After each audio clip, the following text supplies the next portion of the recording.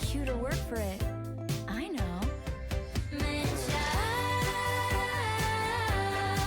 why you always come running to me? Fuck my life. Won't you let an innocent woman be? Never heard of self-care. Half your brain just ain't there. Man, child, why you always come running, taking all my loving from me?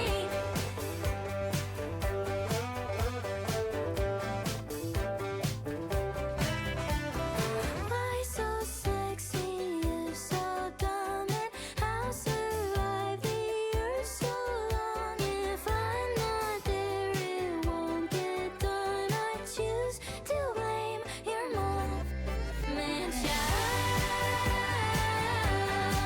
why you always come running to me? Fuck my life. Won't you let an innocent woman be? Never heard of self-care. Half your brain just ain't there. Man, child, why you always come running, taking all my loving from me? My boys playing hard to get, and I like my men all incompetent, and I swear they choose me, I'm not choosing them. Amen. Amen. Oh, I like my boys playing hard to get, and I like my men all incompetent, and I swear they choose me, I'm not choosing them. Amen. Amen. Man, child,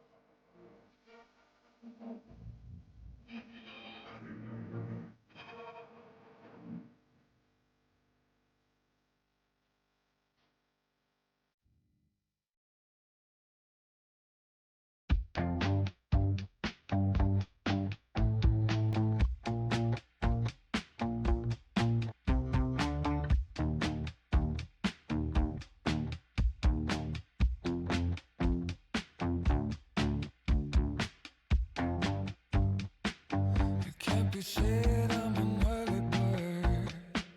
It's 10 o'clock before I say a word. Baby, I can never tell.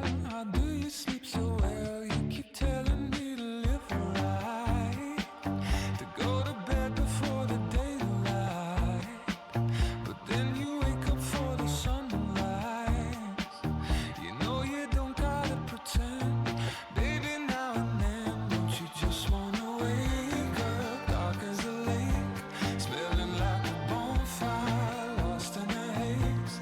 If you're drunk on life, babe, I think it's great. But while in this world, I think I'll take my whiskey and leave. My coffee black in my bed at 3. You're too sweet for me.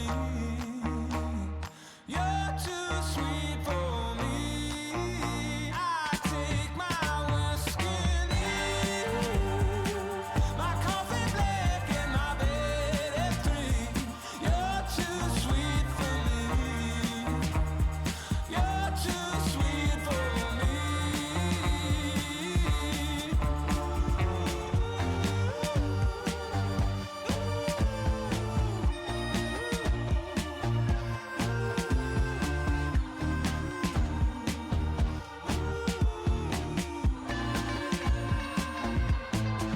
I aim low, I aim true, and the ground's where I go. I work late where I'm free from the phone, and the job gets done, but you worry some. I know, but who wants to live forever, babe? You treat your mouth as if it's heaven's gate.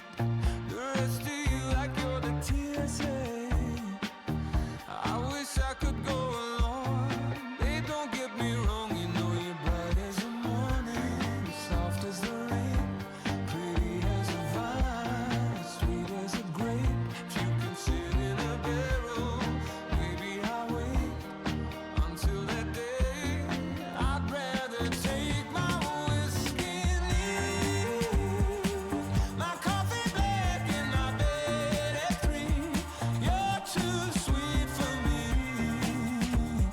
You're too sweet for All right. Good morning, everybody. Good morning. How are we doing? my coffee black in my bed. How are we on this fine Friday? Ahem.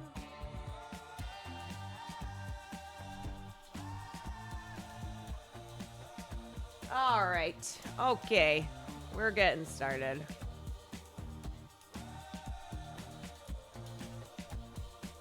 We're getting started. This took forever, but I'm finished. Oh my god. Oh my god. A Nepo Baby tier list.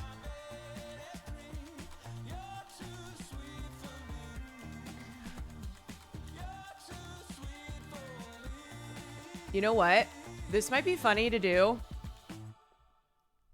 This might be funny to do with Vivian. Because I'm still trying to come up with stream ideas. Place in the city. That could be a good one. In the bed. I cover up all the mirrors I can see myself. Damn, this is a tier list, girly. I wear smoke like a wedding veil. Okay. Oh my god, my allergies have been nutty. Out into the street, Cray. alone in a sea. Cuckoo. Cuckoo. Shoot. Over me, I'm missing you.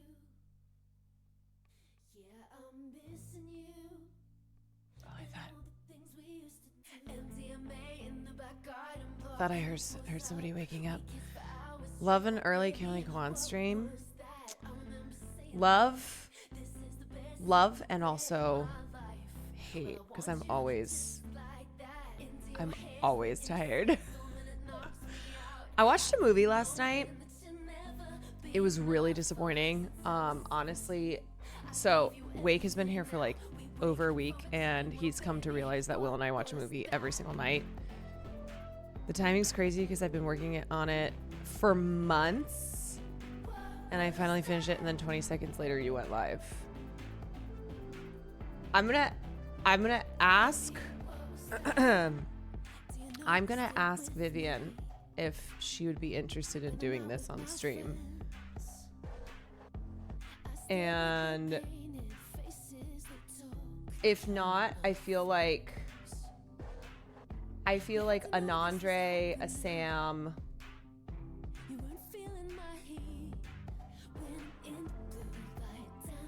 a Cutie. Do you know what's funny? If I try to do this with one of the guys who's not Nandre, I swear to God, they would probably not even know. They would not know. Like, here's the thing about Will. He would not know 90% of the names. But then if I showed him a photo, he'd be like, oh, okay. But he's so funny like that. He does not know names. I would say to him, Maud Apatow. And he'd be like, oh, Apatow. Okay, is that Judd Apatow's daughter? I'd be like, yeah. Euphoria?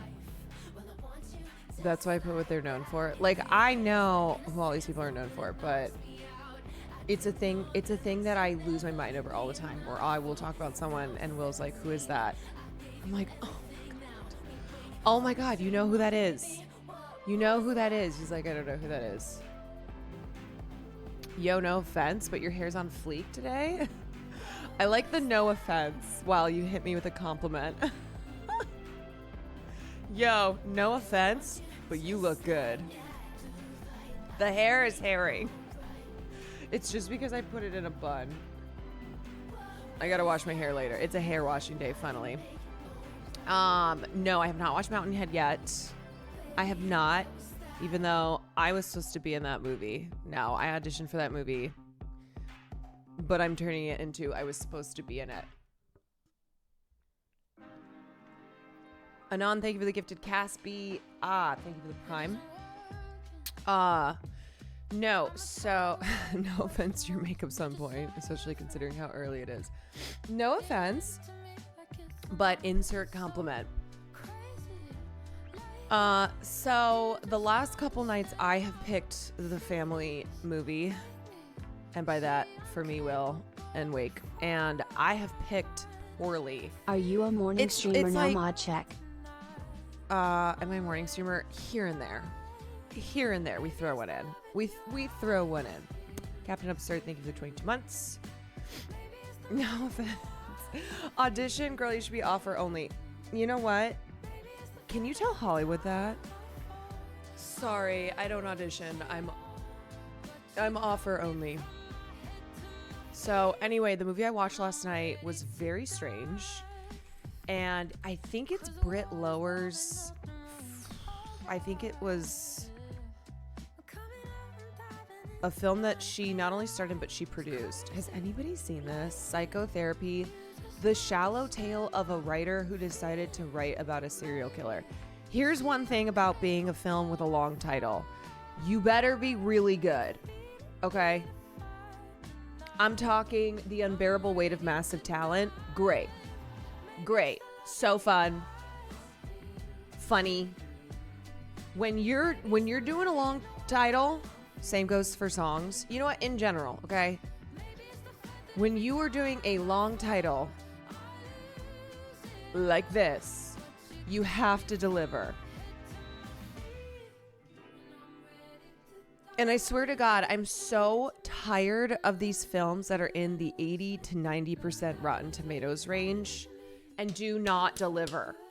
It's like, sure, the premise is good, execution, not good. You know what I've started to do? I've started to look at things that are not the Rotten Tomatoes score. It's been a long time coming, but I think I'm being taken for a ride. I think I am a fool. This looks awful, not gonna lie. Well, I was like trying to find something last night. Watched the trailer. I was like, okay, this looks like it could be interesting. Steve Buscemi, I'm always down. And it looked like it was a maybe a black comedy, thriller-esque. And it's about a writer who befriends a retired serial killer in a desperate attempt to find inspiration for his next novel and save his marriage. Covering as his marriage counselor, the killer teaches him his methods as reality becomes deadlier than fiction. What's very frustrating to me when I watch a movie is when I see the bones are there and I'm watching it and being like, oh, this is interesting. Okay, I wonder if they're going to go in this direction or in this direction. And then they don't go in any of those directions, and it just like fizzles out. And so you get to the end and it's just unsatisfying. It's unsatisfying. You feel like you wasted 2 hours. Like it's not even that it's not even bad. It's disappointing. Yes, it's disappointing where it's like, man, there were so many things that you were setting up here. And I thought you were going to go in any number of interesting directions, and you just didn't. Or like you teased it, but then you did not really develop it. Where you kind of watch it and you go, this feels like a first draft. I hate when something feels like a first draft. Why don't you use Letterboxd? Okay, I do, but I also don't, because I watch so much stuff that I just forget all the time. But I really get better about using Letterboxd as we get into award season. I'm like, okay, let me take note of the award nominated films that I'm watching, since I know people are going to ask me about those ones. But I do have a Letterboxd. Since you're currently playing his morning song. Oh, dude, I already played this. Okay, people think this is about Barry, but I think it's about Elon Musk. This was the first song that I played. The music video just dropped. Can we watch it, please? Okay, sure. While I finish the coffee. All right. Hannah, thank you for the 9 months. Oh, outfit you're wearing, God, I hope it's ironic. Did you just say you're finished? Didn't know we started. It's all just so familiar, baby. What do you call it? Stupid, or is it slow? Maybe it's useless, but there's a cuter word for it. I know. Man, child, why you always come running to me? Sabrina and Whacking Men in her videos. They have a better duo. Won't you let an innocent woman be? Never heard of self-care. Half your brain just ain't there. I don't understand why other guys do not like Sabrina Carpenter. The comments on her IG post about this music video were gross. Because this is a song called Man Child.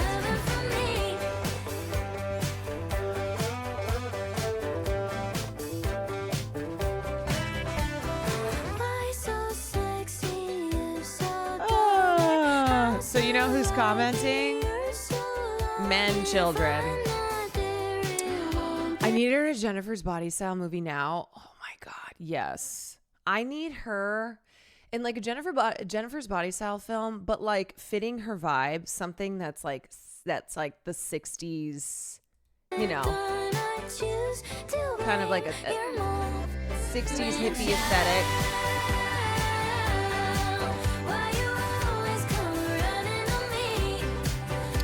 The Feather video.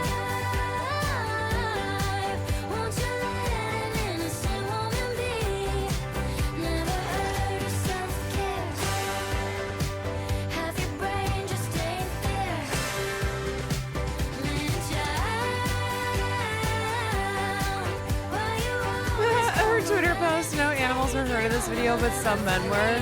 My boys playing hard to get, and I lie.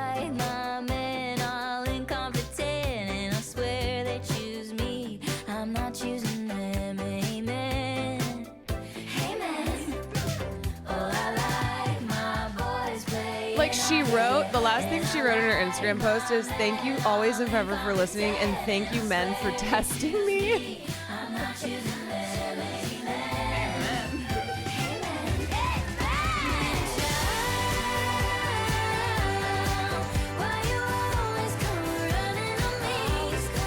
Men do not like women making art, making anything when they feel like it's at their expense.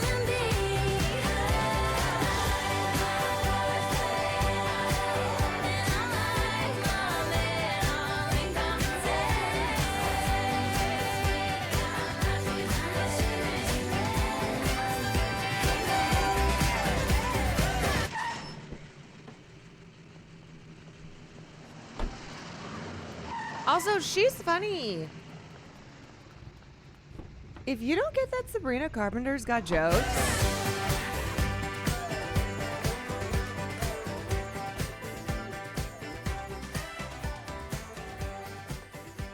I like that she's kind of doing a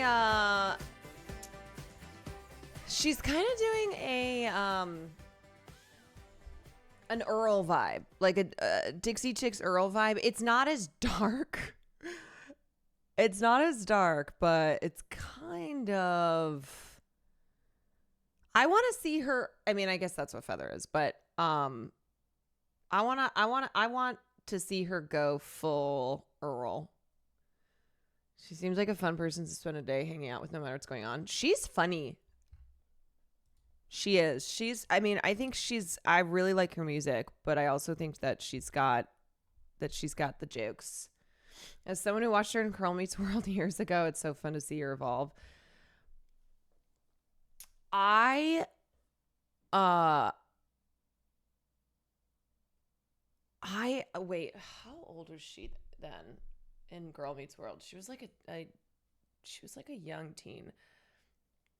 I have this memory of meeting Sabrina Carpenter years ago when she was still doing Girl Meets World, because my boyfriend at the time was besties with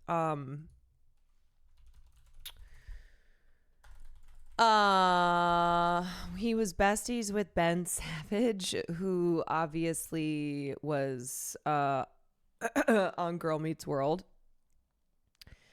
And I just have this like vague memory of us all being out and like meeting little teeny tiny Sabrina Carpenter. If I ever run into her, I'll be like, I met you when you were a child. And that makes me feel fucking old, honestly. Wait, how old is she now? She's 26. Yeah, so she would have been like 17. Should have been like 17. Oh my God. Why did I feel like I was, okay. She's always been funny. She has always been funny. Okay, I mean, I got this. she had her training ground in a comedic Disney Channel Got this show. real good. I went to animal communication school. Trust me, we like tight. Meow. Purr. Yes. She's the goofy goober. He intimidated. You see that intimidation in his eyes? Did Ben Savage get a nose job? I'm so. I don't know. I got. I have no idea. I have not seen him in a long time. Miley Cyrus admits she often worries about Sabrina Carpenter's well-being after their encounters. Oh, I did see this. To the short and sweet singer's demanding schedule. Every time I see her, I have the urge to ask her if she's okay. That's crazy coming from Miley. I'll see she's performing in Ireland, and then the next day she's doing a show in Kansas, and I'm like, I don't know how that could be physically okay because I was in that situation. I know what it feels like to fry yourself. I don't want anyone else to get fried, but I like all the new girls. I think they're all unique and are very found. That's what I like to see. I like people that have found themselves because I don't think I had myself totally figured out yet. I started listening to Miley's album. I have to really like spend more time listening to it, but just kind of the initial listening, I wasn't super hooked.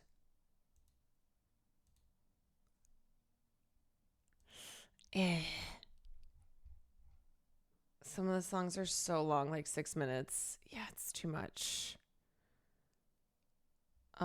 Do you know the layers to this Instagram story post? Lord supporting Sabrina Carpenter's man-child via Instagram story. Very sick Sabrina Jack.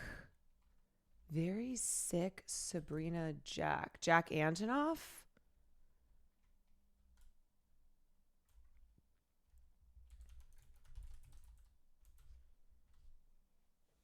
Wait, weren't they rumored to have dated? But he's married to Margaret Qualley now. But they were like rumored to have, I remember they were rumored to have been together. Someone send the PowerPoint.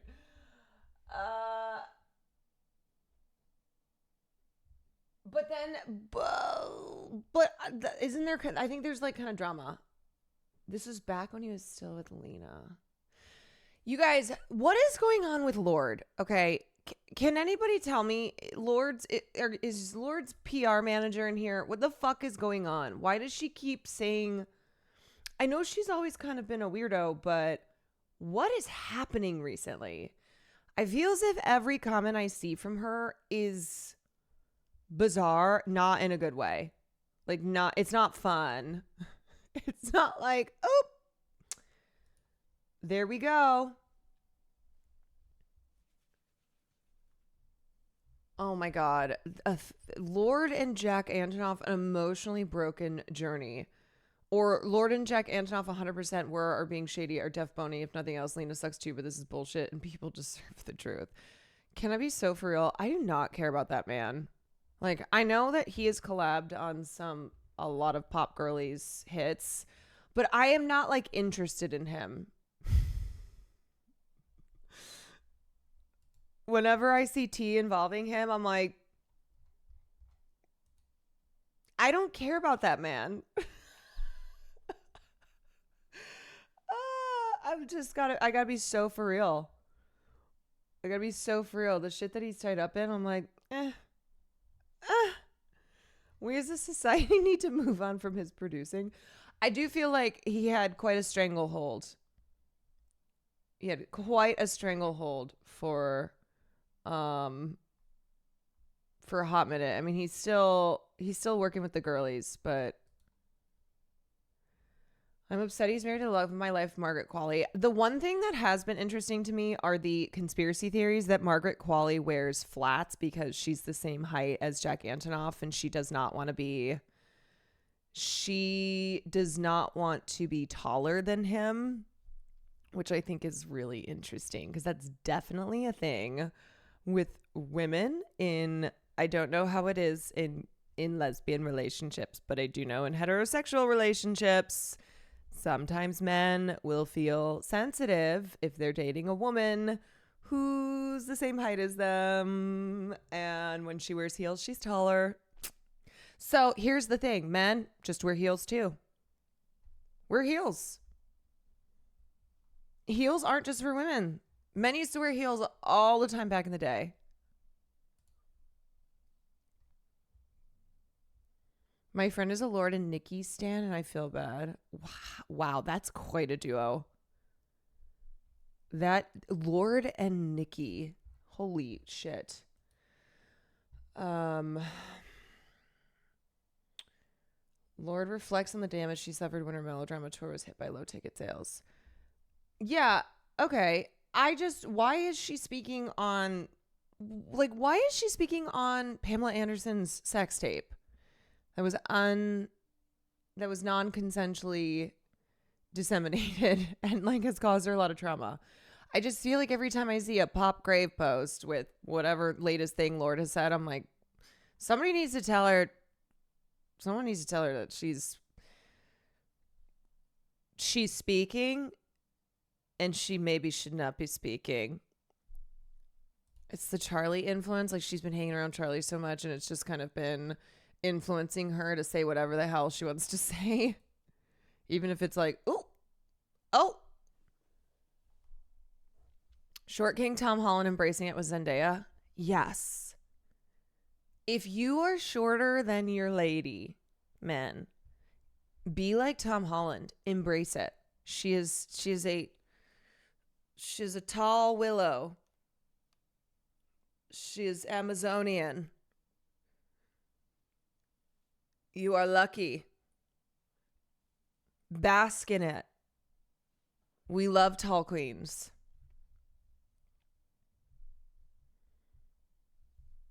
But then straight men get made fun of for lifts. You know what? Are we talking about proud and are we talking out and proud heels or covert lifts? I think the former would work better. Out and proud heels, you know what? Fuck it. I'm all for a man in heels. They do wonders for your butt. Like, Will has a couple pairs of shoes that are platform shoes. He's not even a short king, but he just has like chunky ass shoes. And I know he loves those shoes. You can wear platform boots too. Yeah, there's definitely a lot of footwear that is wouldn't be looked at as like a heel, but will give you height.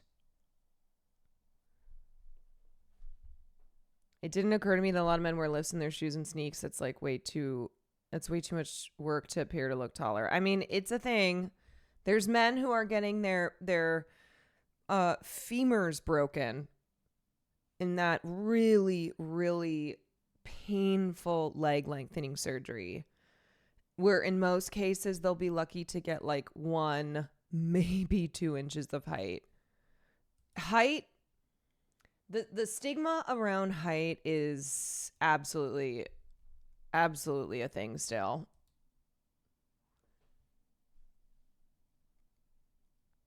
Men are also very melodramatic about their height. I lack sympathy because a lot of swingers are always 5'7" to 5'9" dudes acting like they're 4'9". I will say, so I've dated quite a few guys who are in that height range, and it's been a mix of ones, maybe I just didn't notice at the time, of ones who are like, they're chill, you know, they're chill, and they tend to have like big personalities, be funny people. And then other ones where, because I'm that height too, I could tell it was, there were moments where it was bothersome. Because when I wear heels, I'm over 6 feet tall. Now, I fucking hate heels because my feet are messed up. But back in the day when I was wearing heels more, you could get the sense. Although statistically, shorter men have more sexual partners than taller and average men. There you go. There you go, short kings. I heard Tom Cruise wore platforms. Not sure if that's just a rumor. Well, Tom Cruise has famously been paired up against very tall leading ladies like Cameron Diaz, Nicole Kidman, etc.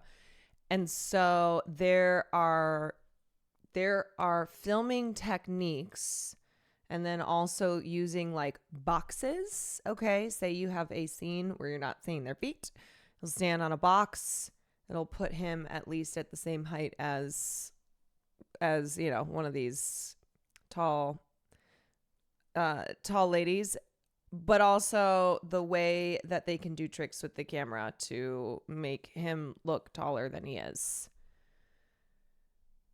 He's barely above average, but as a lot of guys in Hollywood, I mean, just people in Hollywood in general are small. They're like so skinny,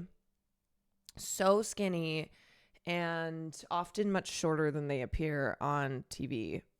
But yeah, he's like 5'7", which is average, but you know, I mean, things have changed over time, but like traditionally leading men were taller. Although, you know, who was a short king was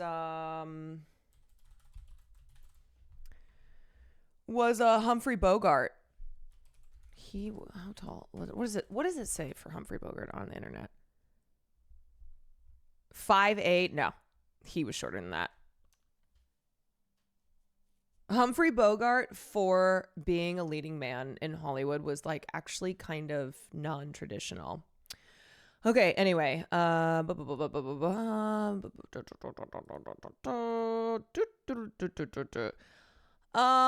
what do I want to start off with here? Because I want to finish the Jay Aubrey video on Elon Musk. Look at any updates there. You know what I would say too? Do not be surprised if Elon Musk and Donald Trump put the feud to bed. Supposedly he has a call today with Trump. We'll see. But this could all be just like theater in the style of WWE. Now, I do not think it is a 4D chess move like the guy on Newsmax was saying in order to kill the bill. Do not think that is the case. I do not think that Donald Trump is trying to kill his signature legislation, the big beautiful bill. But this could all be theatrics so that Musk can get back in with Trump, so they can, make sure they protect their businesses. They're having a little spat on the TL. I thought a White House staffer said Trump was not interested in Elon's call. Let me see what. Okay, hold on a second. Wait, no. Let me see the latest update. No call has been scheduled, apparently. Okay. Trump must feud updates as president says he's actually, all right. He's not focused on the rift, he says. Yeah, we could tell that yesterday. Trump tells CBS News he's focused on moving forward with his presidency, not on Musk. He's like, I don't know her. He's pulling a Mariah Carey. Who? I don't know her. Yeah, and also he is in kind of hot water right now with this bill of his, because Republicans have been like, wait, I didn't read all the pages. Or Point can we talk about, Jeff? They added in something that wasn't there before, and so, I didn't know that there were these provisions that are deeply unpopular with my constituents. Wait, I had to read the whole thing? Oops, I didn't know. It was momentary. Doesn't it drive you crazy how fast the night changes? Let it stay buried. Oh, what a valiant roar. What a bland goodbye. Elon and I had a great relationship. Was a lion. I'm coming through. Days of lies. Broke Social, thank you for the 4 months. Never mind. Oh, you know what? They may be back after all. They may be back. Okay, let's see CNN's How the Trump-Musk rift affects the MAGAverse. To deport Elon Musk. Steve Bannon, long a critic of Musk, just moments ago saying this. Elon Musk is illegal. He's got to go too. He's illegal. Deport He's got immediately. to go. Other MAGA loyalists, though, are taking a different tack, trying to steer clear of the entire implosion. I have a rule. I never get between a dog and a fire hydrant. But he didn't say who was which. I want to go straight to Manu Raju on the Hill tonight. Manu, how much is this infighting consuming Excuse Republicans? me? I have a rule. I never get between a dog and a fire hydrant. I do not want to get peed on. Well, unless, okay, sometimes I do. But that's a different thing. Okay, anyway. Yeah, Aaron, this is dominating the conversation on Capitol Hill, and a real concern among Republican leaders that this could become a distraction at really the worst possible Unless time. I'm Not only are paying they trying for to get it. the votes in the United States Senate, they can only afford to lose 3 Republican votes on any party line vote, but the senators are planning on changing the bill. It's unclear exactly what Why they're going did to do. it sound like The bill- AI Kennedy? Because everyone's fucking AI these days.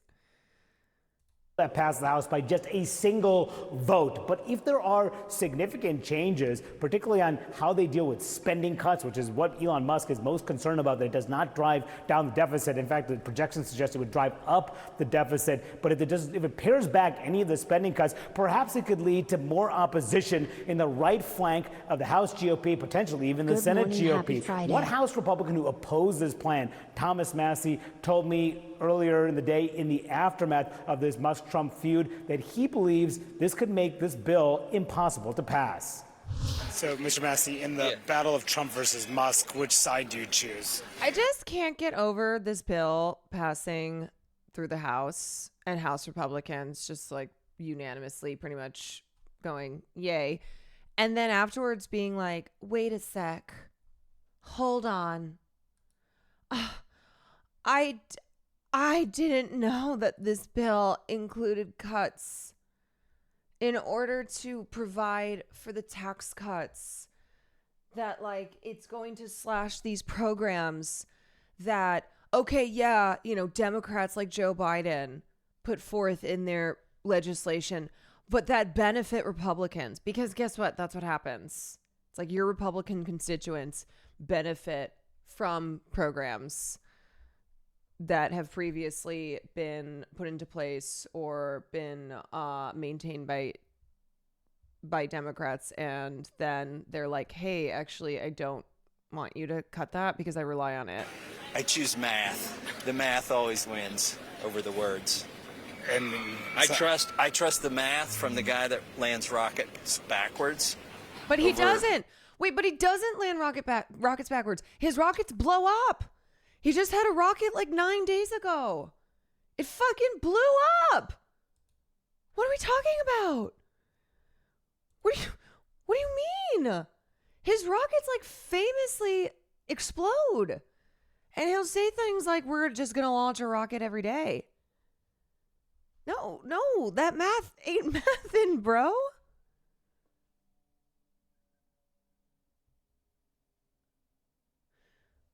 Some friends of mine went to the same high school that Trump went to in Queens. Turns out he was kicked out for peeing on other students walking in a stairway. His father was on the board of directors at the time and he was still kicked out. Yeah, that lines up. That's like very much so a Donald Trump thing. He always was a bitch bully.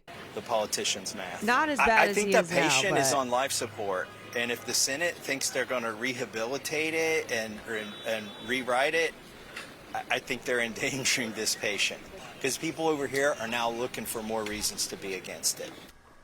And Aaron, not only are there concerns about the impacts of this bill, what are the impacts going to be on the midterm elections, given that Elon Musk had spent a ton of money, the biggest spender in the last cycle? Will he help Republicans when they're trying to keep the House, keep the Senate in the midterm elections? Musk himself crediting himself with winning back Congress, essentially holding the House and growing the Republican majority in the United States Senate. But I asked the speaker if he agrees with that assessment. He said no one person deserves credit for keeping the House. He said, except for maybe Donald J. Trump. Aaron? Well, it's clear on which side he is. All right, thank you very much. Donnie O'Sullivan has covered Musk, and MAGA extensively is here with me. And this is, when we hear Steve Bannon making that call, deport Elon Musk, when you are... Do you know what's interesting about Elon Musk is he's a billionaire, but he does not work in the dark because he's chronically online, because he's addicted to the spotlight and to attention. And so he is constantly in the media, which provides a lot of scrutiny. But the reality is, though, that there are billionaires who are incredibly dangerous in this moment as well, but they're just a lot smarter about their power and influence. Like, as everybody has their eyes on Elon Musk, because how could you not? He is so fucking distracting, and it's impossible not to see everything he's saying and doing, because he owns the biggest communication platform now. But like, more people need to be paying attention to Alex Karp of Palantir. That guy is a fucking psychopath, okay? Palantir with CEO Alex Karp has been building up its roots in the government, is offering itself as the future of cyber warfare technology. And he's a sick fuck. The other guy that people need to be paying attention to is Russell Vought. He is the Project 2025 author. And he is behind the scenes. He operates with kind of more smoke and mirrors than a Musk does. And he is having a lot of influence on the White House. Peter Thiel's, well, I think more people know Peter Thiel's name. Like, again, no billionaire is really out here being as obnoxious and much of an attention whore as Elon Musk is.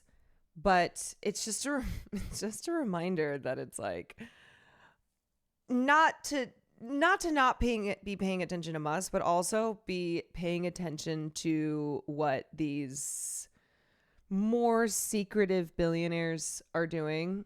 It's like a lot of this big, beautiful bill comes from somebody such as Russell Vought, who is wielding enormous influence over the current administration. Keeks Theo, thank you for the 3 months. Dirty Sand, thank you for the gifted. Looking at what's going on in MAGA and the response. I mean, how do they see this today? Look, I mean, normally in the MAGAverse, as we often call it, people are normally in lockstep there. There's some debate sometimes about policy issues and things like that. But when it comes to who are the good guys, who are the bad guys, normally there's a clear villain every day, right? Normally it is the Democrats, or it's the mainstream media, or it's so on and so forth. Whoever is annoying Trump on that day.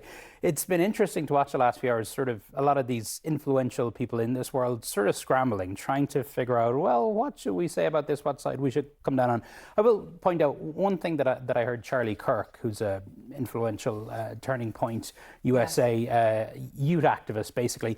He said youth earlier activist. that, look, people were predicting, and he's correct, that this Musk Trump bromance would not last, a week. I remember back in December, January, a lot of, and so it did last 5 months, but it is obviously now blown up. These guys are saying that they're happy it's happening now rather than in June of 2026. So that it's happening earlier. They're hoping that it can get. They could get past it. Yeah. All right. So, okay, to that point, can we talk about Jeffrey Epstein? And it's not just that Jeffrey Epstein, was convicted of doing absolutely. Yeah, and so obviously because of Elon's, it's like unpredictability, but also he's predictable in that unpredictability. But him bringing Epstein into it, him just saying things like "I am" meme, he's easy headlines. The stories write themselves, but the entire approach of Doge, like the plan for privatizing the federal government, all of these cuts that have been attributed to Musk and to Doge, that comes from Russell Vought. This motherfucker has wanted to privatize the Postal Service, repeal Obamacare, cut, eliminate the Department of Education and all of these big federal agencies. He's been wanting to do this for a long time. And he is the architect of Project 2025 that we know Donald Trump has been utilizing as his blueprint for Trump 2.0. Like, Stephen Miller is very closely connected to Project 2025, and that little rat fuck is, he's running around making sure that this agenda is being implemented. And so it's kind of wild because even without Musk, this was always the plan. And like eventually Vought what his end goal is like getting rid of Social Security and Medicare. He wants to privatize all of it. And these are programs that have long been viewed as untouchable, but someone like Russell Vought believes that they can come in and touch them. That's what he wants to do. And so he's a guy who I don't see enough media attention being paid to because he's a lot smarter than Musk in how he operates. And if you say the name Russell Vought, most people probably don't even recognize that name. If you say Project 2025, they'll go, oh yeah, okay. But notice how Project 2025 has not been in has not been in the media as much as it was during the election. I feel like Project 2025 got smarter about the way it was operating, and now it's operating much more behind smoke and mirrors. Really horrific things. It's that there's a lot of questions about who else was involved. And in MAGA world specifically, there is a big right-wing conspiracy theory suggesting that the government is covering up the list of powerful men who also committed heinous crimes with Epstein. And Musk, so in that context, Musk posts time to drop. What is Project 2025? So it is an ultra right-wing 900-page policy Bible that would, with the goal of expanding the powers of the president, Trump, and taking over the federal government and ultimately privatizing, as I said, these really long-standing important programs like Social Security and Medicare.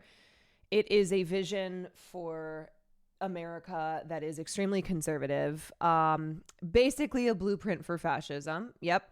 And it comes from, it is the mind child of right-wing, ultra-nationalist Christian fascists. And Trump he got into hot water during the election because a lot of Project 2025 was even like too extreme for him to be pushing on the campaign trail. So he kind of tried to distance himself. It was total bullshit, but he was like, yeah, I don't really know those guys. No, that's not what's abortion.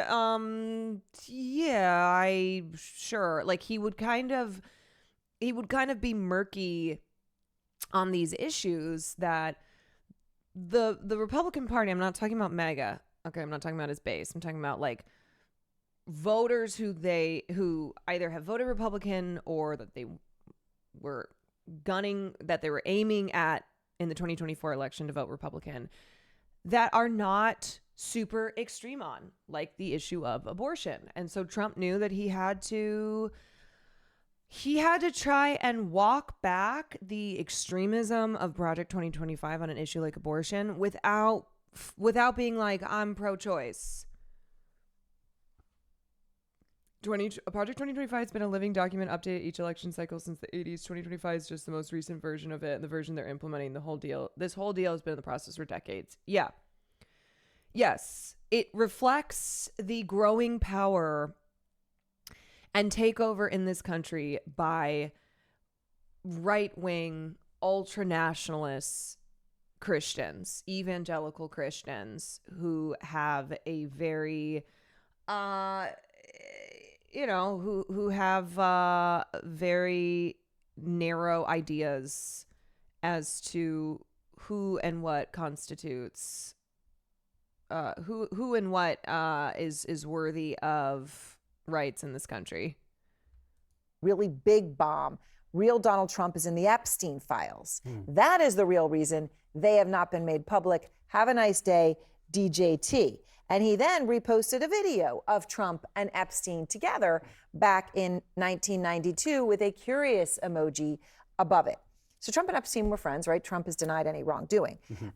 Musk didn't give any evidence, but what he posted today is right in the heart of a crucial MAGA conspiracy theory. Massive. This is the biggest, one of the biggest conspiracy theories. And specifically this whole, I mean, there's this lore, you know, there's a mythology now that has been built up around this so-called Epstein list or Epstein files. Whether or not, like, you know, people imagine that it is this list basically of all people who did all bad things on the Epstein Island. And, you know, whether that list actually exists or not, we haven't seen evidence for that. Some names were released last year as part of the court case. Epstein, Trump's name was in that, but there was no wrongdoing there. It was just that he had been an associate, as you mentioned. You see that photograph. And I think really just to show you how difficult it is for MAGA world and beyond that, the conspiracy theory world, take a look at what Alex Jones had to say. Regardless of what the truth is here, this is the equivalent in the information sphere of a full-out nuclear war. I keep imagining Alex Jones, that fuck-ass CNN panelist. I'm just imagining all these men who are just egg-shaped. They just look like eggs. I'm just imagining them in a carton. Like all of them in an egg carton. And then I dump it all in a pan. And I mix it all up. And I feed it to my dog. I believe Musk has at least been told this, but what does it mean that Trump's supposedly in the Epstein files? So I'm sure he was told that by some sources he thinks are accurate. I'm not saying Musk is wrong. We have to coolly investigate this and look at this. Alex Jones calling for level heads, clearer heads to prevail. It's not something you normally see from this guy, but that's somebody there who's stuck between Musk and Trump, stuck between a rock and a hard place. Yeah, but it's interesting you see that Musk has so much sway, whether it's with him or whether it's with Mr. Massey that we just heard telling Manu, well, I trust the math. And that means I trust the guy who can land rockets backwards. You know, this is going to be a big decision for so many. And Musk, by specifically posting this, I mean, he knows exactly what he's doing here. Obviously, this conflict that's going on is affecting DC and the stock market, but that inclusion of the mention of Epstein, massive in the online space. Yeah. All right. Thank you very much, Doni.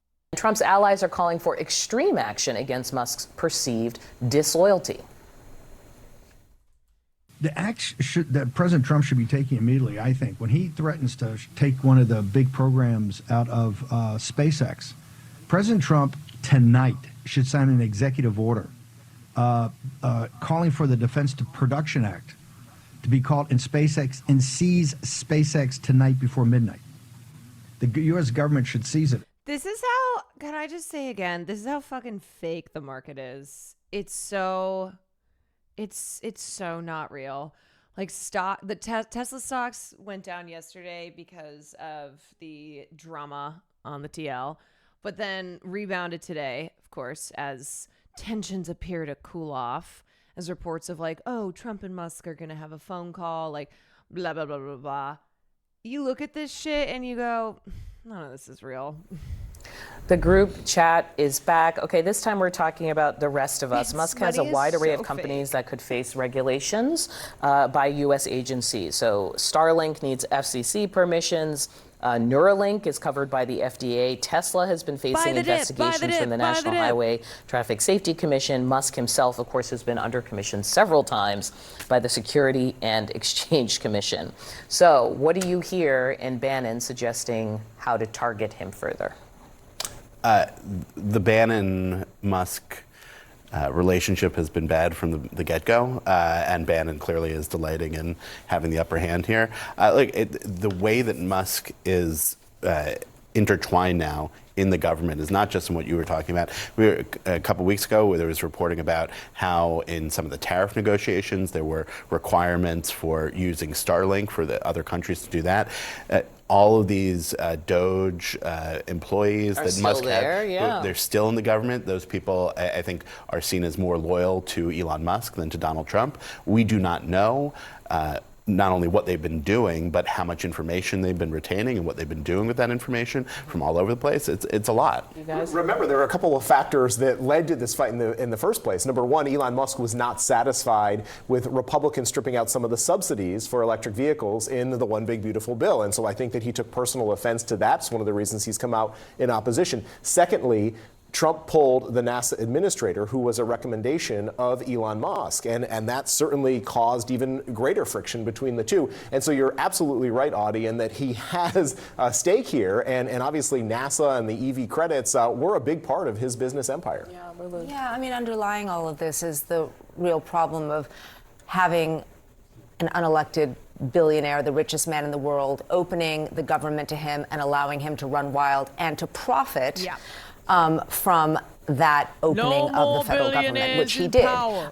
Let us not forget, Donald Trump himself had some sort of car sale in front of the White House for the Tesla cars. So, you know, at the crux of this is look, this is what happens because we've let billionaires run our country. Very troubling development that we've seen in this country, where you have the bonding of government and extreme wealth and corporate power.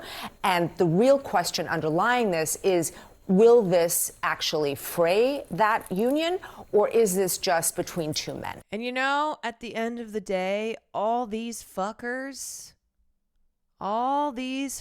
Democracy depends on... They're fine. They're fine. They have so much money and power, and they're all just big old bitches.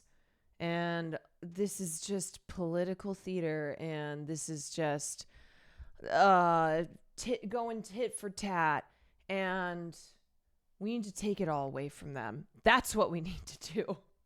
That's what we gotta do. Okay, no more billionaires ruling.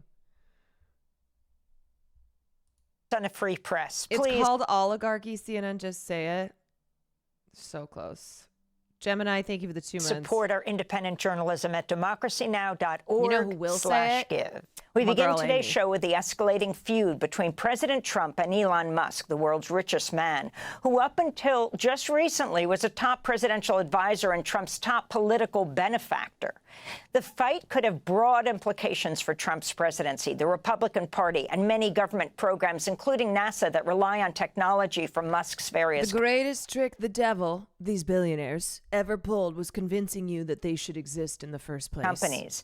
The feud became public Tuesday when Musk called Trump's so-called big, beautiful budget bill a disgusting abomination because it'll increase the federal deficit by $2.5 trillion.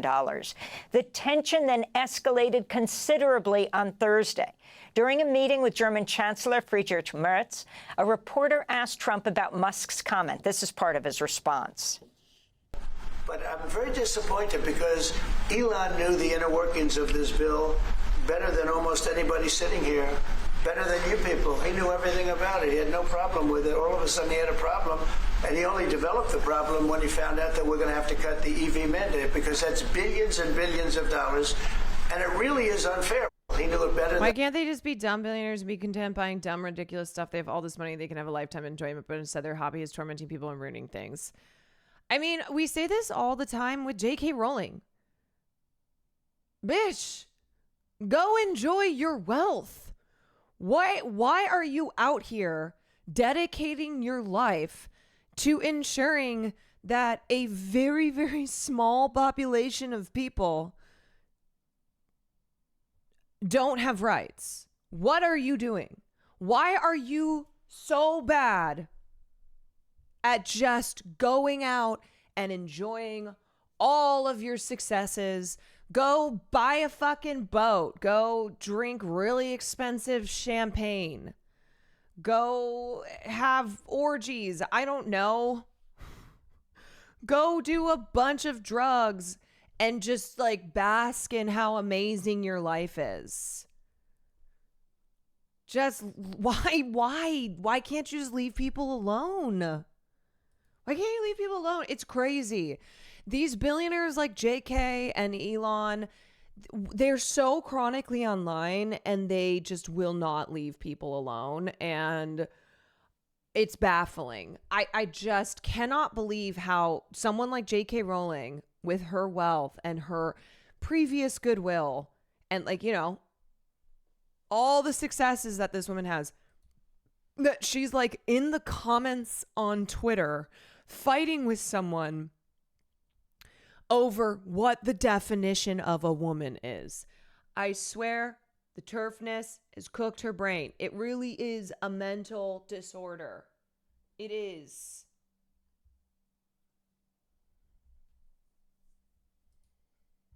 Than almost anybody, and he never had a problem until right after he left. And if you saw the statements he made about me, which I'm sure you can get very easily, it's very fresh on tape, he said the most beautiful things about me. And he hasn't said bad about me personally, but I'm sure that'll be next.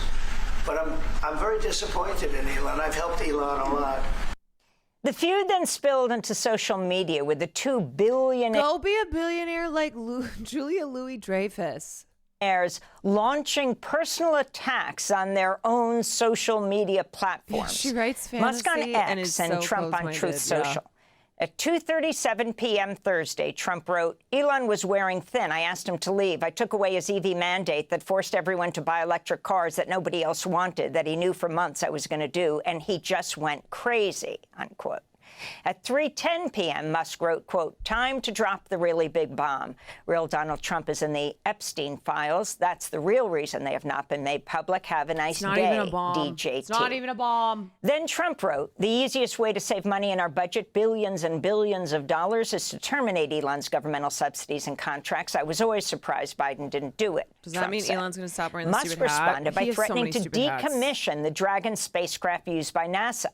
Musk also appeared to back the impeachment of Trump and took credit for... Trump is in the files? What? Oh, my God, we had no idea. Trump winning the presidency. Trump ally Steve Bannon went further, calling for Musk to be investigated and deported. He also called for Trump to seize Musk's company, SpaceX. To talk more about the fracturing of the Trump-Musk relationship and what this could mean for the Republican Party, we're joined by Quinn Slobodian, professor of international history at Boston University, working on a book about Elon Musk titled Muskism. He is author of Hayek's Bastards, Race, Gold, IQ, and the Capitalism of the Far Right, as well as Crack-Up Capitalism, Market Radicals, and the Dream of a World Without Democracy. Professor Slobodian, welcome back to Democracy Now! Were you shocked by what you saw happen yesterday? I mean, who knows? They could be holding a joint news conference soon and announce they're back in love. America is true circus. Yeah, we're a clown show. We're just one big reality TV slop entertainment circus. Yeah, I mean, they are people who always have their eye on the bottom line, but they also are obviously titanically sized egos. And I think that more than anything, this is just a sign of how dangerous it is to put, billions of dollars, even the lives of astronauts, the whole future of the American economy and the political scene in the hands of two. Wait, huge news. Huge news.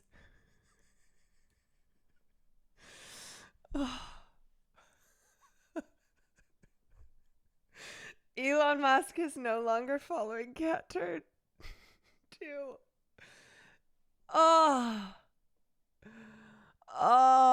Cat Turd is probably having the worst day ever. This is so... Let's just take a moment. Who's that? If you don't know who Cat Turd is, save yourself. Just know, Cat Turd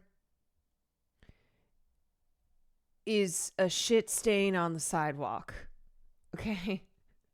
Their name is literally Cat Turd. It's very fitting.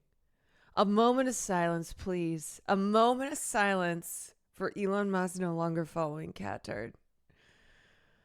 This is so sad. Can we get 50 gifted subs for the funeral of Cat Turd? Yeah, don't bother looking him up if you don't know what he is, but just know that those of us who do know, I used to pray for times like these. Oh, I did. Breaking. Elon Musk has... God is good. Elon Musk has unsubscribed and unfollowed me. Alex Jones says he's not in my Trump cult. Many large influencer accounts desperately tried to stay neutral today. I've never changed in years. If you want to criticize Trump's bill, non-problem. If you don't like Trump's policies, no problem. I'm okay with that. If you don't like Trump's tariffs, I'll listen to your side. But when you come out and call Trump a pedophile, that's when you've crossed a red line. Don't care about anything that you have to say after that. Friends don't call friends pedophiles. And look, if I have to be the one standing up to say that it's not okay that Elon called Donald a pedophile, then so be it. And even if that means that Elon unfollows me and Alex Jones says that he's not in my cult and, you know, people don't like me anymore, then at least I'm standing up for what I've always believed in. And I'm being true to myself. And also, Donald Trump, I love you so much. I love you so much. I sleep with a photo of you in my bed every night. My sheets have your face on it. Fight, fight, fight. Fight, fight, fight. I just looked up. This is a 60-year-old man. Yeah. If you... Chatter, I love you. I love you going... Oh, hold on a second. I had to look this person up. This loser is past middle-aged. Yes. Don't look up Grums, Chatter. I know. There's a very special type of guy on Twitter, and he falls into the way too old to be doing this shit. And it's pathetic when you're like 20, but when you are almost at Social Security age, when you're like a boomer, it's a special level of patheticism that is unlike anything we've ever seen. Yeah, this is I didn't kill my dog with my car, cat turd. Oh my God. I mean, Jesus, there is just so much, which is why I'm like, if you don't know, save yourself. Save yourself, because this doesn't do you any good. But if you do know, this is like MDMA in my bloodstream. He's literally older than Elon himself. Yeah. He's like, I want to be your son and your father. Love me. Pick me, choose me, love me. Everything I learned about cat turd, I learned against my will. Yes. Grums and cat turd are two of the biggest losers on Twitter. And everything you learn about them, you learn against your will. It's torture. Oh my God, this is so good. Also, cat turd yesterday had tweeted, can we please just chill the fuck out?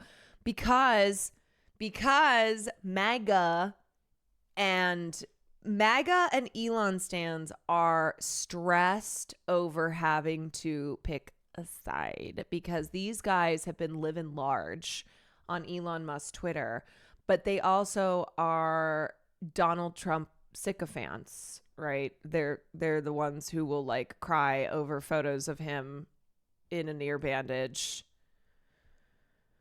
Time for, you know what? You're right. Time for a 4-hour video essay on cat turd. Soul human beings. When you said threaten the lives of astronauts, explain. Well, the Dragon Friday. unit that you mentioned is the only way for the astronauts in the International Space Station to get to and from where they are now. So were he to decommission it, it might literally mean that they would be stranded out there kind of gravity style.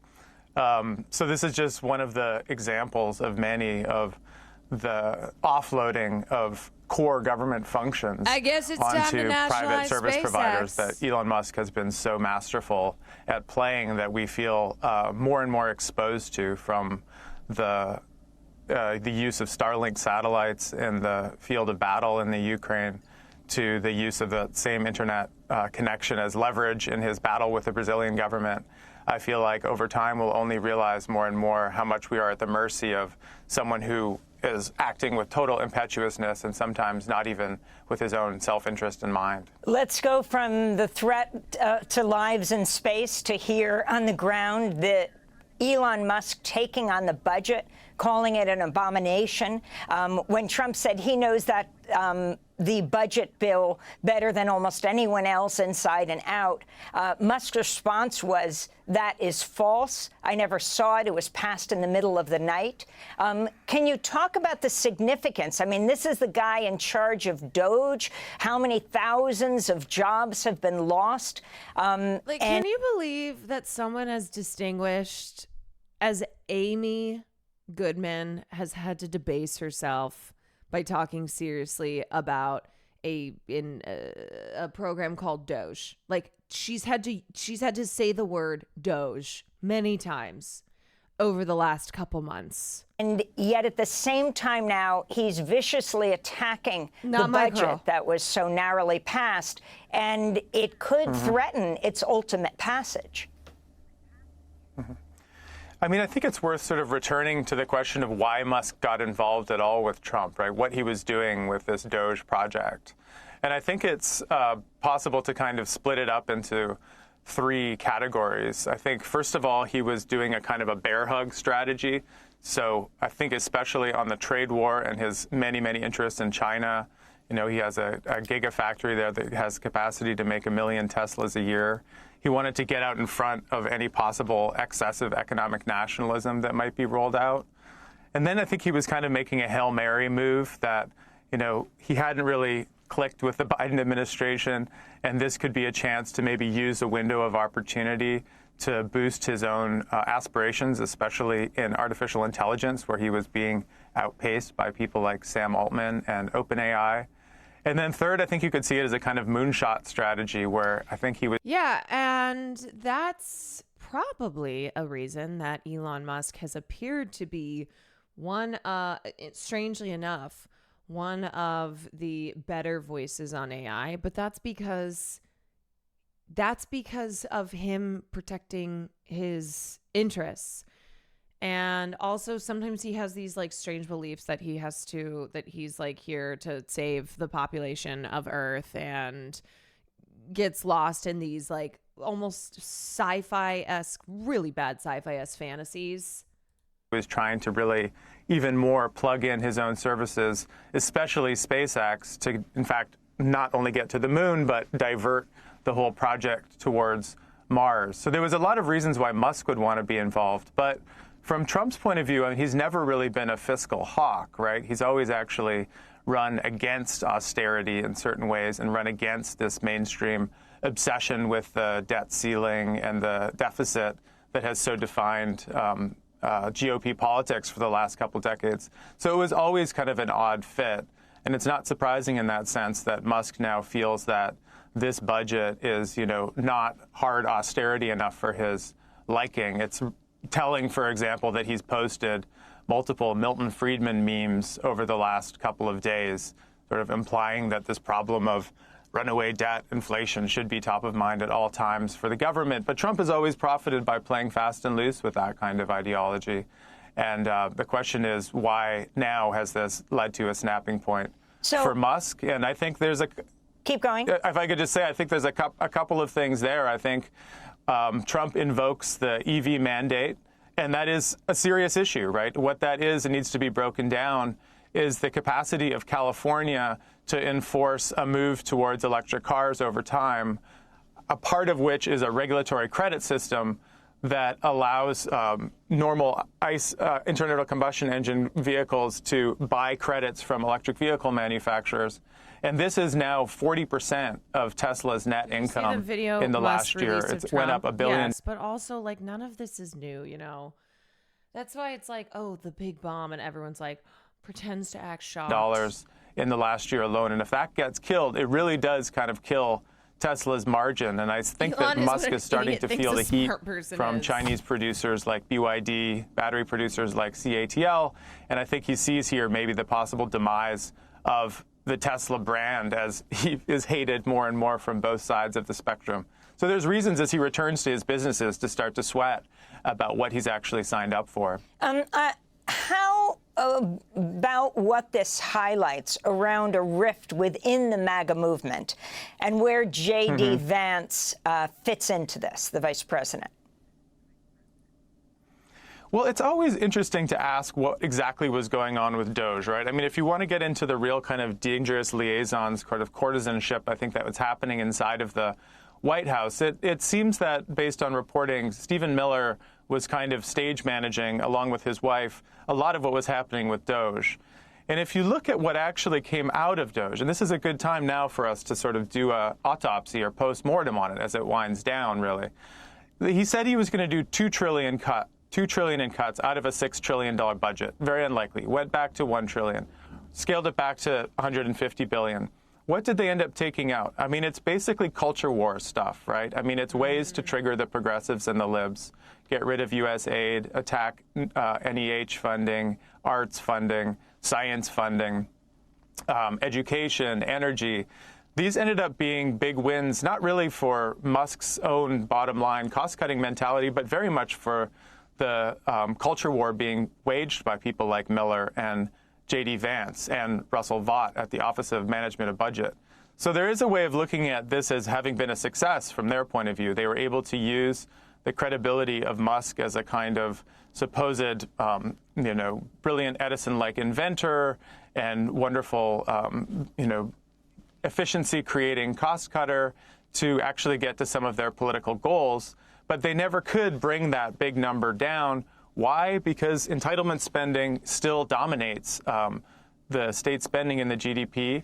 And when I do think that fundamentally a lot of Musk stands and defenders, it comes from their belief that he really is an inventor, that he's a quirky genius who, toils away in some laboratory in the mountain and invents these amazing things that for the betterment of society. Musk has never invented anything. I think, but this is the fundamental misunderstanding where he's a guy who came from wealth and he buys companies. He has made some good business decisions, and the way that he marketed Tesla, sure, you can give him, if you want to give him some props, give him props there. But this is what a lot of people don't understand with billionaires is that most of the time these billionaires are given money from mommy and daddy to invest in stuff. Jeff Bezos had been given a lot of money by his parents, and they finally were like, okay, we're giving you one last chunk of money and you have to make that's it type of thing. And that's how they build their wealth, is they usually are just slapping their name on companies.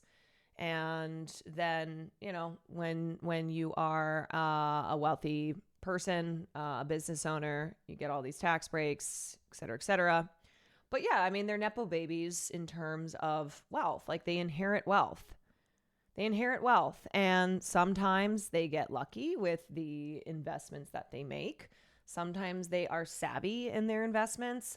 But this idea of actually creating something from scratch, that they're tinkering away, they're these, mad geniuses. That's not it at all. I mean, it's why Musk likens himself to Tony Stark, because he so badly wants people to think that he is Iron Man. It's not just him. A ton of billionaires try to present themselves as scientists with legit backgrounds without silencing actual science. They want people to see them as Tony Starks.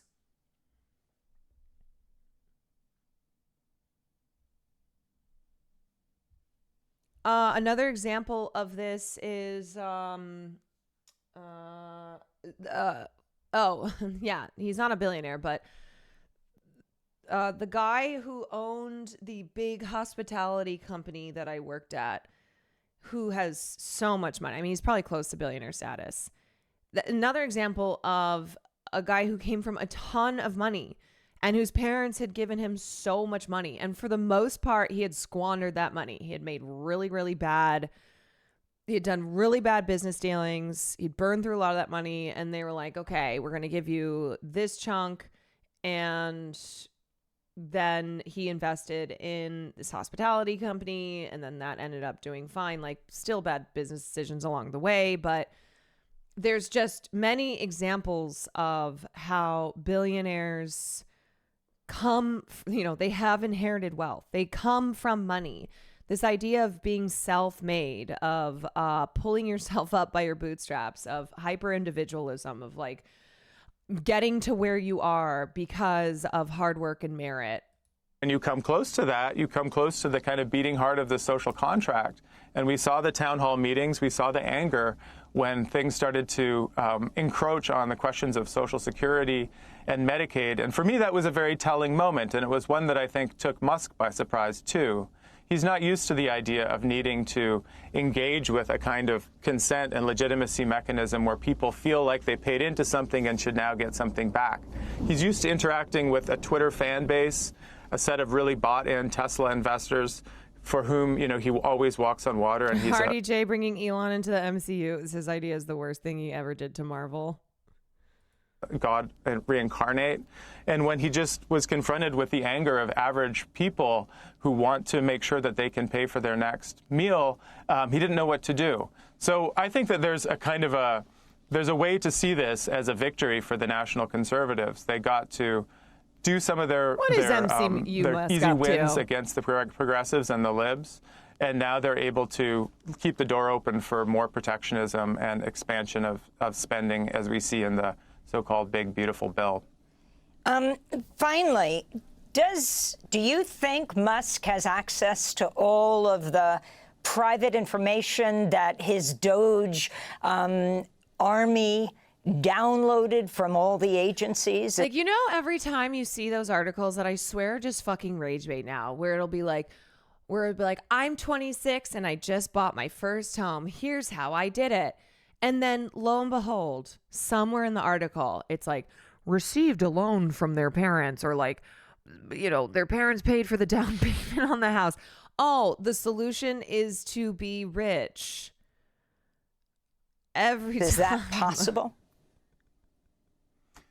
I am not a software programmer, or I do not know how databases work that well, but it seems at least likely that part of what they were doing there when they were converting things done in old programming languages and updating them was also, harvesting a lot of that data for use for we don't know what.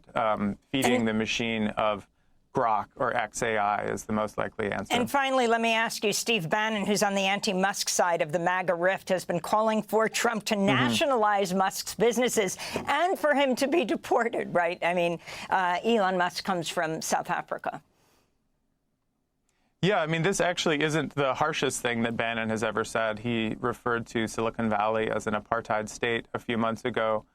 The idea of nationalizing SpaceX is an interesting one. It would certainly run against the core privatization ethos that Trump and the former GOP has been following for decades and decades. So far, I would chalk that up to just saber-rattling rhetoric for his podcast more than an actual policy proposal. Democracy Now! Is funded by viewers like you. Please give today at democracynow.org/give. Trump is so bad at business. No.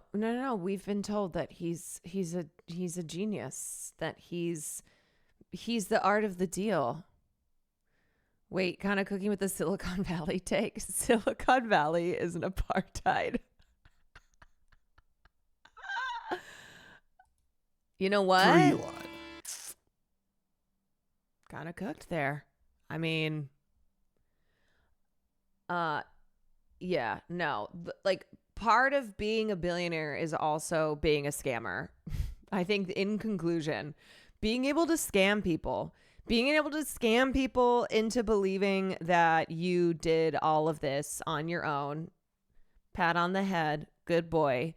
Literally scamming the government, scamming the taxpayers, like, etc. Just being a scammer.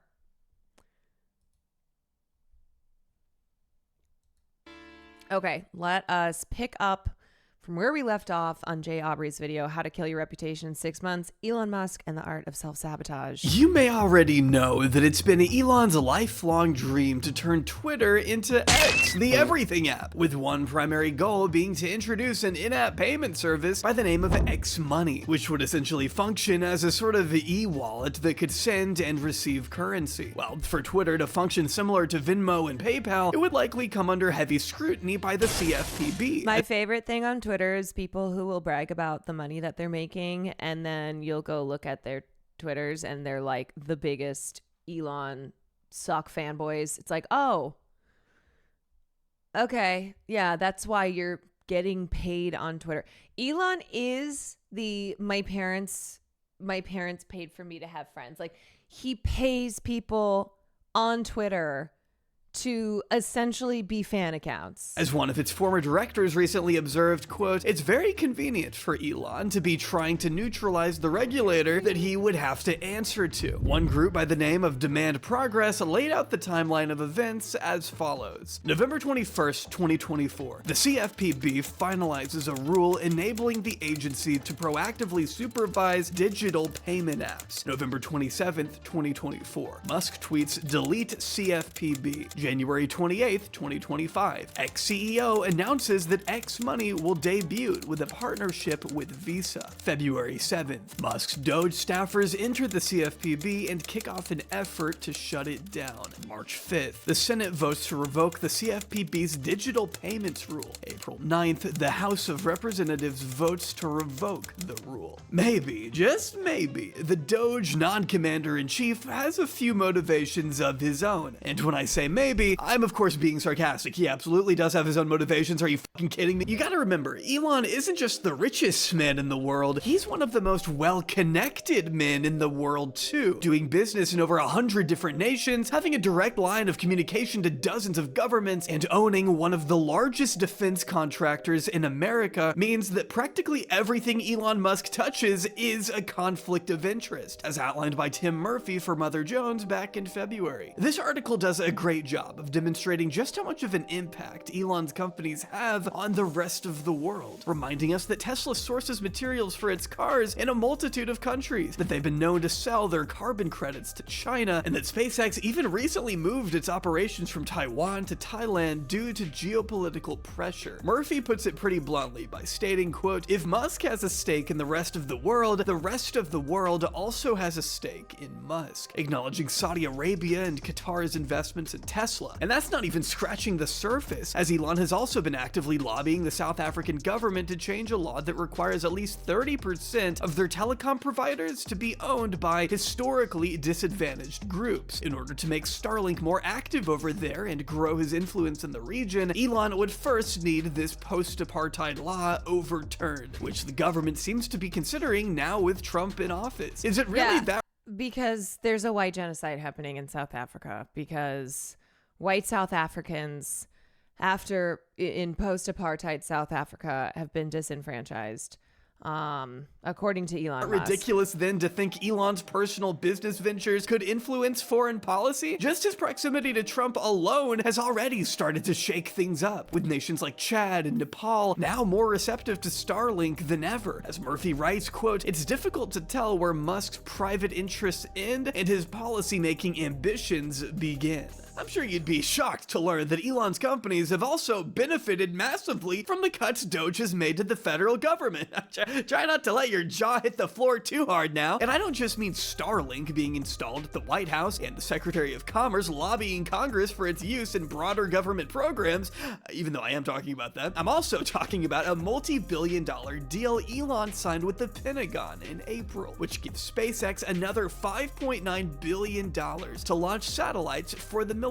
Despite Doge's fake appeals to review military spending, hey, does pouring $5 billion+ of taxpayer money into one one of your own companies count as cutting government waste? I'm actually not sure. As far as Starlink is concerned, one recent complaint by the Campaign Legal Center accuses Elon of facilitating a plan with the FAA to replace their Verizon contract with Starlink. Despite Elon's insistence that it would cost the taxpayers $0 extra for the service to be implemented by the FAA, Rolling Stone has reported that FAA officials quietly directed staff to locate tens of millions of dollars to fund a Starlink deal. And man, I love cutting. Also, do you remember when it when it came out that FAA employees had to sign NDAs regarding the project to embed Starlink within the FAA's operations? That Doge essentially forced FAA staff to sign NDAs. Government waste, don't you? On February 11th, the New York Times published this infographic outlining the various federal agencies that were actively looking into Elon's many companies by the time Doge began rolling out mass firings. This includes investigations by the National Labor Relations Board, the NLBR, into Tesla's alleged unfair union practices, an SEC probe into the safety of Neuralink's brain chips, the Department of Interior looking into the safety of SpaceX's Starbase facility, and so many others. This article also outlines Trump's efforts to fire those who work in the administrations that Elon has had personal grievances with, only adding to the argument that Elon is using his status in the federal government to disproportionately benefit his own growing corporate empire. Just look at the way he's gutted the FAA, firing hundreds of staffers not too long after the FAA suggested fining SpaceX over safety concerns, with one SpaceX operative even reportedly threatening the FAA with further termination if they dared get in the way of their work. Elon himself pressured the FAA administrator to abandon his post a few months ago, leaving the spot vacant when an Army helicopter tragically collided with a commercial jet over the Potomac, killing 67 people. And it really should be emphasized that normally federal employees are required to disclose any and all potential conflicts of interest to regulators, and even forego such outside obligations before being allowed to work in government. Even Dick Cheney had to leave his CEO role at Halliburton before becoming vice president, but Elon has done nothing of the sort. He, of course, did not step down from any of his 6 companies before taking on the role of the president's chief advisor, nor has he paused any of the massive contracts he has with a dozen cabinet departments and independent agencies, which amount to over 10 figures. But as far as the White House, it's like, look, you can use the government to get richer, okay? Rich people using it to get richer.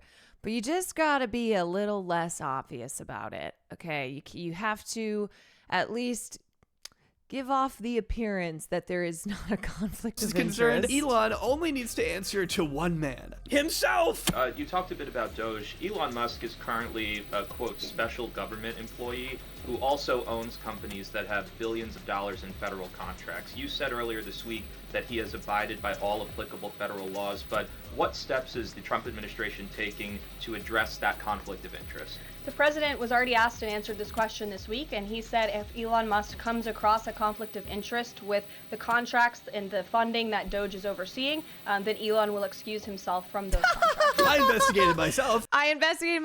And I found I did nothing wrong. Yeah, dude, the guy who lies about his gaming skills is going to be totally upfront and hold himself accountable for his own conflicts of interest whenever they arise, which happens to be everywhere you look. I'm just beside myself with how stupid they think we are. Like, we're supposed to just say, okay, and move on with our lives without questioning this dude's interests? Fuck off, man. Elon's every move is dictated by how his business empire will... It's giving Clarence Thomas being like, well, if it's a conflict of interest, then I'll recuse myself from a case, and then never doing so. Be affected. And the proof is all around us. Thanks for coming. What do you think of my hat? If you're a normal person with a life and a job and loving people around you, you probably don't concern yourself too much with random judicial elections happening in other states. I know I don't, and my brain is more poisoned than most. But I and many others who don't normally pay attention to this stuff couldn't help but notice Elon's unusual fervor surrounding a Wisconsin Supreme Court race that had the potential to tilt the political leanings of an otherwise split bench, either right or left. Elon, a man who has never lived in Wisconsin, to my knowledge, became noticeably obsessed with the state's electoral affairs, enthusiastically throwing his support behind the Republican-backed MAGA judge and taking shots at the liberal candidate on a regular basis. And mind you, he wasn't just working behind the scenes either. Elon consistently and publicly emphasized the importance of this race, at one point even declaring that the, quote, entire destiny of humanity hinged on Brad Schimmel becoming a member of the Wisconsin Supreme Court. In addition to sinking tens of millions of dollars into Schimmel's campaign, Elon also stooped so far as to bribe regular voters with million-dollar checks he gave out in a widely publicized event, sporting a cheese hat and doing that awesome signature jump move we all love so much and can't get enough of. Side note, but ever since someone pointed out that he's trying to make an X with his body here, I can't help but feel a shooting pang of secondhand embarrassment every time he does it. But if anyone were to pause and ask themselves why someone like Elon Musk, a man with business interests in all 50 states, would go so far as to drop $20 million on this one singular race, the answer becomes quite clear. See, Tesla happens to be in the midst of suing the state of Wisconsin to overturn an inconvenient state law that prevents auto manufacturers from selling directly to consumers. Tesla is known to sell directly to their consumers, and Elon wants to open up 4 dealerships in Wisconsin. He's been engaged in a legal back and forth with the state since 2017. And because of recusal laws that were adopted back in 2009, Schimmel, had he been elected, would not be obligated to recuse himself from a case involving a campaign contributor. So, in the event that Tesla's legal matters made their way all the way up to the state Supreme Court, Elon could just rely on good old Schimmel to give him whatever he wanted. After all, he paid for him to get there, right? It's only The hero fair. that It would no be one totally asked for. legal, but entirely unethical and smarmy in most people's eyes. And unfortunately for him, Wisconsinites weren't buying it. If you couldn't already predict by the bill. So it was obviously that, but I also think there was an element of Elon trying to prove his political might. And I think this was also a nail in his grave as far as being a part of the Trump administration, because this resulted in what we already knew to be true, but was just further evidence of his being politically toxic. Elon Musk is very politically toxic. He is not an asset, which is why the Democrats, if they try to bring him on board, are just as stupid as we know them to be. But I think there was also, it was a testing ground for Elon's political power without Trump on the ballot.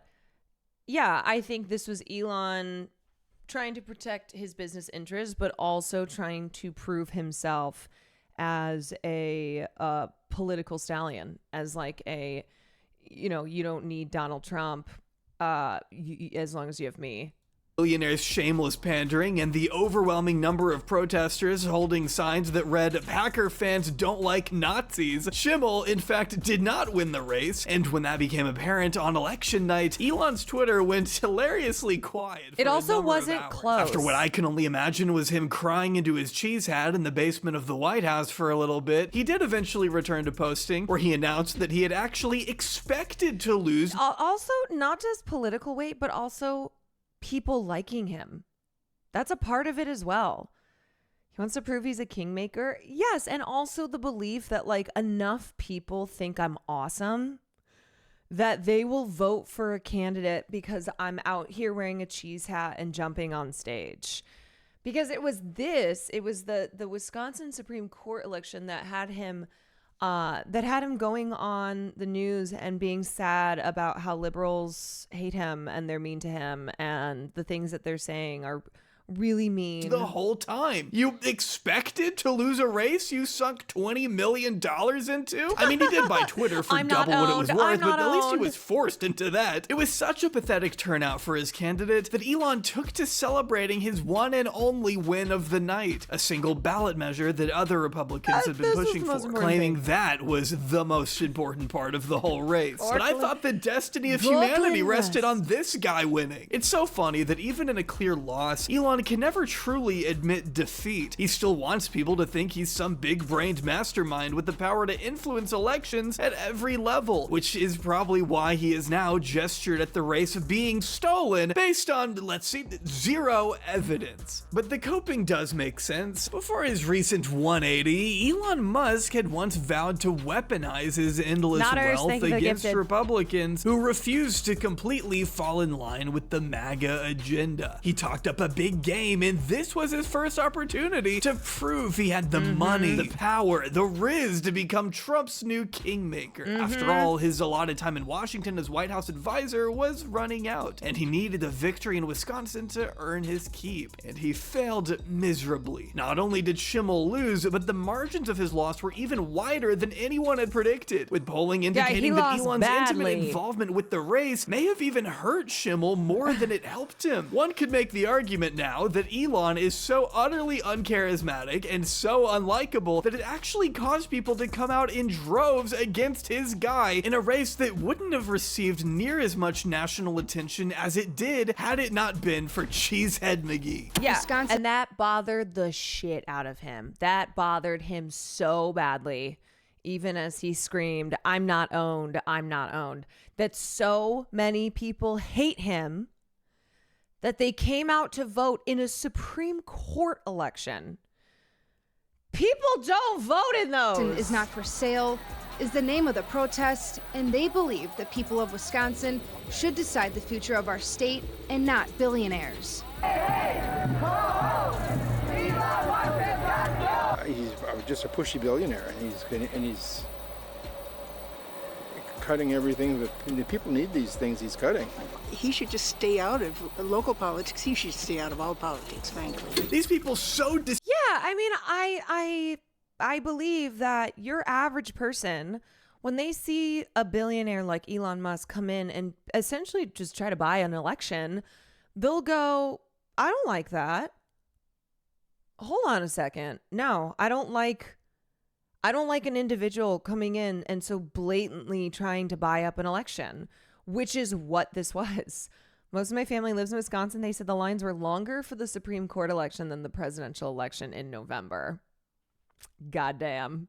Despise the idea of Elon buying his way You into don't their get it. government, He's doing it on that they purpose to stood help up Democrats. and stopped him. And while the nation prepares itself for years of more turmoil and uncertainty, I am glad that we at least got this one glimmer of hope amidst the sea of horse shit, if for no other reason than because it completely ruined Elon's night. And in fact, it may have done even more than that, with reports from as early as the day after the election indicating Trump would be dropping the man who had, up until this point, largely defined his second term in office. Sure enough, over a month later, Elon Musk himself has vowed to take a step back from political donations before making his formal exit from the White House at the end of May, perhaps finally starting to realize the toxicity of his own presence. It's true that Donald Trump loves money, and he loves that Elon has an endless supply of it. But if there's one thing he hates possibly more than he loves money, it's losers. And Elon Musk is now a proven, tried and true loser, with vibes so beyond rancid that it's now thought of as a liability to keep him around, which I do think is somewhat of a win for the rest of us. While Elon may not be gone overnight, as his recent Saudi Arabia appearance seems to suggest, and his influence is unlikely to ever disappear entirely, what with his plans to advise the president multiple times a week for the remainder of his term, I'd say his loss in Wisconsin might offer at least a crumb of encouragement, knowing that while yes, money matters a lot in politics, so does being liked. People still need to vote for you in order to win an election for now. People need to not detest you on such a visceral level. And I'm not just talking about liberals here. Elon isn't even liked by those in the Trump administration. A recent article from Rolling Stone contained quotes from anonymous senior Trump White House officials that revealed the true feelings of those on Capitol Hill. So, in other words, people who are supposed to be aligned with Nobody him likes you, bro. ideologically are not not getting along with the guy. People like Marco Rubio have been known to express their disdain for the man, with other State Department officials reportedly coining the moniker Crazy Uncle Elon, which they don't seem to be using affectionately. One source even told the publication, quote, "I have been in the same room with Elon, and he always tries to be funny, and he's not funny, like at all. He makes these jokes and little asides and smiles and then looks almost hurt if you don't lap up his humor. I keep using the word annoying. A lot of people who have to deal with him do, but the word doesn't do this." What's your blue and on take on who gave Musk the black eye? Hear me out. Himself. He punched himself. Yes, Elon tried to befriend Nathan Fielder. Wait, what? When? Elon? Stay away from him. Get a job. Nathan Fielder. Wait, when was this? This is, okay, interesting New York Times article about Musk trying to become friends with Fielder. Oh my God. Oh my God. Musk in particular pursued a friendship with one comedian whose public image revolves around the outrageous steps that he takes to relate to other people. Mr. Musk. Okay, wait. Let me see. This is from Nathan. Mr. Musk, a huge fan, invited Mr. Fielder to lunch at SpaceX in 2016. For years afterwards, the famous businessman invited the famous fake businessman to his parties and would strain to make the deadpan Canadian laugh. Musk set up a similar meet and greet with Dan Harmon and Justin Roiland. I did know about that one.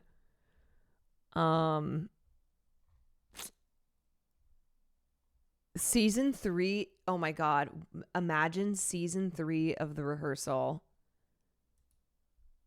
has to do with Elon Musk. Ugh.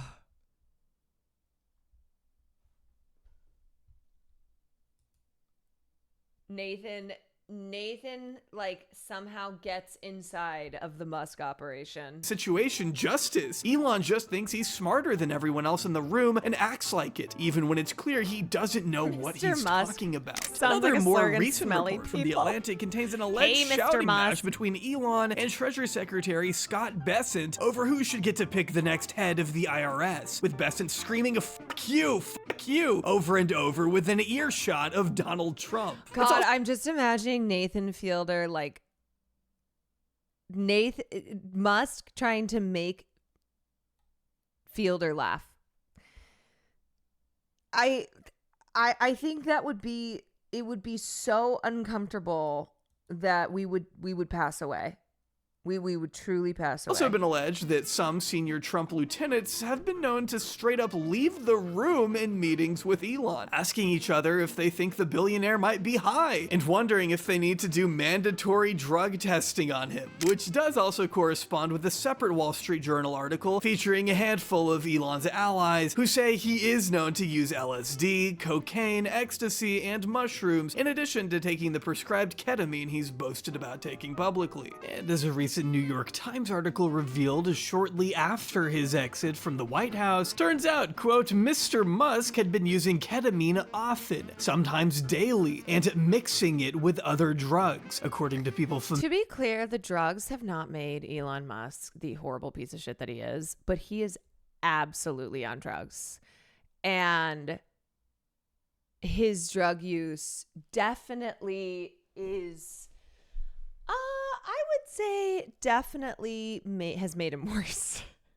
Familiar with his consumption, which they say went far beyond occasional use. He told people he was taking so much ketamine that it was affecting his bladder and was pissing himself at the White House. Great. He took ecstasy and psychedelic mushrooms, and he traveled with a daily medication box that held about 20 pills. Quote, talking to the guy is sometimes like listening to really rusty nails on a chalkboard, says the Trump senior official, adding that Musk isn't much of a team player. He's just the most irritating person I've ever had to deal with. Honestly, Musk is forget about dare. Just hold up Elon Musk. Be like, don't do drugs, kids, because you'll be annoying as fuck like Elon And Musk. that is saying something. And when you're regularly having to deal with this freak, I'm sure it is. As popular as Elon might seem on Twitter, where he's curated a safe space for his self-aggrandizement and backwards politics, such popularity isn't carrying over into the real world the way it may have done before. His public outbursts at the beginning of the year led to less faith in Tesla's stock, which of course he tried to remedy at the time by asking investors to hold on to their shares no matter what. But it's really hard to take him seriously when his own brother, Kimball Musk, a Tesla board member, reportedly sold off 75,000 of his shares, over $27 million back in February, with the chairwoman of the board herself dumping more than $75 million worth of her shares. Only now, after he's taken a clear back seat in Trump's cabinet, has Tesla begun to recoup some of their losses on Wall Street. But to be fair, he sort of sold his credibility down the river when he started, I don't know, gunning for people's retirement funds and health benefits, and his painfully transparent "how do you do, fellow kids?" Yeah, Kimball Musk also associated with Epstein. My. Oh, isn't it interesting? And become meme persona hasn't That's helped. why I said yesterday the dirt that Musk and Trump would have on one another, it's just the same. It's just the same dirt. Much either. If his approval ratings are anything to go off, his griminess may just be enough to tank his car sales in a number of international markets, not just ours. Because evidently, Elon isn't satisfied being hated by just Americans. He needs to make himself the rest of the world's problem too. Now, Elon Musk is settling his sights on Europe, having successfully worked to get his candidate elected in the US. Now, the Tesla and SpaceX billionaire, who's set to lead an advisory body for the new Trump administration in Washington. If they could, I think other countries would probably tariff America for exporting people of the Elon Musk variety. Because I can't imagine many people want this in their backyard. While I was out here chopping it up with you, your bestie took a turn for the worst. But that hasn't stopped Elon from catapulting himself into European politics anyway. Before we get to the ensemble of wacky characters across the pond, it's important to understand where Elon's fixation comes from. And for that, When is SNL going to pay for their crimes? You know? Might help to start by looking at some laws passed by the European Union. We entitled to One being the compensation. Digital Services Act, the DSA, meant to address illegal content, misinformation, and shady business practices perpetuated by social media giants. It works alongside the Digital Markets Act, the DMA, which similarly works to ensure fairness among markets in the digital space. While Twitter is an American-owned company, its operations in Europe subject it to such EU regulations. And well, over the past couple of years, the EU has actually begun to throw its weight around a little bit, utilizing DMA as a means to open an investigation into Meta, particularly their so-called pay or consent model that forces users to either accept personalized advertising based off their own private data or elect to pay a subscription to avoid ads altogether. Effectively, they're pushing Facebook and Instagram users into a corner. Either give us your data or pay a fee. Pretty f***ed up, which is why the EU just slapped Apple and Meta with an $800 million fine at the end of April. Still, such laws have been scrutinized by a Trump administration that claims the EU is biased against American-based companies, with Trump himself directing American agencies to investigate the DSA and DMA. But what's also interesting is that Trump's EU criticism comes after both Google and Meta owners donated $1 million to Trump's inaugural fund. Kinda looks to me like Zuck and Sergio are kissing the ring in hopes of Trump getting the EU to stand down. And when it comes to Twitter and Elon Musk, things are hardly any different.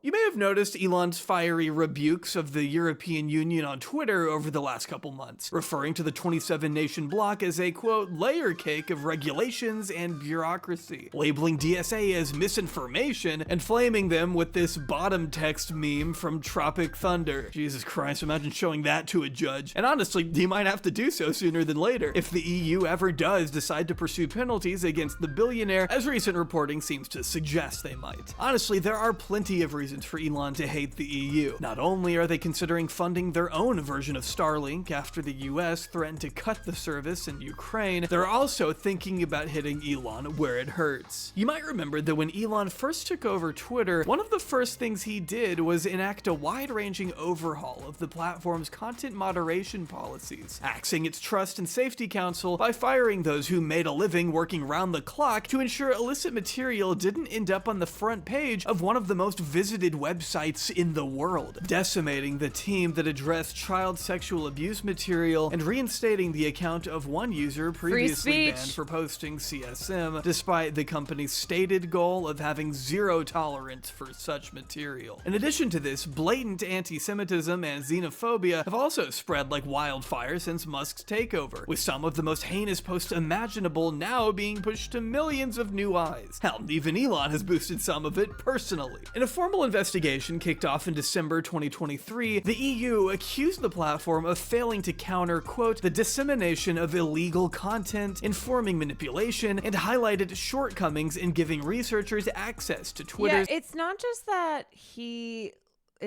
that Musk let this shit exist on the platform. It's that he amplified it. He turned it into he turned Twitter into a Nazi echo chamber where with regular frequency you will see the most insane posts that have tons of likes on them, okay, giving off the idea that this is a reflection of the real world. You're like, oh, so is everybody just openly a Nazi now?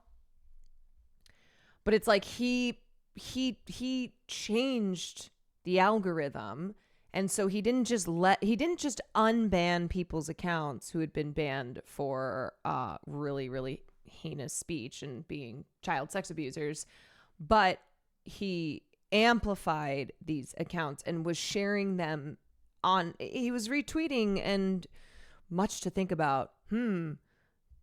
Sideways laughing emoji face on a lot of these accounts.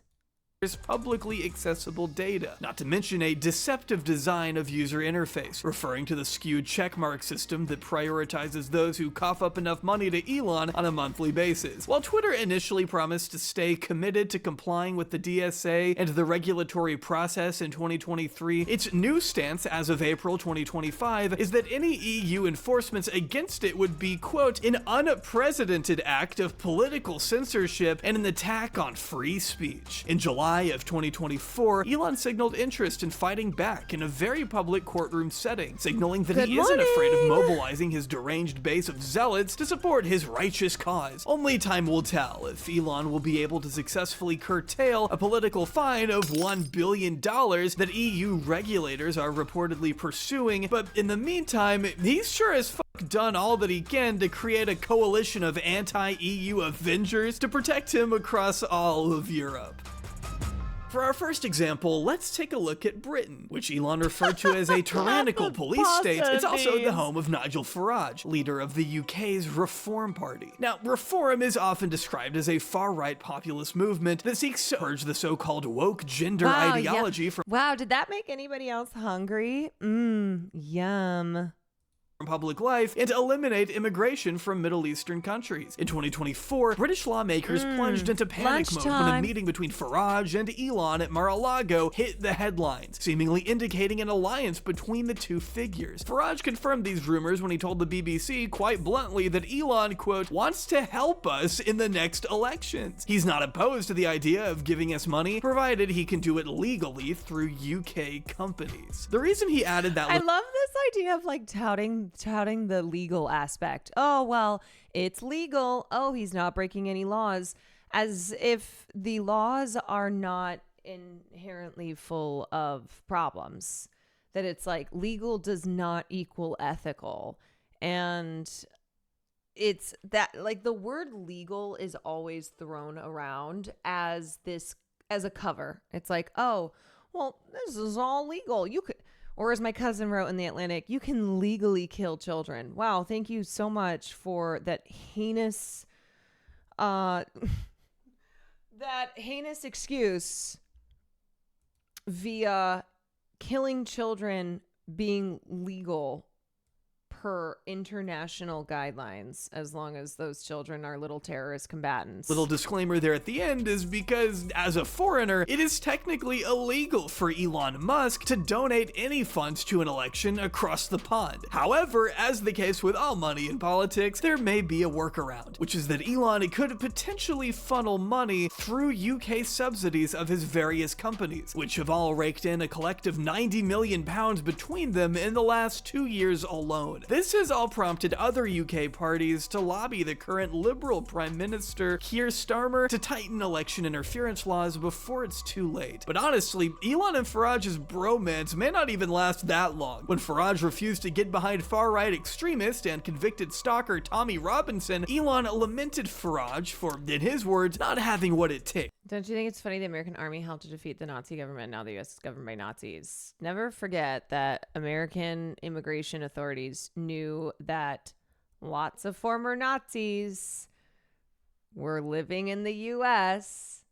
Thousands of Nazis who were implicated in some of the worst war crimes were given their punishment was being rewarded with visa to the United States of America. That a lot of these Nazis settled in the U.S., a lot of times with the assistance of American intelligence officials, because they looked at them and were like, oh, they could be spies against the Soviet Union. Now our enemy is the Soviet Union, so even though before our enemy were the Nazis, we're going to, the enemy of my enemy is my friend. That was the argument there. The enemy of my enemy is my friend. So we're going to help these Nazis settle into the U.S., even though they committed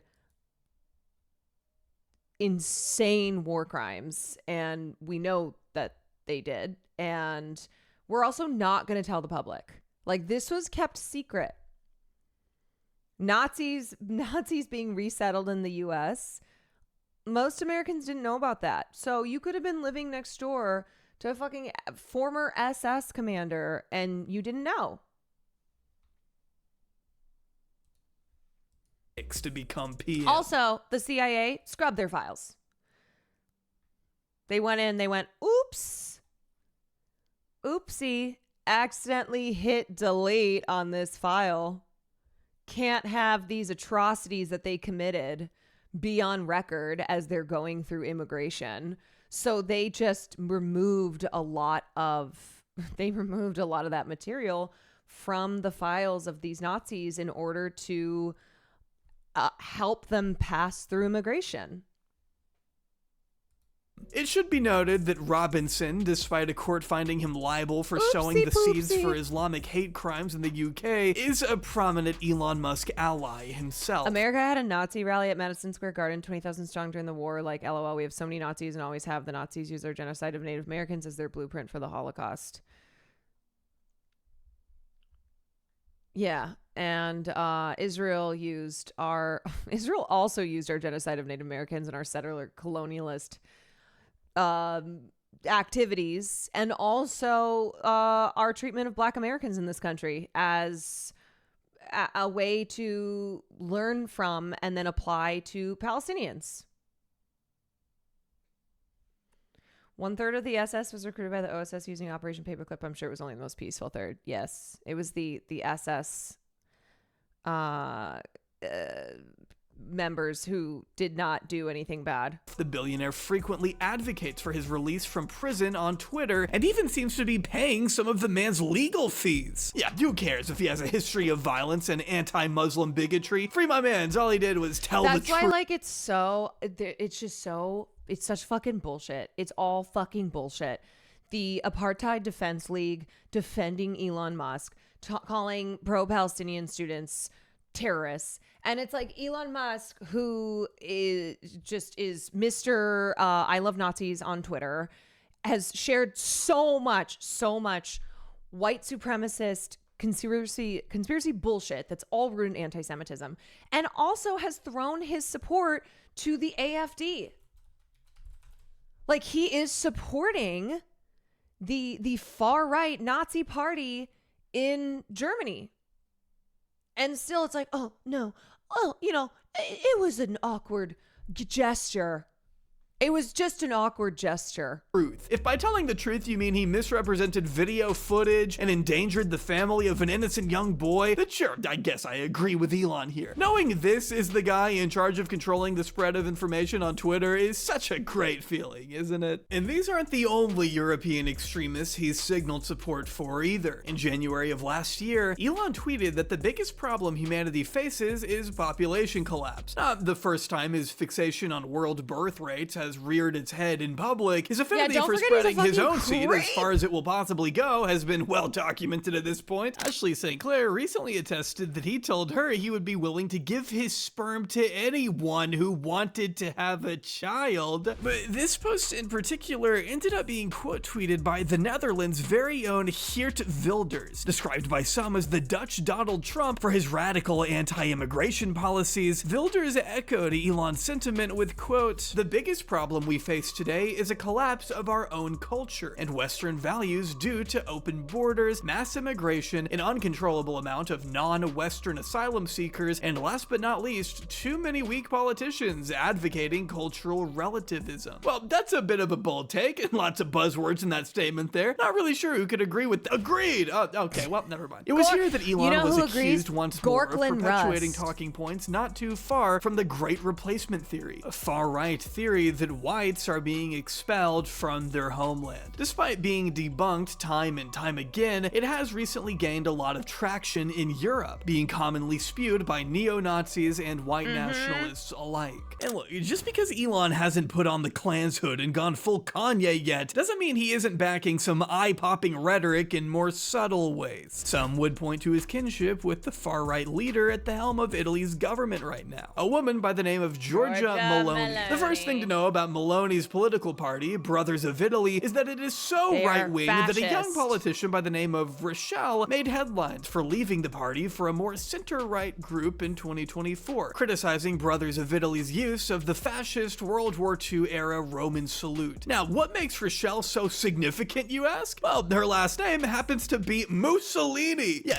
she's that Mussolini's grandchild. When you've gotten too fascist for a Mussolini kind of looking like Nosferatu. Mussolini, you know you fucked up. But it makes sense. Meloni has never really tried to hide her association with a defunct neo-fascist party by the name of the Italian Socialist Movement, or MSI. MSI was established in 1946, founded by actual surviving members of Benito Mussolini's regime, and Meloni has always faced backlash for joining the group in the early 90s as a teenager. Now, it'd be one thing if Meloni had said, "I was young back then, I messed up, I didn't know better than to join a neo-fascist movement with direct ties to Mussolini's regime." Okay, that would be bad, but not as bad as taking an ahistoric route to whitewash the group's history, which is exactly what she's done, claiming in a press conference that the MSI was actually just a party of the democratic right, which ferried millions of Italians defeated by the war towards democracy. But that's not exactly how MSI's leaders would classify their own movement, with one party leader going so far as to author an entire book titled "Democracy, Here's the Enemy." As stated by actual experts on the subject, like historian David Conti, quote, "The function of the MSI was to gather Mussolini's..." Gremlo, thank you for the raid. Oh, big stretch, you guys. Big stretch. Good morning, everybody. Good morning. Good morning, Vietnam. I hope everyone's doing well. I hope you had a great morning. I'm doing a morning stream because I will not be live tonight. And also, it's Cutie Cinderella's birthday, so go wish her happy birthday. But we are finishing up we got like half an hour left in the Jay Aubrey How to Kill Your Reputation 6 Months, Elon Musk and the Art of Self-Sabotage video. And it's a deep dive into our favorite guy, Gorklin Rust, aka Elon Musk, aka Adrian Dittman, who knows? veterans and keep their political identity alive and functioning in contrast Chuck with Dice, democracy. thank you for the gifted It sub. was quite literally established in an effort to I think you're a bit. Oh, was Graham watching this video? I mean, it's timely. It's timely. He dropped this. It's funny. I've been meaning to watch this for like 4 days in a row. So I finally watched some last night. But in the beginning to the video, the one thing that he said that it's like, oh, well, things have changed, is he said Musk seems to have quieted down. He seems to have retreated a bit and is not obnoxiously stirring up drama and fights. Well, lo and behold, yesterday certainly demonstrated that that is not the case. He simply cannot help it, okay? Remember, a lot of these people, what they have in common is that they are evil theater kids. They may not all have actually tried to be theater actors, right? They might not have tried to actually work in the arts, but they have at their core this love of theatrics, and they are evil. keep the legacy of it. It really dated itself with how unsure he was with Trump and Musk's relationship. I know. Has he said anything on Twitter like, oops, well, that was not right? I mean, you know, the rest of the video still works because none of this has changed despite the last 24 hours. This is why I support dismantling arts programs. You know what? Hell yeah. Defund the arts so we stop getting evil theater kids. Maybe not literally theater kids, but dramatic bitches. Yeah, I mean, I talk about this all the time because I am a theater kid, but a lot of these people are failed artists.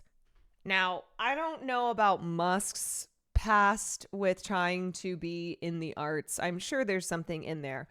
But there are so many failed comedians, failed songwriters, failed actors.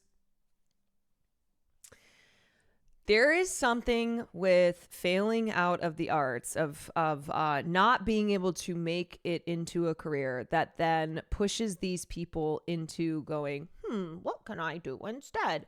Oh, I'm going to be an evil prick. Either as a commentator, I'm going to run for politics. So I worked in politics. It is very true. Politics, Hollywood for ugly people.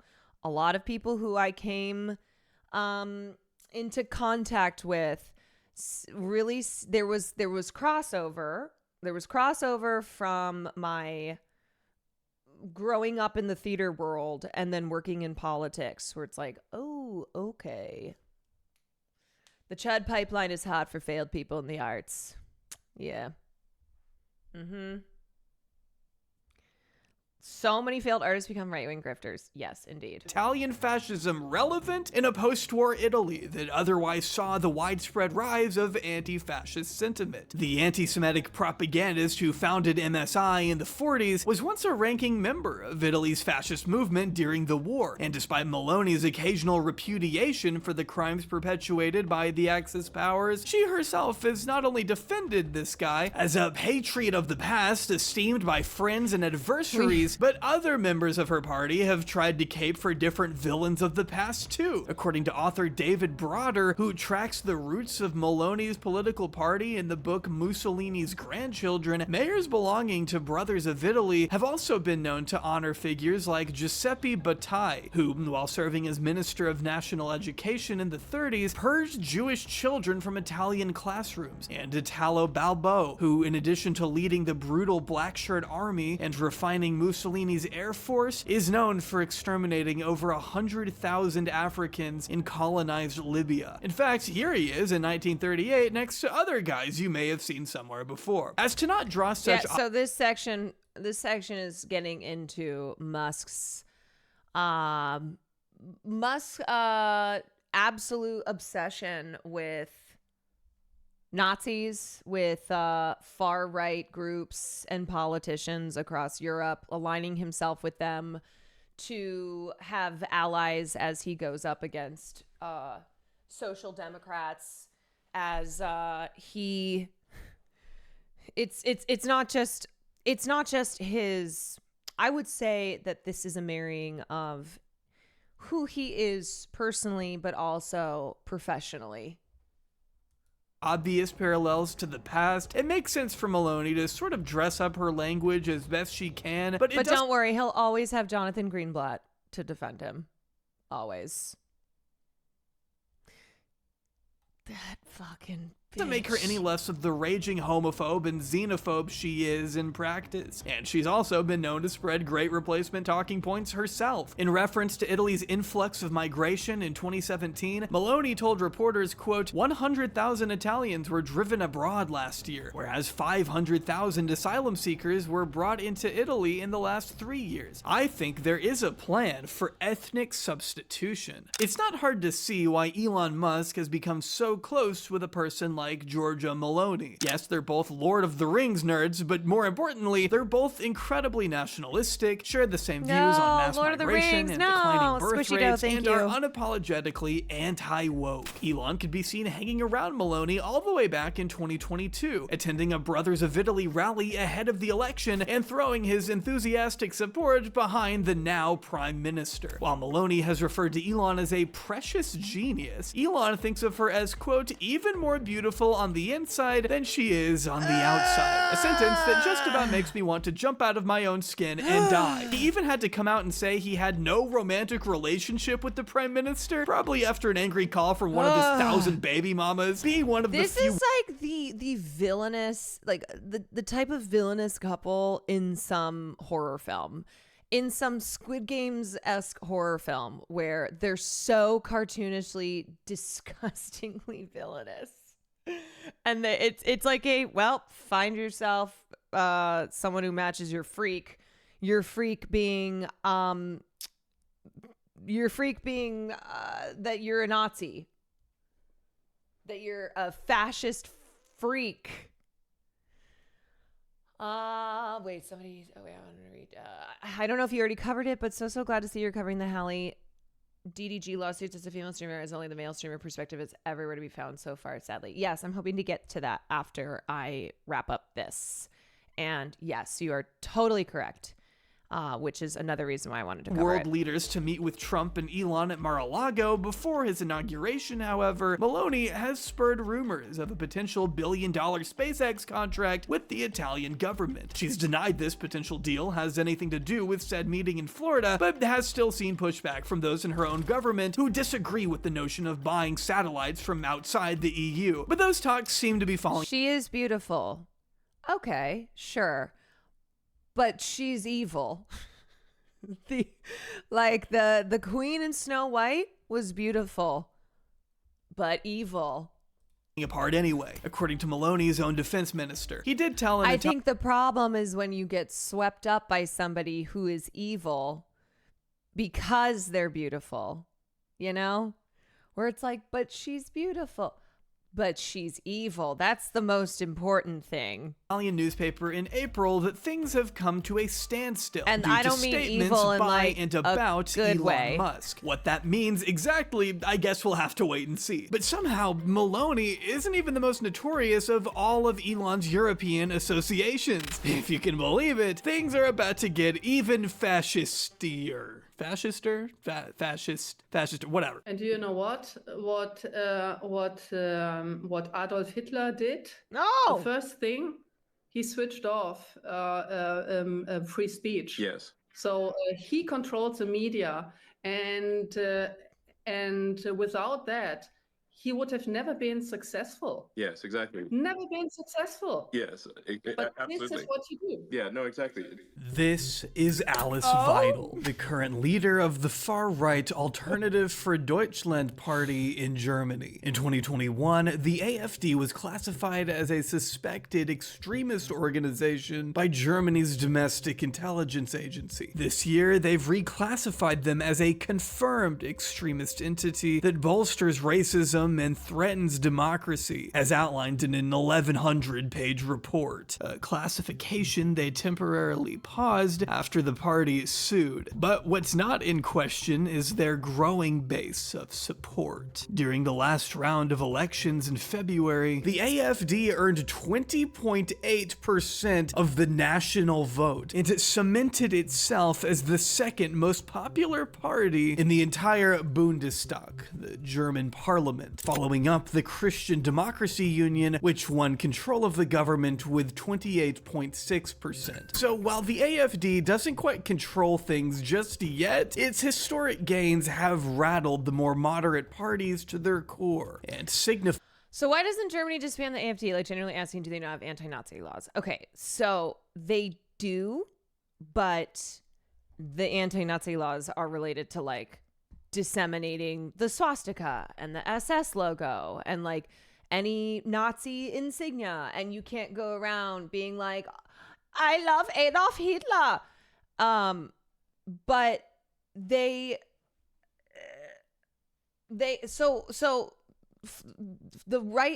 rise of the far right in Germany has been ongoing for quite some time, and they will not call themselves the Hitler 2.0 party, you know? So is this like the Addison Rae rebrand?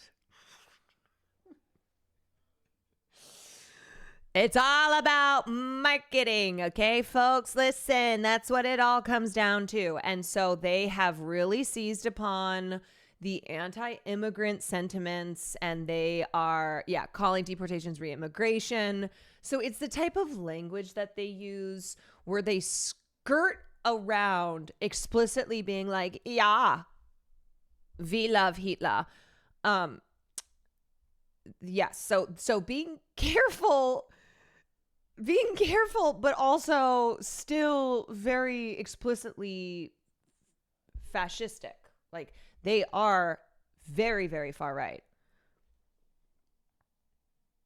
You can support genocide or policies that Nazis did, you just can't do it with literal Nazi imagery. Yeah, so they're not walking around cosplaying Hitler and wearing the swastika, which is classified as, hate speech, is part of the anti-Nazi German laws.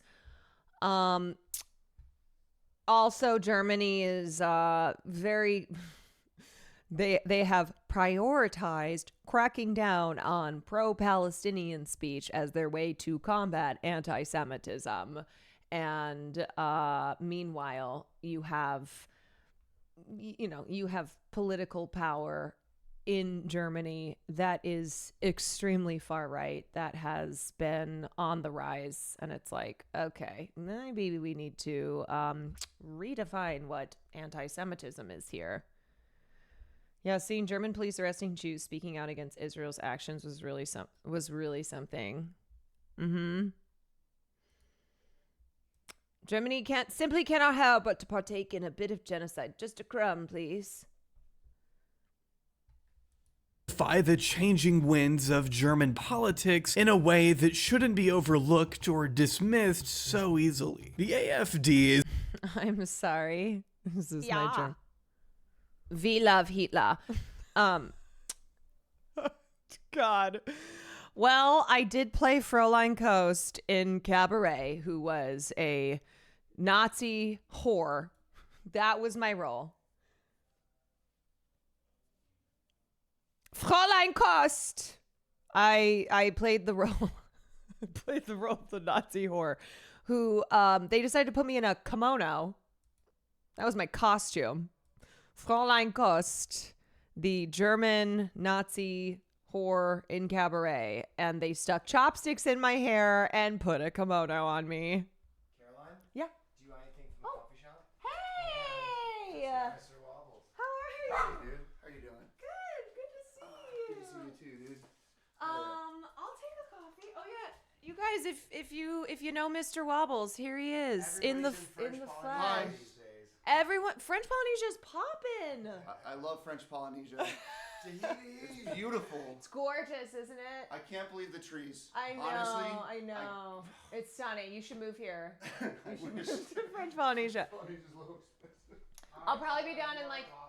Yes, I'll probably be done in like an hour. Okay. Au revoir. Okay, I'll see you in a little bit. All right, okay. Is known all across Europe for its populist, hyper-nationalist sentiment. That was Marxism. Nope, just another white dude with a stash. Its top issues include, but are not limited Wobbles is to, great. replacing If the you euro know with the Wobbles, German mark, it's great. shifting from green to nuclear don't know energy, Wobbles. leaving NATO, and of course, eliminating Muslim immigration across the board. The German anti-immigration party Alternative for Germany has adopted an anti-Islam manifesto on the second day of its two-day conference in Stuttgart. Members voted to include a ban on minarets, the call to prayer, and the full face veil. Co-leader Jörg Meuthen said after the vote, Islam was not part of Germany. The party first gained significant ground in 2017 for their strong opposition to Angela Merkel's 2015 immigration policy, which allowed more than 1 million asylum seekers into Germany. This is when Alice Weidel was elected to lead alongside Alexander Gauland. And together, they've managed to steer the AfD so far to the right that one co-founder stepped down in 2020, accusing Gauland of moving the party too far in an extremist direction.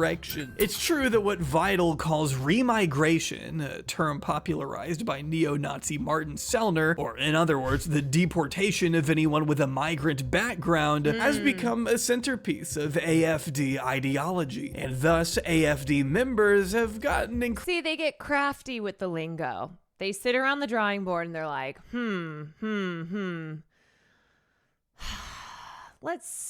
Let's do some brainstorming here today. Yeah. Anybody got anything?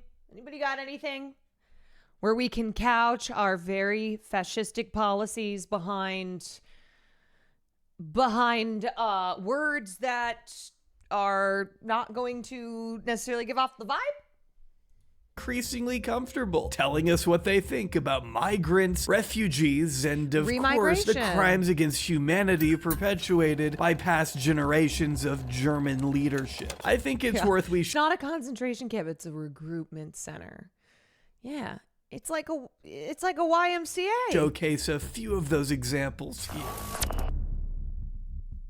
First up, we've got Maximilian Krah. Formerly a frontrunner for European Parliament, Krah has gone on record warning that mass immigration could lead to an Umvolkung of the German people, a Nazi term that once again harkens back to the Great Replacement theory. He more recently made headlines in 2024, though, when he told an Italian media outlet that not every member of Hitler's SS unit was, quote, automatically a criminal. While the comment cost him his seat in the AfD's EU delegation, it did not stop him from running a successful campaign for German parliament, being sworn in this past March. This is Andre Poggenberg, who came under fire in 2017 for saying that we should, quote, get rid of, once and for all, this gross rank of German racial corpus, another Nazi-era term. Poggenberg refused to apologize, left the AfD in 2019, and founded a new political party of his own that uses this image of a cornflower, which was also worn as a secret symbol identifying members of the then illegal Nazi party in Austria during the 1930s. Another controversial former member would be Christian Luth, who was also forced to leave the AfD when he became too much of a liability for them to ignore. Caught on a hot mic, Luth was exposed for admitting that the worse things get in Germany, the better they are for the AfD, outwardly stating that an influx of migrants actually helps the AfD because they can use it to stoke hatred and in return generate support for their movement. But what really sealed his fate was telling the documentary crew, quote, we could later shoot them all, referring of course to migrants. Quote, that's not at all the issue, or gassing, whatever you want, it's the same to me. And who could forget Beatrix von Storch, who outright demanded migrant women and children be shot by police on Twitter, as that would be preferable to them entering Germany. Yeah, the silver lining with this one, though, is that she actually got a pie in the face when two dudes in clown costumes infiltrated an AFD meeting. Sometimes really shitty people actually get what's coming to them. Some of the more shocking quotes from other More pies in the face. Why aren't we doing this in the U.S.? You know? Pies in the face. Other AFD members include, but are not limited to, Marcel Grauf, a former assistant to two AFD state parliament members, was exposed by a German paper for writing a slew of reprehensible messages online, That's assault. including... Oh, are you advocating assault? Caroline Kwan, leftist, terrorist, communist, libtard, advocates for assault of Nazis. Being, quote, I would not condemn anyone who sets fire to an occupied refugee shelter. Separately stating, quote, after all, we now have so many foreigners in the country that a Holocaust would be worthwhile again. Along with stating, quote, I wish so much for a civil war and millions of dead. Women, children, I don't care. It would be so beautiful. I want to... I condemn pieing Nazis in the face. For the record, let me just state, I condemn. Let me roll out my list of condemnations. Piss on corpses and dance on graves. Another member, Sandro Hersel, was quoted in 2015 for stating, quote, burning refugee shelters is not an act of aggression. Andreas Gelman in 2016. On the topic of imprisoning gay people in other countries, quote, we should do that in Germany too. Holger Arpa in 2017 was reported to have spoken of, quote, putting opponents up against the wall, digging a pit, and spreading slaked lime on top. Arpa was forced to leave the party when he was accused of sympathizing with a suspected terrorist, among other heinous behavior. Leaked online chats that were attributed to Arpa seemed to depict him praising Jan Hendrik H., a man accused of hoarding weapons and planning attacks on leftists, as someone who would, quote, fit perfectly within our ranks. He hates the left, has a well-stocked gun cabinet in his garage, and lives by the motto, if the left go completely crazy one day, I'll be prepared. If the AFD fails, Arpa reportedly stated, quote, it's good to have a cabinet full of guns and a box of ammunition in your garage. Yeah, in case it's the left that goes crazy.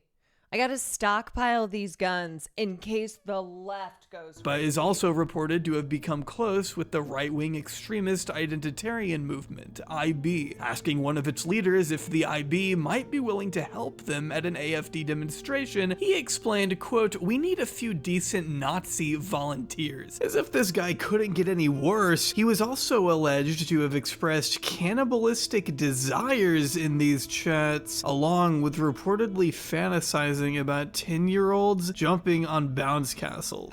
That same year, AFD member Dubravko Mondik admitted his party, quote, mainly differ from the... Why are they always pedophiles?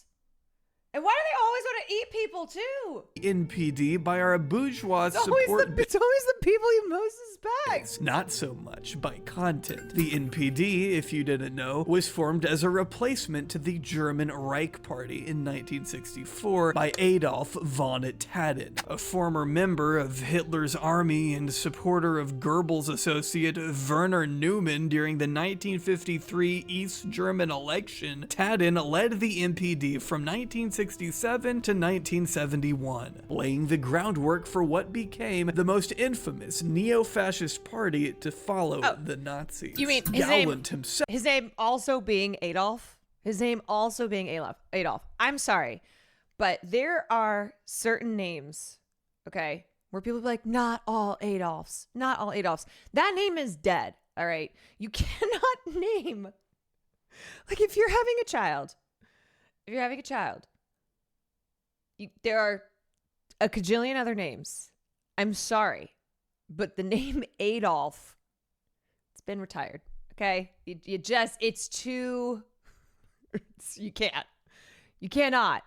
himself, one of AfD's founders, once wound up in trouble for writing an op-ed that sounded suspiciously similar to a Hitler speech. And Vital, who's It was my great-great-grandfather's, though. Well, if it's your great-great-grandfather, then assumedly he would have come before Adolf Hitler. Immigration stance made headlines in 2018 when she declared, quote, burqas, girls in headscarves, publicly supported knife men, and other good-for-nothings will not secure our prosperity, economic growth, or the social state, is also notably the granddaughter of one Hans Vital, a prominent Nazi judge during World War II, appointed directly by Adolf Hitler. Perhaps the most infamous member of the AfD, however. Now, if one of my relatives was a notorious Nazi, I think I would probably go into hiding. You know, I would not be putting myself in a position where that would be dug up. Or if I were a public figure, I would make sure to have my platform be explicitly anti-Nazi. Be like, look, I am not my family, okay? I am not my family. And yet, look at all these examples of apple doesn't fall far from the tree. We're like, granddaddy was Nazi and I'm a Nazi too. I live in Jersey, and like 15 years ago, a couple of two kids, they tried to name Adolf Hitler and our Aryan Nation. Oh, what a sweet name for a little baby girl, little baby Aryan Nation. Oh. How lovely. Is this Ellen DeGeneres looking by the name of Bjorn Høcke. Høcke was once very much the face of the AfD and still plays an active role as the leader of the party in Thuringia. After making headlines for referring to a Holocaust memorial in Berlin as, quote, a monument of shame, he has also called for Germany to quit atoning for its Nazi past, stating that, quote, the big problem is that Hitler is portrayed as the absolute evil. Høcke is so extreme, in fact, that he's even been linked to militant neo-Nazis such as Thorsten Heiss, coming under fire in 2015 for allegedly writing pro-Nazi articles under a pen name for Heiss's NPD journal in 2011 and 2012, according to German sociologist Andreas Kemper. Kemper reported in 2019 that Høcke wrote articles for the magazine People in Motion, published by Thorsten Heiss of the NPD under the pseudonym Landolf Ladig, in which he predicted a revolution. Therefore, the right-wing movement must prepare to position itself at the forefront of this revolution in order to reinstate Nazi economic policies on a racial, biological basis. Høcke denied the claim, but refused to sign a statement that he had never written for NPD magazines under oath. This scandal was followed up by a time in 2021, when he declared in a speech, quote, everything for our homeland, everything for Germany. Well, I'm sorry to say that the phrase everything for Germany happens to be a Nazi dog whistle, Tomorrow as it was once the phrase to me. carved into SS blades in World War II and has Tomorrow Belongs to Me, the Nazi song in Cabaret that the Nazis sing. Do you think these people know how evil they are? Or are they thinking, at least I'm not sending people to Auschwitz? No, you have to understand that, like, to think that you are evil means to have to have an outlook on the world that is morally just. So therefore, like, if you're doing something that's evil, you recognize it being evil because you recognize what is just and what is not just.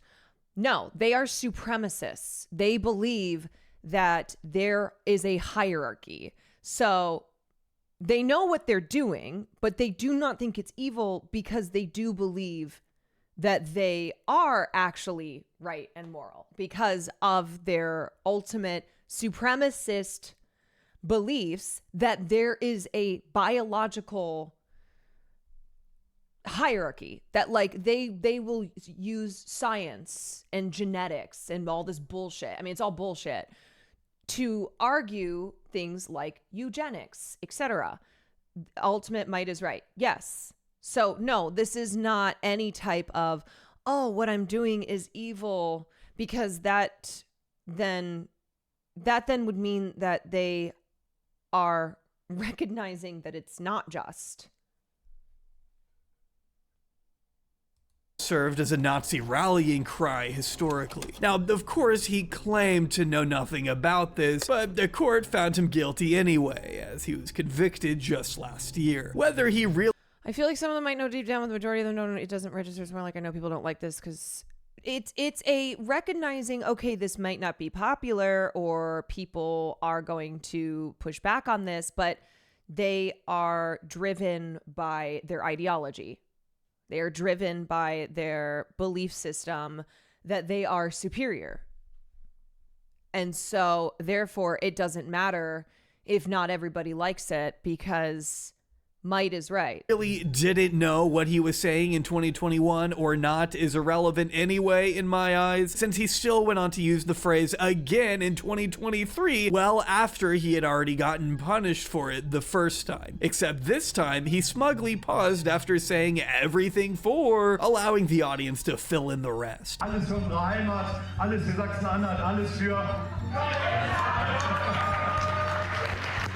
Despite the obvious dog whistling, Hookah has continued to play dumb in order to generate sympathy on Twitter. And you may say that, well, not many people could be dumb enough to fall for such a transparent ploy. Why is this illegal? Brother, come on! In December 2024... Is this video about Elon? Yes, because this section is outlining his... This section is outlining Elon Musk's alliances with far-right individuals and groups that are across the globe, and like how he is boosting far-right, ultra-nationalist, fascist politics globally. These are his buddies. Elon Musk published an op-ed in the German paper. These are the type of people who on Twitter be like, much to think about, interesting. Die Welt, praising the AfD as the last vestige of hope for the nation, supporting its ideas for economic revival, immigration, national identity, and political realism. Elon shrugs off the far-right labeling by reminding people that Alice Weidel, the AfD's leader, is a lesbian woman in a same-sex relationship. Quote, does that sound like Hitler to you? Please. By that logic, I guess Jess Pearly Things isn't a misogynist because she's a woman, and Nick Fuentes can't be a white nationalist because he's Hispanic. Also, I don't know, man, if you're even having to reference Hitler in your post endorsing a political party, I think that's a little bit of a red flag to me. A very distinct red flag. It's all a very big shift from just October 2023, when, after one Tesla supporter raised concerns about Elon's growing interest in... Now, I think Chatter's questions, these people know they're evil. I think they were specifically talking about these politicians who are being mentioned here.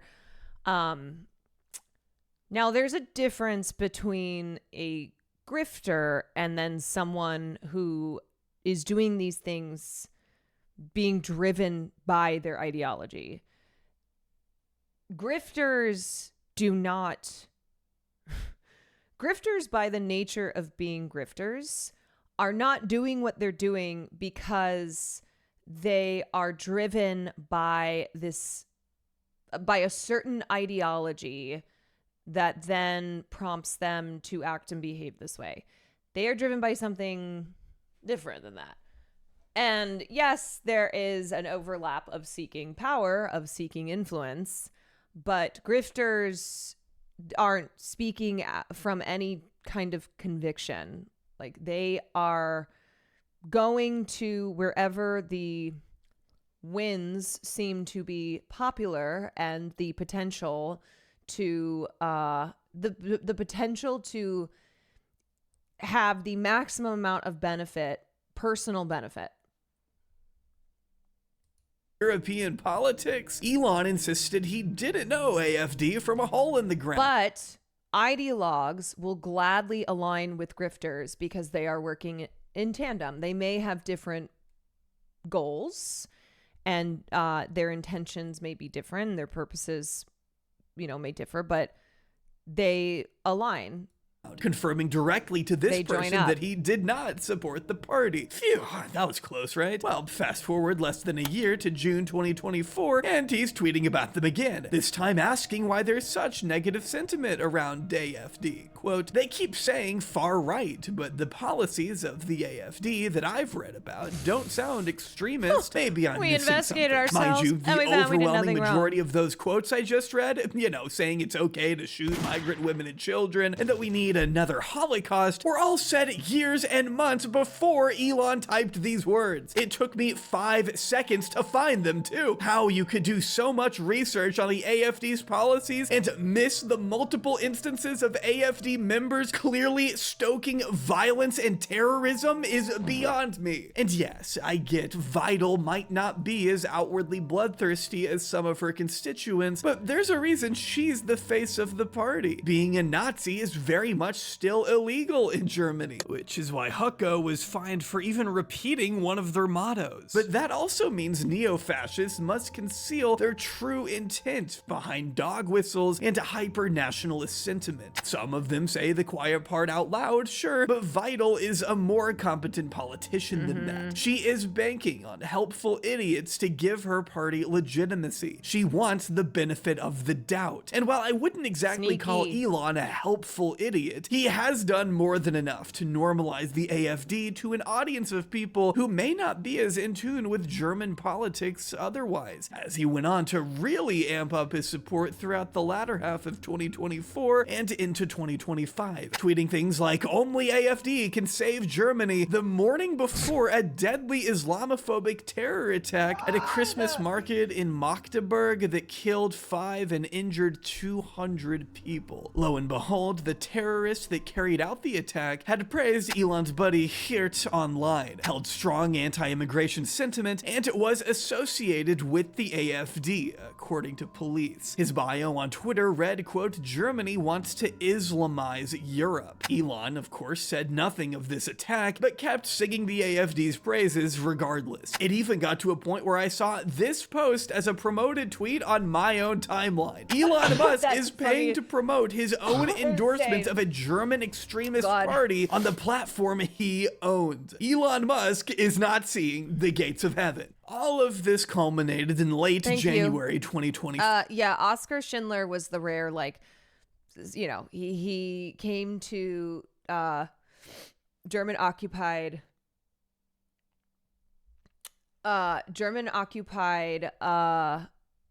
Krakow and was hoping to make money, and then realized how horrifying the actions of the Nazis were, and his morals got the better of him, and then he turned into a liberator. Shortly after appearing front and center at Trump's second inauguration and setting off a wave of discourse on whether or not he threw up a Nazi salute.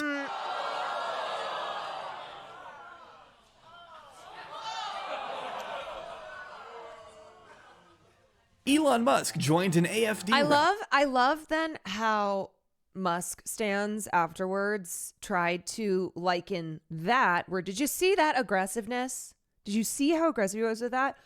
With AOC going like putting her hand out and waving and being like, hi. Or even Kamala Harris, they'd be like, oh, is that a Nazi salute? It's like, sorry, but if you can't tell the difference between this and setting off a wave of discourse on whether or not he threw up a Nazi salute. Also, use the surrounding context.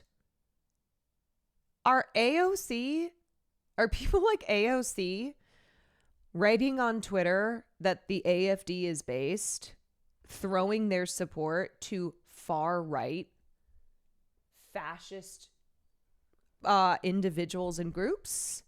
Are they retweeting anti-Semitic conspiracy theories?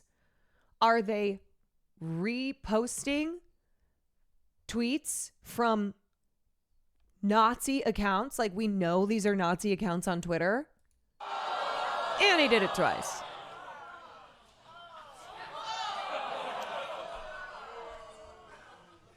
Elon Musk joined an AfD rally via Zoom, where he spoke alongside Alice Weidel and attempted to drum up support for the party in the weeks ahead of their election. And yes, as you could probably guess, all the anti-Muslim immigration dog whistling was there too. It's okay, it's good to be proud of German culture, German values, and not to lose that in some sort of multiculturalism that dilutes everything. Even if we were to be absolutely and totally charitable to Elon and say that he somehow didn't know what he was doing with that gesture, the ensuing backlash that he was still facing at this point in time should have meant that he was on his extra best behavior. Like, if the entire world thought that I was a Nazi, I would be pretty desperate to make it known that I was not one. And I can't imagine I would be saying this in reference to Germany's Nazi past. I think there's frankly too much of a focus on past guilt, and we need to move beyond that. I mean, why say that if you aren't explicitly trying to pander to those who are sympathetic to extremist ideals? It doesn't make sense to harp on the crimes of this generation's parents and great-grandparents unless you are trying to signal something more. I don't know. Children should not be guilty of the sins of their parents, or even let alone their parents, their great-grandparents, maybe even. And you should be optimistic and excited about a future for Germany. And to do it all so close to Holocaust Remembrance Day, too, feels a little concerning to me as well. From my perspective, it looks like the coincidences are piling up, as stated by Polish President Donald Tusk, a name that kind of sounds like the cartoon walrus version of Donald Trump. Quote, "The words we heard from the main actors of the AfD rally about great Germany and the need to forget German guilt for Nazi crimes sounded all too familiar and ominous, especially only hours before the anniversary of the liberation of Auschwitz." While the visual of a screaming audience of people may not be the most encouraging sight to some, it's important to remember that Germany is kind of a big place, and while fashion... Hi! Oh, come here! You want to say hi to everyone? Come here, come here. Wobbles has a flight out of Polynesia in a few hours. Okay. So we're going to go shopping because he needs some things. And I'm also going to get Cutie a thing for tonight, too. Oh, I was going to go shopping later as well. Okay. Okay. So you can find her something. TT boy! Yay, good morning! Thank you for the coffee. Good morning. Did you have a good walk? Did you have a good walk? So excited. Okay. All right, go. Go, go, go. Mom's still working. Fascism may very well be on the rise there, as well as in other countries across the Western world. Not every second coffee, and it's not even noon. One is on board. No population is a monolith, and there is still a significant slice of the country incensed by a foreign billionaire's foray into their government affairs. Take, for example, the thousands of protesters who stood in opposition to the AfD right outside the doors of the very event Elon attended in January. Not to mention the tens of thousands of anti-fascist demonstrators that gathered all across Germany. 40,000 in Cologne and 35,000 in Berlin, putting on an encouraging display of anti-Nazi songs and chants, banners and big letters spelling out hope and resistance. Countless additional protests have broken out across Germany in recent months too, with hordes of protesters throwing up signs like these in opposition to Trump's policies and to Elon's interference. Satirical billboards like this one can be seen all over the country as Tesla sales reach eye-watering lows. In quarter one, the company sold just under 5,000 cars in just another day in America, going for a jog, passing a billboard where Elon Musk is throwing up the Nazi salute. Germany, a 62% drop from 2024, marking the lowest quarterly sales the company has seen there in 3 years. Despite EVs being more popular than ever, a recent study in the UK found that 70% of Tesla drivers are now ashamed of their cars because of Elon. And in March, Forbes reported that Tesla might just be dead on arrival in Germany, with one survey showing that out of 100,000 Germans, 94% said they would never consider buying one of Elon's vehicles. Partly, I imagine, because they like their arms and don't want to see them get blown off when their car randomly explodes in their driveway, but also because owning a Tesla is now seen as a political statement, one that many regular people would rather have nothing to do with. This might come as a shock to some, but when you start cozying up to fascists, buying political influence, lashing out at the social safety net, attacking the courts, silencing critics, chastising your own kids, and throwing up multiple Nazi salutes at the inauguration of a deeply polarizing president, people might start to think you're a little cringe. Yeah, it definitely went from a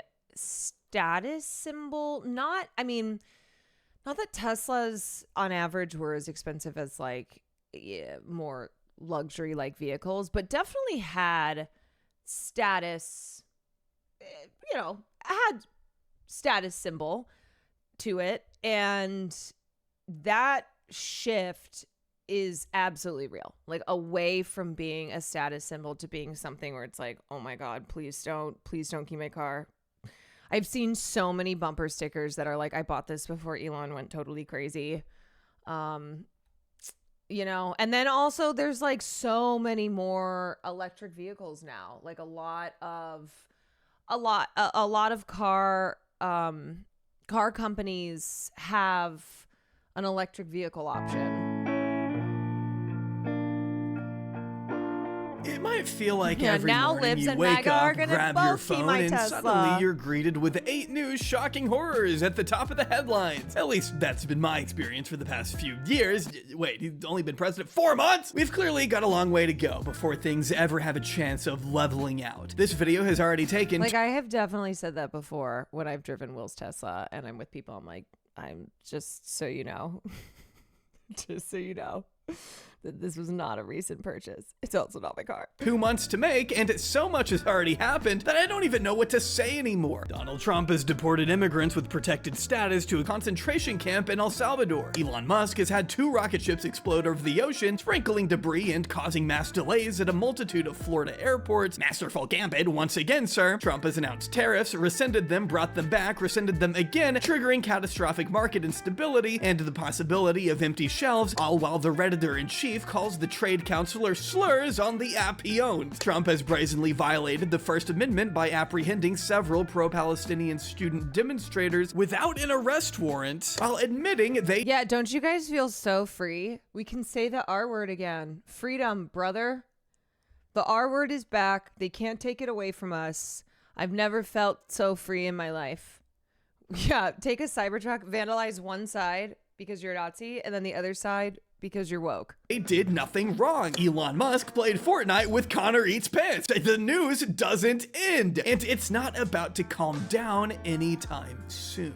If what's happening feels like a deliberate attempt to bombard the public with so much news that it's virtually impossible to stay focused on one particular story for longer than a few days at a time, that's because that is what's happening. Longtime Trump ally Steve Bannon, who played an instrumental role in landing him in the White House the first time around, has spoken on this strategy candidly. It's called flooding the zone, and it's best summarized as a calculated effort to dazzle media outlets with never-ending sensationalist stories so that you may have an easier time pushing your agenda into action amidst the chaos. I said, all we have to do is flood the zone. Every day we hit them with 3 things.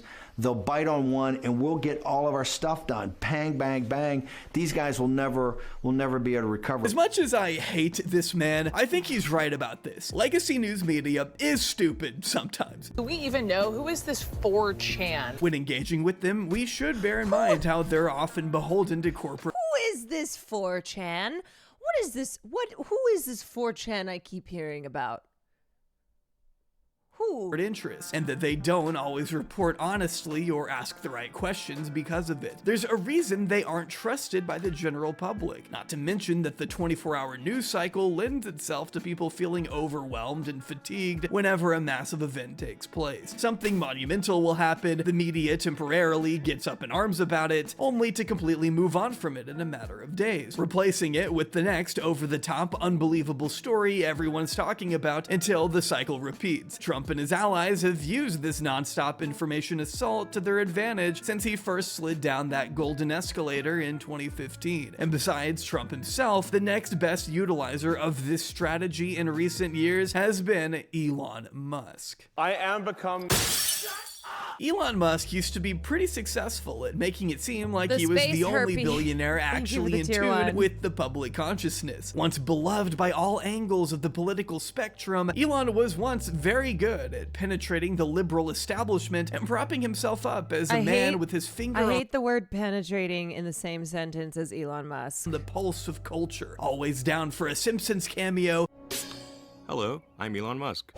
What the? a game of Diablo, or a collab with the then biggest YouTuber on the platform. A man who genuinely wants the best for humanity and is at the precipice of pushing our species to new frontiers outside of Earth's atmosphere. I'm honestly so shocked that Asmongold and Elon have not done a collab together yet.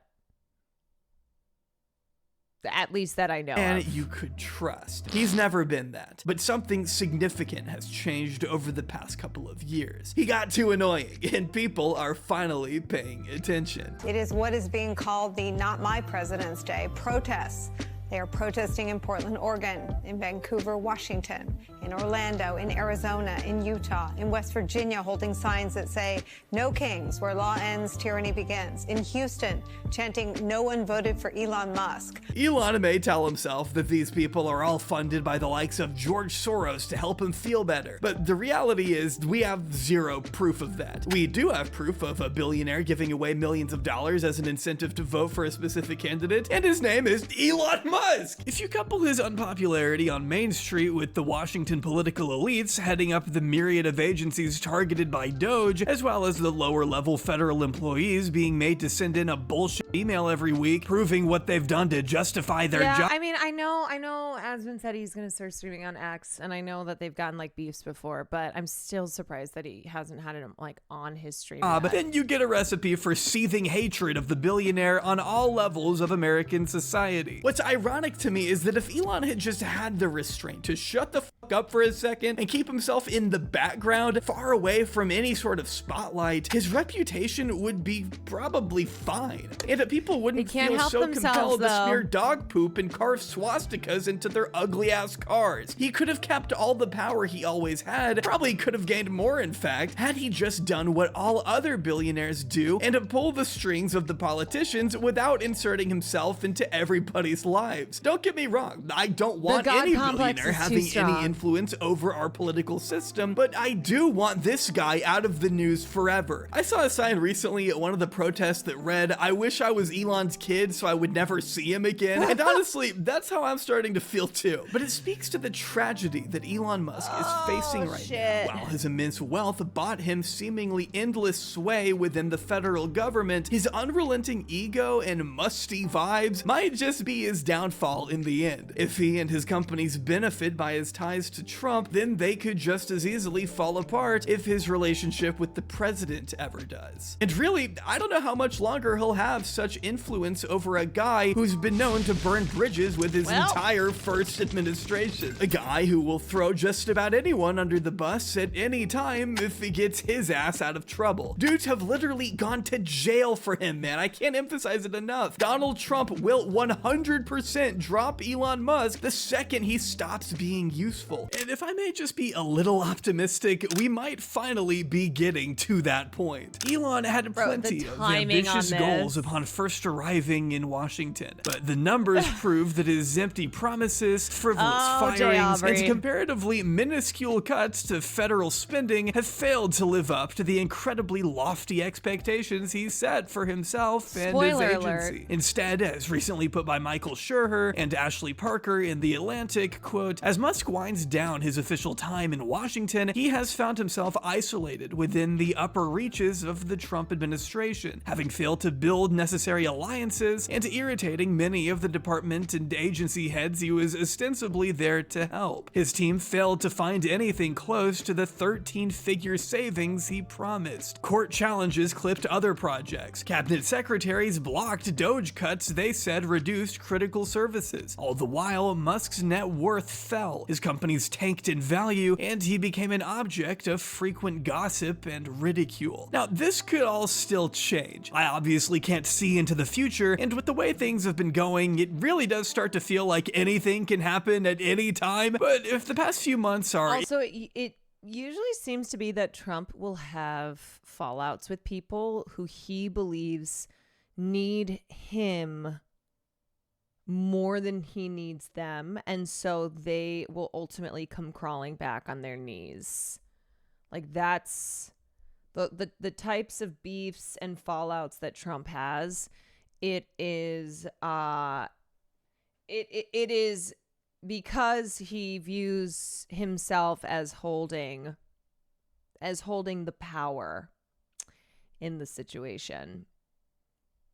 Any indication right? at all. Like, who has more leverage? It's that tolerance of Elon Musk has a very real ceiling, and that no matter how much he may promise to his supporters, he will always have to grapple with the season. Honestly, in this situation, it is Trump.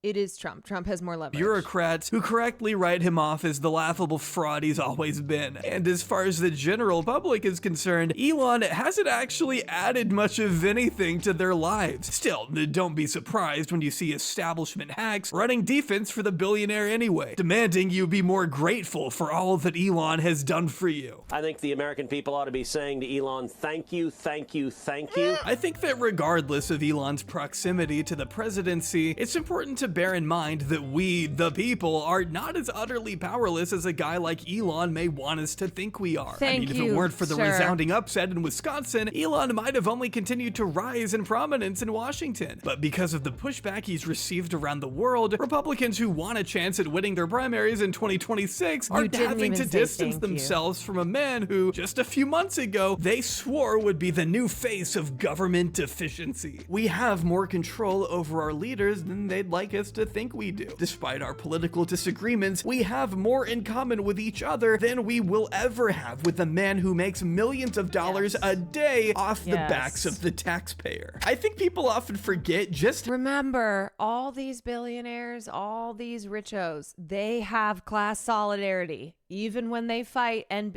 even when they beef with one another, they still have class solidarity. So where is your class solidarity? You have more in common with someone who is living on the streets. You are closer to being homeless than you are to being a billionaire, okay? You ain't on the team. We ain't on this team here.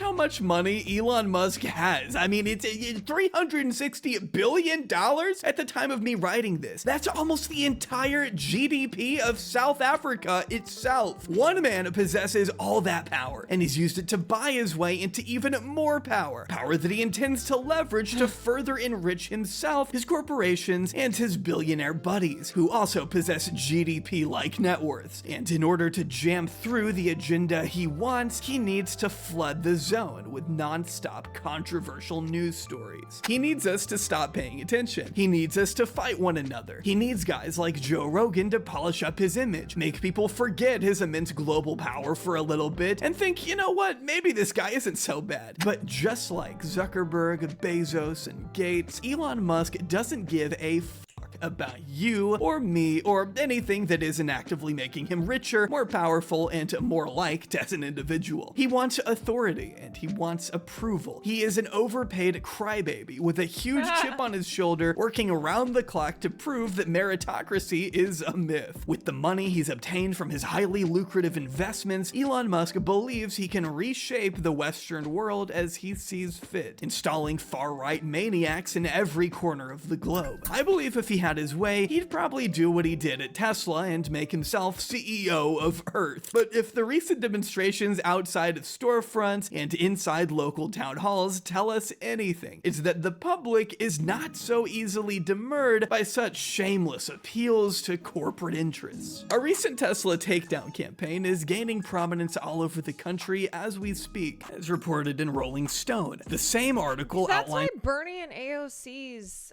fight against the oligarchy tour has been so popular. Like, people, when they are, the masses, when they are presented with incontrovertible proof of billionaires running our lives. They don't like it.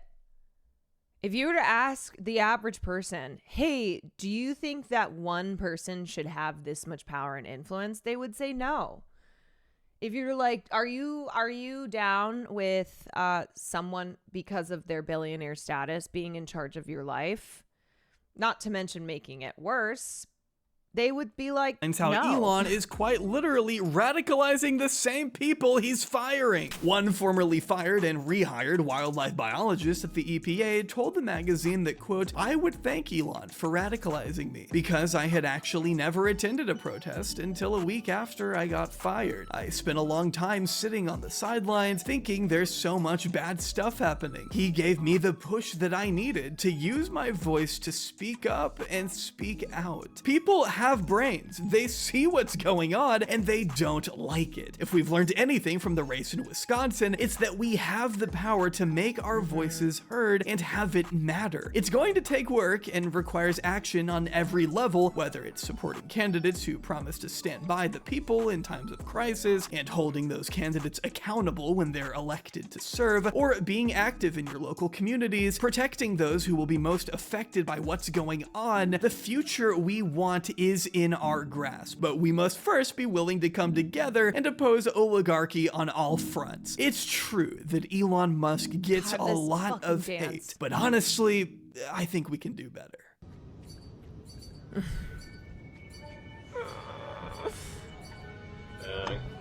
Anyone spamming the chat? Gonna get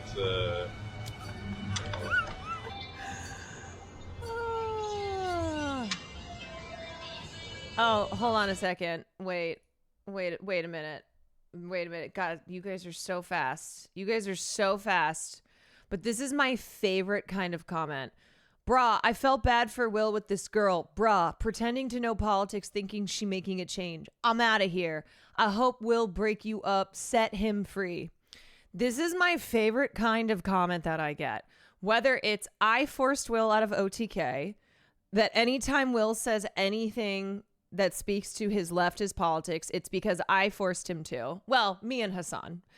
Or just in general, that Will needs to be set free.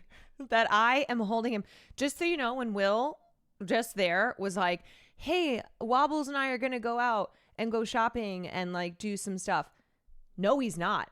No, he's going back down into the prison where he stays. When you don't see him, his ass is chained to the wall. So, thank you, Chatter, for recognizing that Will is a prisoner, that for the last almost 8 years, I have kept him a prisoner. He has no agency. I force everything that he does that you don't like is because I forced him to do it. That is how much power I have.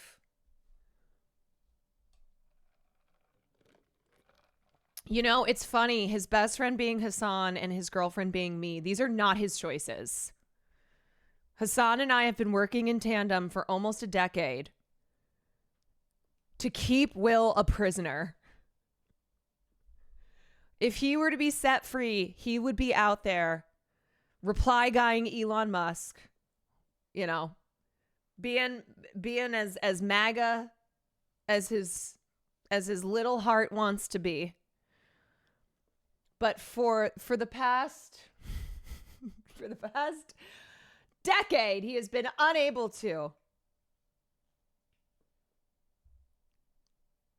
He is a 36, almost 36-year-old man who has been held hostage by his best friend and his girlfriend. And that is the truth. That is the truth.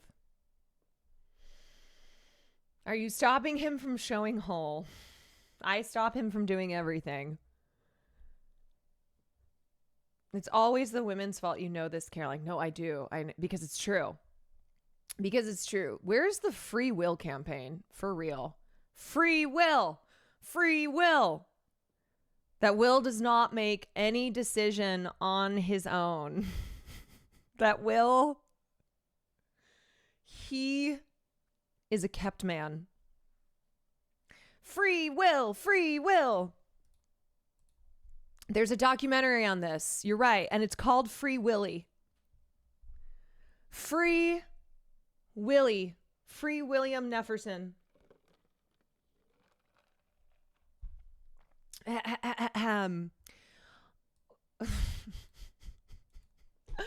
is so fucking funny too, because I have told the story before of like the first fight that Will and I got in, and it was over Hillary Clinton because Will was a Bernie bro and I was with her. I was libbed up as fuck, and he was what he was part of the Bernie brodom that I viewed as the enemy, and I made him love Hillary. I did. I mean, like, Will helped create the breakdown. Will worked for the Young Turks. These are not secret things. It's so funny. It is so fucking funny to me. This idea that because Will, he tried to do politics on Twitch, and guess what? He didn't like it. He's like, nah, this isn't going to be my thing. When he started streaming, he was trying to figure out what his thing was on Twitch. He tried out politics and then realized, you know what? I don't want to do politics. I just want to make people laugh, so I'm going to make people laugh. When I met Will, he, in many regards, was more radical than I was.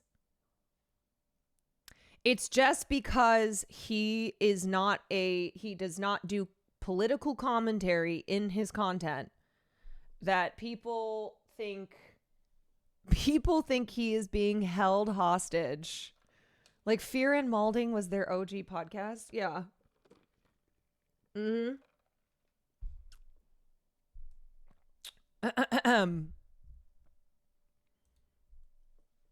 They're gonna say that you're playing the long game. You know what? I am playing the long game. Like, people haven't ever listened to a thing he says. I know. I don't know.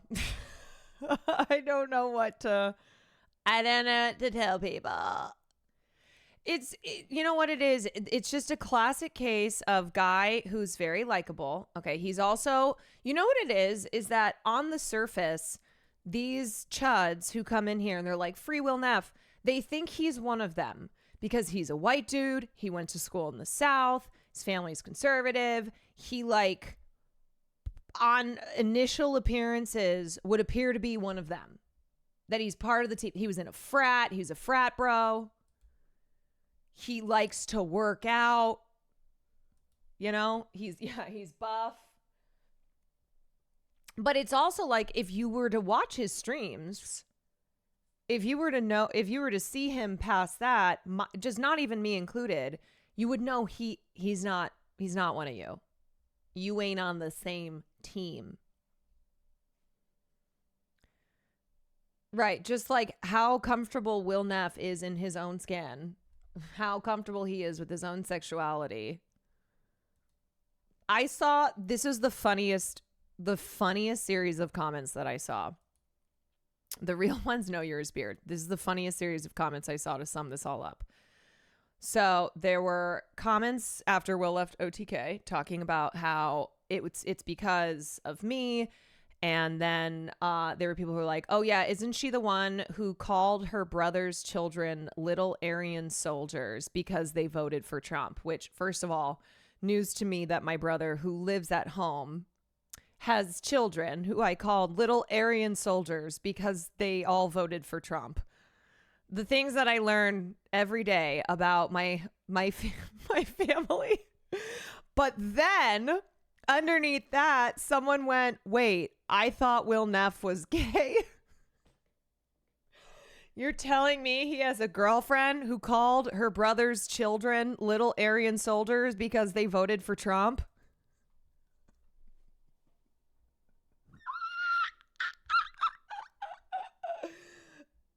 Maybe he left OTK because he said he'd leave. A certain vibe stayed. Oh, I was blamed for that too. I was blamed for him saying that as well. Oh, man. Oh, man. You know what? I'm also holding all of you in here hostage. I force you to subscribe to the stream. I force you to watch the stream. Anyone who is in this community or who is around me is being held hostage. You have no agency. You are not free. I am the ultimate power. Kept Nice, you can go outside for 30 seconds because you gifted 10 subs. Thank you very much, but then you need to go back into your hole. Go into the hole. Go into the hole. You get a 30-second break. Keeks, thank you for the 10 months. You get 1 second of freedom. TK Batsy, thank you for the 5 months. TK Batsy, thank you for the 5 gifted subs. You get 15 seconds of freedom. I was forced to poke you. 15 seconds of freedom. Thank you for the 5 gifted subs. B Sturm, thank you for the 30 months. You get 1 second. Okay, that second has passed. Jay Drays, thank you for the 5 months. You also get 1 second as well. So that's how that's how things work here. It is. You know, it's funny because all the time I wonder if I'm doing anything with my platform, that if I'm changing anything here, and the reality is that I have so much power. I have so much power. And I didn't even know it. Tuna Fish, thank you for the bits. Sorry, but actually, you get 0.1 second. That's it. 0.1 second. Who's gonna, like, I've seen people also call me, refer to me as like Yoko Ono. And it's crazy too, because I did an entire stream about how that is a myth. The Yoko Ono, saying Yoko Ono broke up the Beatles or like had all this control over John Lennon was not true. Paul McCartney himself, who he and Yoko did not get along, he himself was like, no, Yoko did not break up the Beatles. The Beatles were done. The Beatles were done.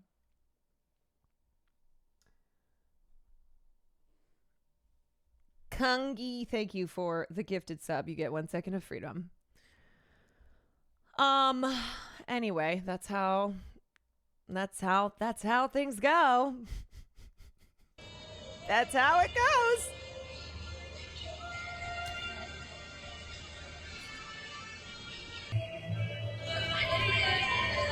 Now enjoy this video of Elon Musk getting trolled.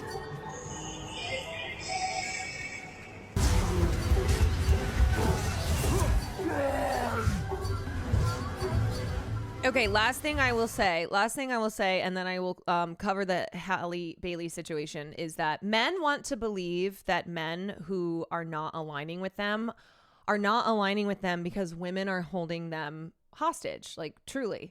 They want to believe that these men are being forced into submission, that if they were otherwise free, then they would be joining arms with these other men.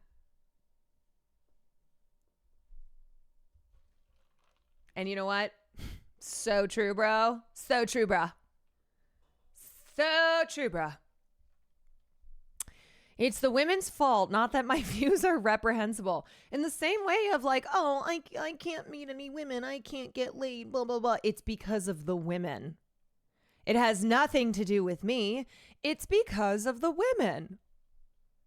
As Tim Pool himself says, it's everybody else. It has nothing to do with me. Okay, so let me just explain what's going on. Let me explain what's going on with Halle Bailey. So, first of all, so many posts like this. If your girl get mad you fucked this, she just a hater for real. 45,000 likes. Okay, so what has been going on here is that Halle Bailey filed for a temporary restraining order, which, again, you don't just get those. The judges don't just hand those out. They do not just hand those out. You have to come to the court with evidence, with enough to meet the burden of proof that you will be given something like a temporary restraining order. And she also asked for permission to take her son to Italy because she is about to start filming a movie with, what's his name from Bridgerton? What's his name? Regé Jean Page. They're about to film a movie in Italy. Wonder Gal, thank you for the 5 gifted subs. You get 15 seconds of freedom. Okay, so this is a pattern in DDG's treatment of Halle Bailey, who, as a reminder for those who don't know, is the mother of his child. They are no longer together. DDG is a streamer, a wannabe rapper. I don't know much about him aside from the fact that he's a real piece of shit and that he has frequently used his child as content, that he is always getting in the way of Halle's success, which you can trace because every time that she is a part of something a film or is releasing new music, he will try to make himself the center of attention and do things to impede upon her success. So absolutely, his trying to block Halle's ability to leave the country with their child, which a judge had already granted her, has to do with the fact that she is about to start filming a movie with Regé Jean Page. Okay. So he released text messages as evidence that Halle is unstable, that she is dangerous around their child, that she should not be allowed to leave with their child, and that he should be granted full custody. Okay, so what those texts revealed is something that Halle has already talked about, which is that she was struggling with postpartum depression after the birth of their child. Postpartum depression is a specific type of depression. It is a medical condition that a lot of women experience after having a baby. It is not the same thing as depression. It is a very specific type of depression related to pregnancy. And it is very common, but of course, because nobody gives a shit about mothers or women's mental health, it is still something that is misunderstood. There's not enough public education around something like PPD, even though 1 out of 7 women experience this. It is very common, and it has led a lot of women to feeling suicidal after giving birth. This is not something where like you have PPD and now you're going to go kill your husband and your child, even though for some of these women, I think maybe killing their husbands or like they should be legally allowed to. But it is the women are crazy narrative, absolutely, where it's like, oh, you have PPD? No, you're just a fucking crazy bitch. And I love, especially when this comes from men, when this comes from cisgender men who will never, ever be in a position where they have given birth to a child and are experiencing with the physical, emotional, and mental trauma that can happen quite often after going through something like giving birth. So DDG tried to stop Halle from leaving. The judge blocked this request, of course, because here's the thing.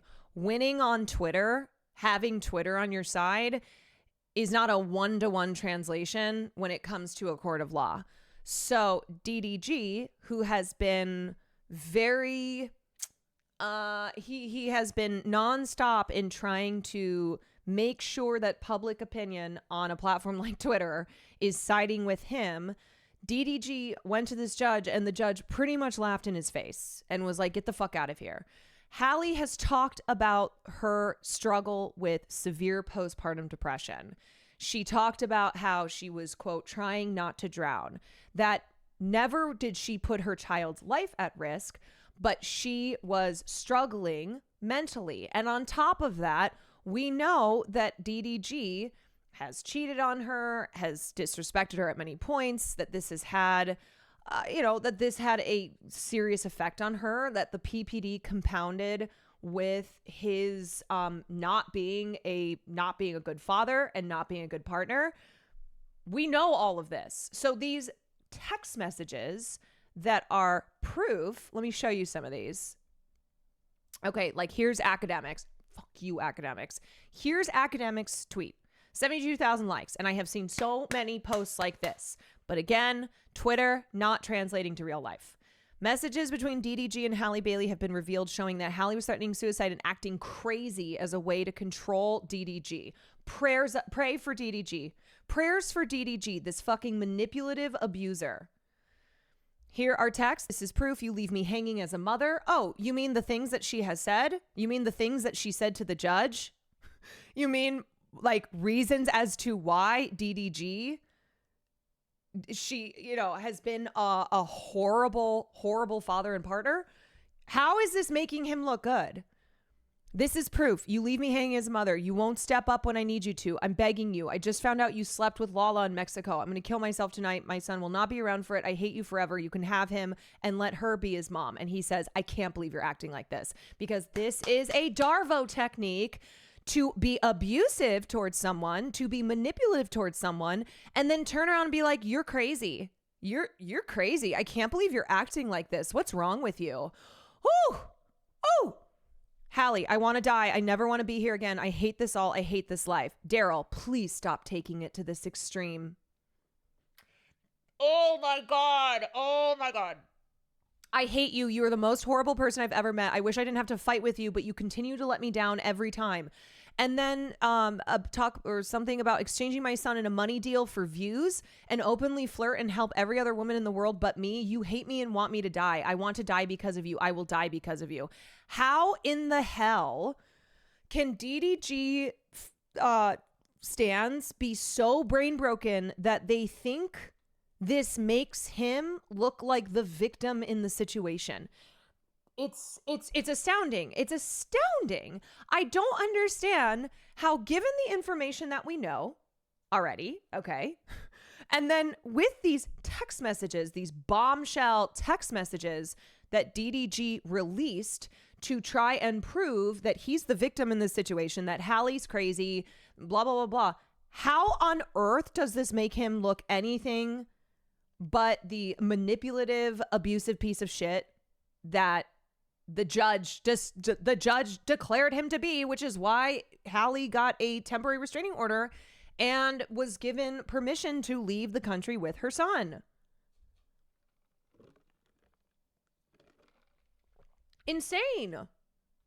Like, it's no shit. And what's crazy is, like, when he put out these text messages, DDG fans were like, oh, see, the truth comes out. What are you talking about? The truth comes out. Oh, we'll see what happens with in court now. Well, what happened was the judge went, yeah, no, I'm blocking, I'm denying your request to block her from leaving the country. That's what DDG was requesting. He's like, I want you to stop her from leaving the country. I wonder if this has anything to do with the fact that she was leaving the country to go film a movie, because DDG has shown at many times that he is insecure, that he is not supportive of Hallie's success. Even when they were together. When they were together, he was accusing her of having an affair with her co-star in The Little Mermaid. It's all Darvo. You do these things, and then you accuse a person that you have victimized of having done those things. And Lil Weirdo made a whole song about it. Yes, deny, attack, and reverse victim and offender. That is Darvo. Okay, so here's Halle Bailey talking about, this was back in April of last year. Halle is speaking out about her experience with postpartum depression. The actress, who quietly welcomed her son last year, recently posted a video on her Snapchat that was shared to Instagram on Tuesday, April 16th, opening up about her struggles with the condition. Bailey began by saying that she was triggered by some comments she saw on social media about her family. After first sharing how in love she is with her perfect son, Bailey went on to talk about her postpartum journey since becoming a new mom. I have severe postpartum depression, and I don't know if any new moms can relate, but it's to the point where it's really bad, and it's hard for me to be separated from my baby for more than 30 minutes at a time before I start to kind of freak out. This right here is so sad. Her saying, I don't know if any new moms can relate, because postpartum depression, even though so many mothers suffer from this, they struggle with this, it is still not talked about enough. It is misunderstood. There is not this empathy that we have for new mothers, because the idea is that a child is the greatest gift in the world. And so how could you not just be like so happy? Are you kidding me? A baby is the most beautiful gift that you can receive. So why are you talking about being depressed? It's so stigmatized. Yes, it is so stigmatized, which is just wild considering how common it is. Miscarriages are even more common than people realize because they're not talked about. Yes, these are all things because mothers have been told, women have been told that you have been given the greatest gift in the world. And so any negative, negative associations, feelings, etc., well, you're a bad mom. You're a bad person then.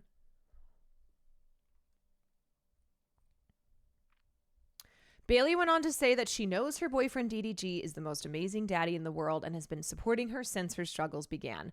This reminds me of how Meg protected Tori in the beginning, where Halle, for a lot of their relationship, even as DDG would go on the internet and say awful things about her, would like rally up his fans to hate her, that she was always publicly saying, no, he's great, he's amazing. We know that that's not what was actually going on here because also of the text messages that DDG released as bombshell evidence. But Halle wanted to present this image of their perfect, cute little family. To be like, no, it's great. He's amazing. He's wonderful. Halo's a miracle. He's perfect. He's beautiful. When I look at him, I cry because of how special he is. The only thing that's been hard for me is feeling normal in my own body. I feel like a completely different person. When I look in the mirror, I just feel like I'm in a whole new body, like I don't know who I am. She explained it's been difficult dealing with her postpartum depression, especially since she feels there's a stigma against discussing depression in general. Before I had a child and I would hear people talk about postpartum, it would kind of just go in one ear and out the other. I didn't realize how serious of a thing that it actually was. Now going through it, it almost feels like you're swimming in this ocean that's like the biggest waves you've ever felt, and you're trying not to drown and you're trying to come up for air.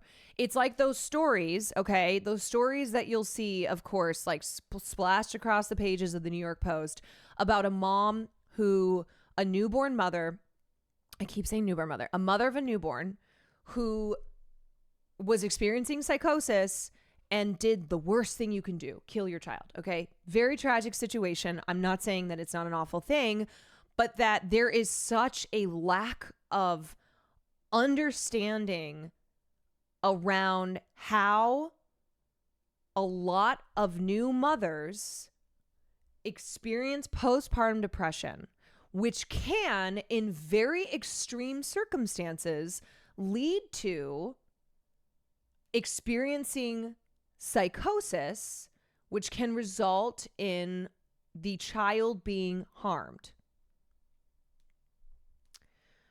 I had an ex who was completely lacking empathy like this. He calling me crying, turning on the waterworks like crying was a manipulative choice, ended up being formally diagnosed with antisocial personality disorder. Just saying.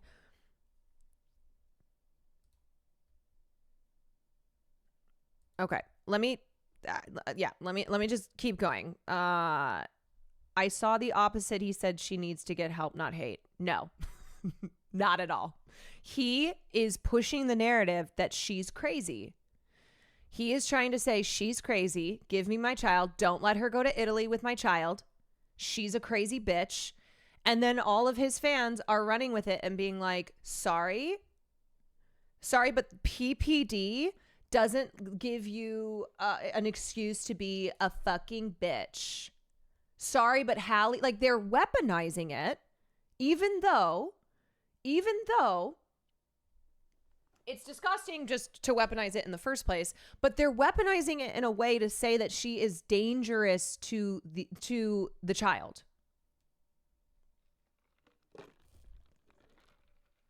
And as I said, in some circumstances, psychosis from something like PPD as a symptom can lead to a child being harmed. These are rare but horrific incidences. But for the most part, what it is not that the mother is a danger to the child, but a danger to herself because she is experiencing a crisis. And Hallie had, she sought help. The judge would have absolutely determined if she was a danger to their child, would not have allowed her to take their baby out of the country. But DDG, who is a manipulator, who is an abuser, who has a temporary restraining order against him that a judge granted to Halle Bailey, he is trying to weaponize this. That is why he put out those text messages, to try and make himself look like he's the victim in this situation. Bailey continued saying she wanted to emphasize that her depression had nothing to do with her son. It has nothing to do with my baby. It has everything to do with me and who I am right now.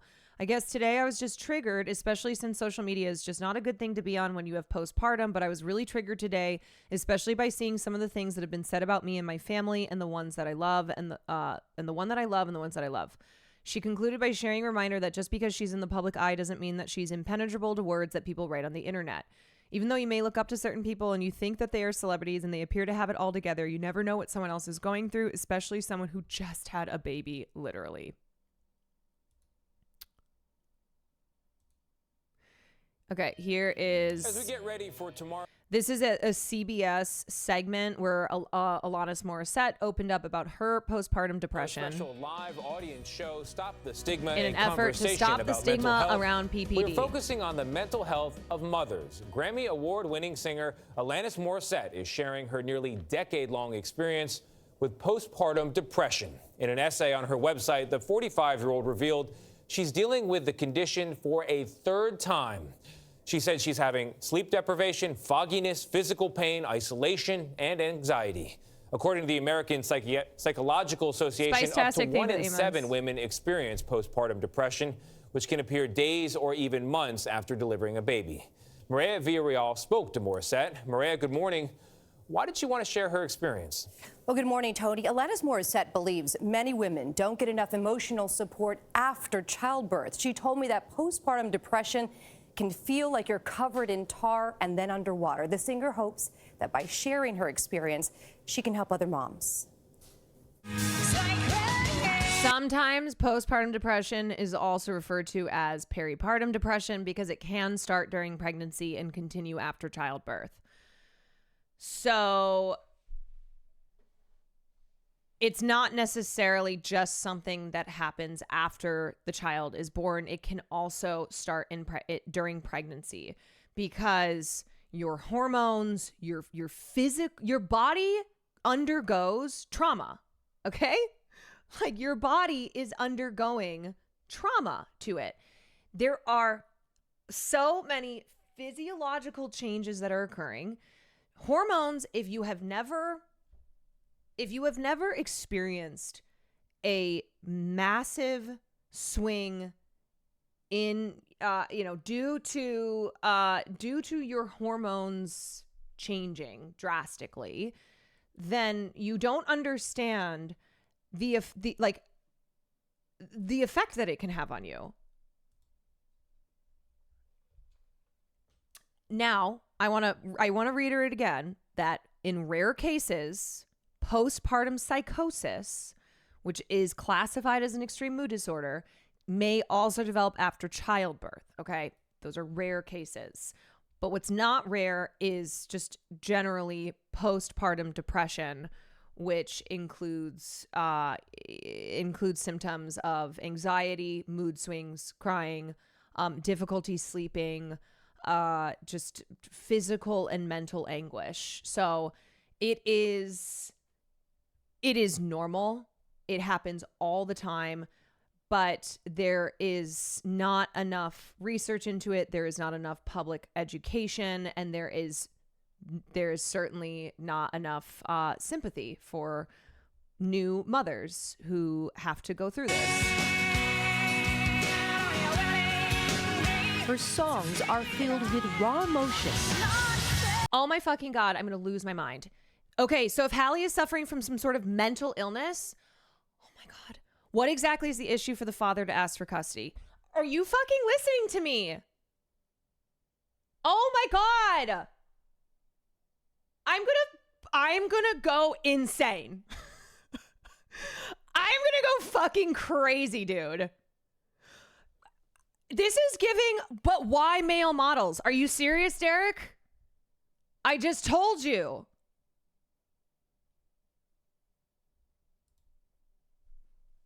Oh my God. Expressing the feelings of a generation of music lovers.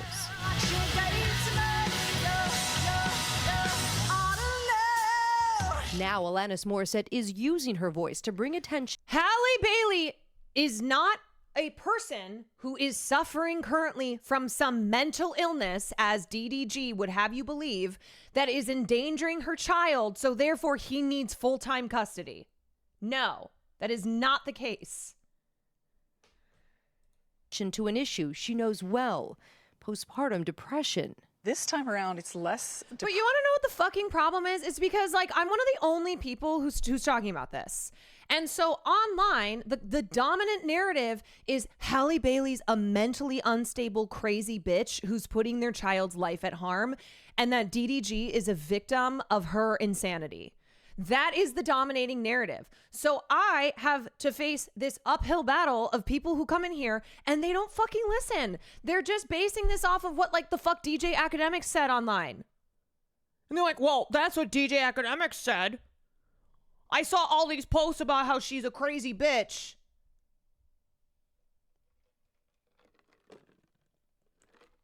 You and Shauna Black are literally the only two people on Twitch I've seen talking about it. It's so sad. It is one of the tough things. It is one of the tough things of being a person who talks about these types of issues on my stream, is that often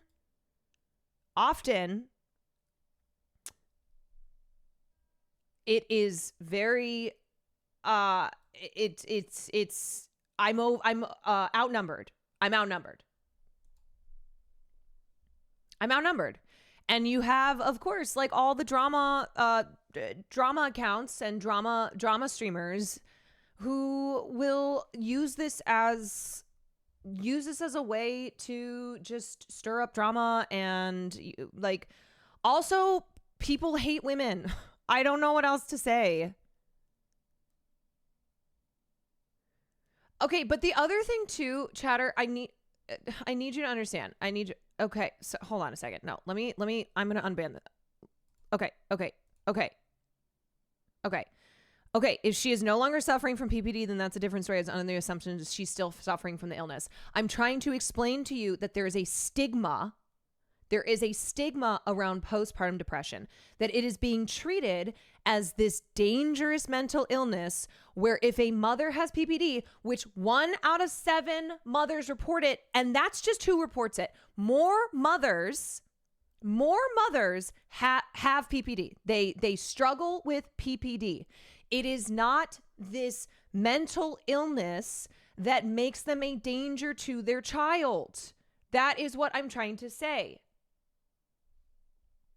It is a very, very common thing that happens because your body goes through so many changes when you become pregnant with a child. And also, this is just the stigma around mental illness in general, where it's like, ooh, mental illness? Ooh, you're a danger.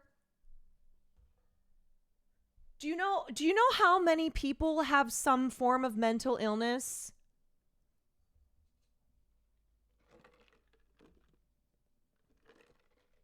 And it is still, because mental health is still so stigmatized in this country, especially in a situation that involves a new mother, where people will be like, well, how could you possibly be dealing with anything that has the word depression in it? You have a child. It's the greatest gift that you could receive.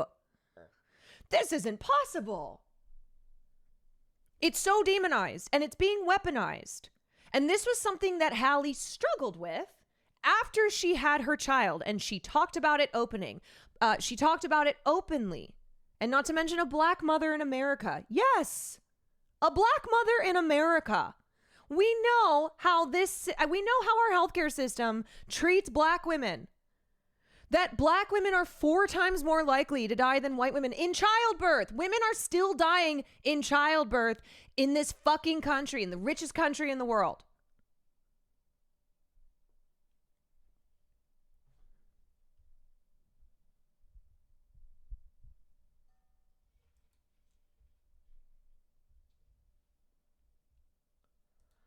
And so please just stop talking for 1 second. Please stop talking. I am asking you to listen.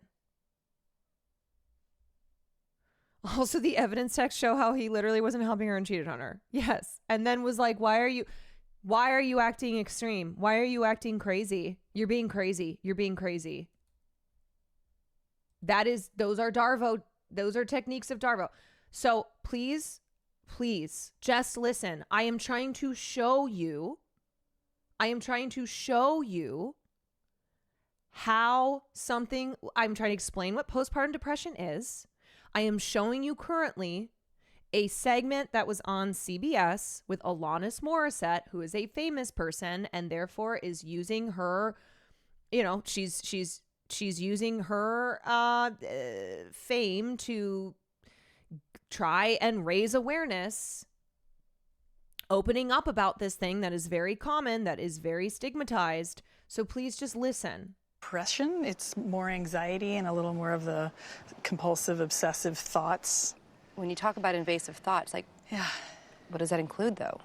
I mean, images that are horrifying, just a lot of times about safety, about the people you love, your loved ones, your children, and then me just having to remind myself, like, oh, nope, this is just postpartum depression, swooping in, again, stop.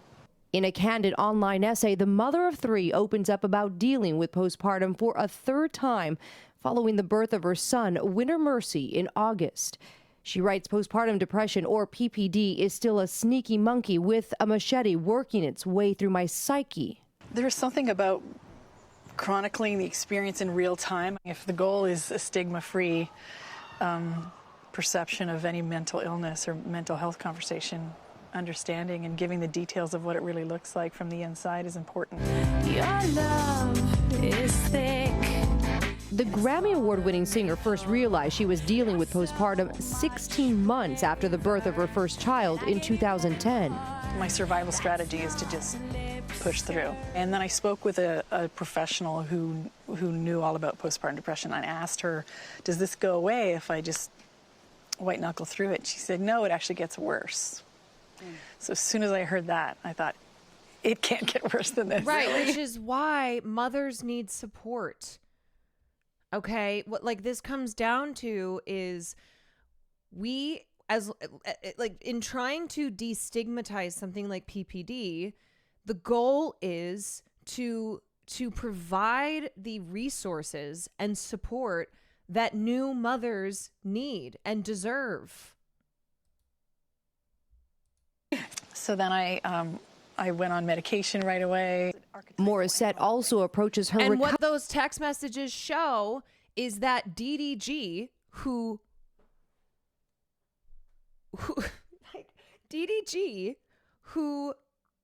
is using them to paint this photo, to paint this picture of Hallie being a crazy bitch, and therefore The restraining order is bullshit. All this stuff, don't pay attention to it because she's crazy. And in the text, she was reaching out to her partner for help. And instead, he was off cheating on her, being like, why are you acting crazy? Okay, this is a person who was suffering, who was isolated, who needed help with their child. She literally said, I need you.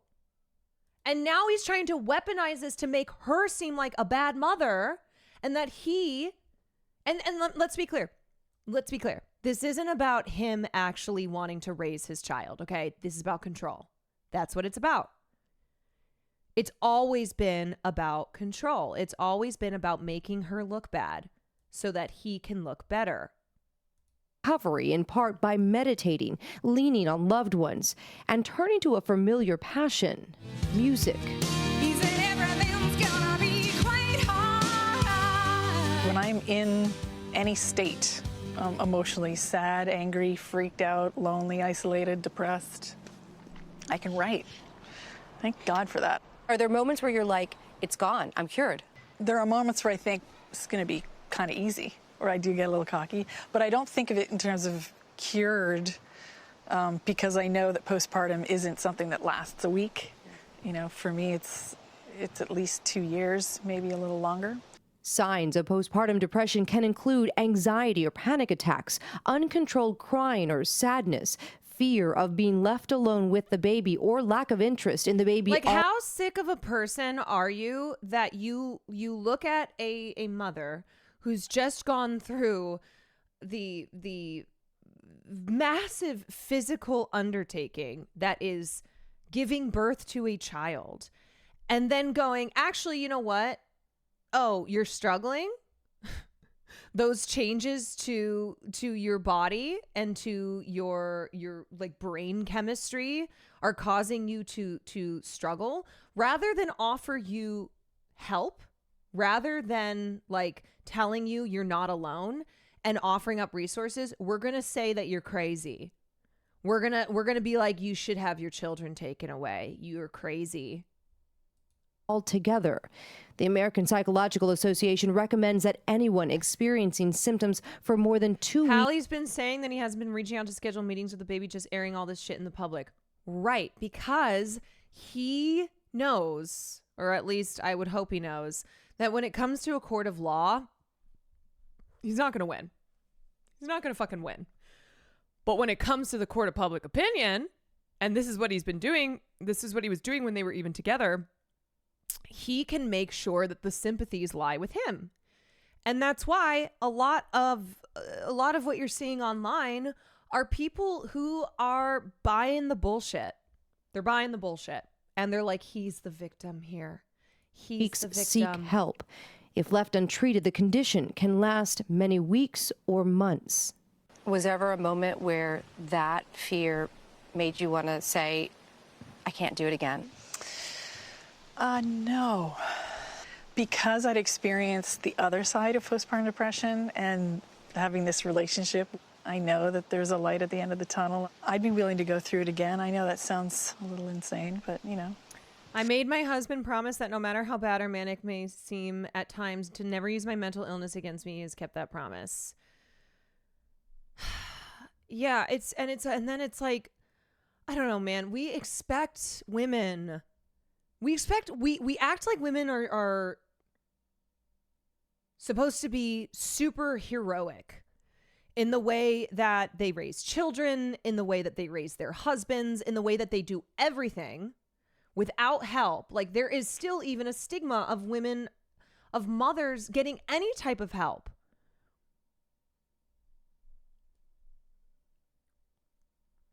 These expectations that we put on them.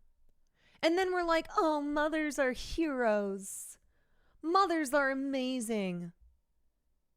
It's like, oh, okay, you think that they're so great? Then why don't you have actual empathy for them? Why don't you have like, why don't we offer them assistance, provide resources for the struggles that they experience? Because guess what? Having a child is, sorry, This whole, it's the most beautiful thing you can have. Okay, fine.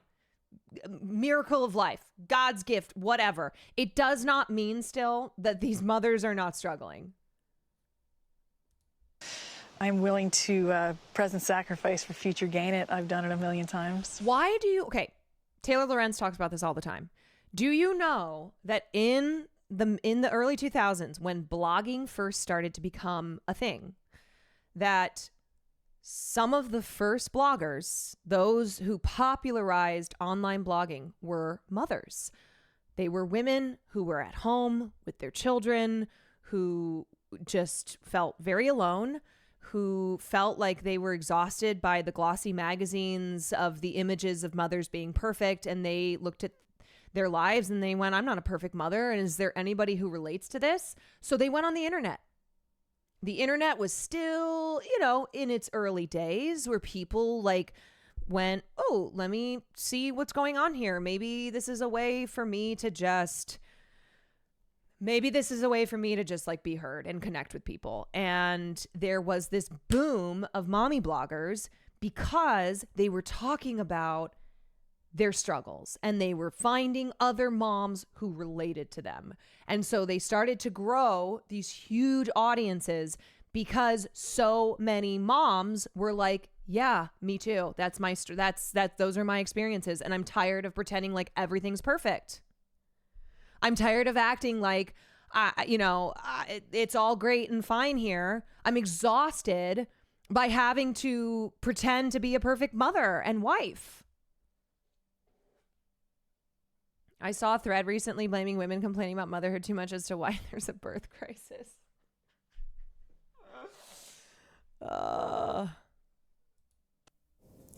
Morissette has also some advice for family and friends. She actually recommends welcoming moms who've just given birth with open arms and no expectation, saying just showing up can make a huge difference to these moms. So interesting to hear her say that she wanted to white knuckle through it, but was advised worst thing you We can do. all do that. Yeah. We all just feel like I can get through this on my own. I don't need help. I can make it. It's fine. It's fine. As someone with depression, that is something that I'm always fearful of when thinking about having a kid. Yeah, worrying that your struggles with depression will be weaponized against you. That what the struggles you experience now, which likely will be exacerbated, will widen from the, from having a child and how your physiology will change. It's like there is that fear that it's something that you would not have any support. You would not receive support, that it's something that, like, how do you even talk about this? I also love her description of it, a sneaky monkey with a machete. I like that is so old Alanis Morissette coming out with those raw lyrics. Absolutely. And Maria, we have to say, too, about you. First, I have to say bravo and thank you, because you also opened up about something very personal. I had no idea this was going on in your life. You talk about having a miscarriage while you're live on the air and you're reporting. Oh, my God. And you write about it is honestly must-see reading for everybody who is. My mother's doctor told her white knuckling PPD has basically caused her to have major depression for 20 years. Yeah. What's crazy is there are a lot of women in my life, aunts, my mother, etc., who I know did not receive the support they needed, who I know, even though they had great kids, okay, they had great lives, that they are still struggling from they are still struggling from these things that happened in their lives that they felt alone in dealing with. And it's interesting because sometimes, like, my mom will, in her pursuit of having grandchildren, be like, well, I did it, your dad and I didn't have much money, and, like, it was great, you can do it. And I think back to, like, when my mom, after having her fifth kid, my mom was, like, really going through it. And I remember as a kid being like, what's happening? Like, what's going on with mom? And I think in her instance, what she was struggling with was because she had been pregnant or having a child for like 10 years, when she had the last child, like, she felt this she felt this like very, very, very overwhelming desire to be pregnant again. Like she needed her body like needed to feel pregnant again because she'd been pregnant or having a child for so long that it was just what she was accustomed to. And we were all like, no more kids, please, please, please, please. And by that point she was in her 40s. And like, even though we were great kids, my mom was a stay-at-home mom who did not have any help. I don't care how perfect your kids are. That is hard. That is very, very difficult. But she was raised to like suck it up, not, having this mentality of you just deal with it. That's it. And so even though she's like opened up more as she's gotten older, just about her struggles as a woman, as a mother, etc. Now, in wanting to have grandchildren, it's the narrative of like, no, but it's totally great. It's totally fine. Like, you can do it. Not a big deal. We did it. And they did. My parents did do it. They did. They had 3 kids under 5 when my dad was still in his residency, was making like literally pennies. And yeah, I mean, I have a great family. I love my family. But still, it's like, I don't know. I mean, I just think we still have such a ways to go in being honest around something like motherhood. And I think it's still presented to a lot of women as like the most amazing thing. Don't listen to all that other stuff.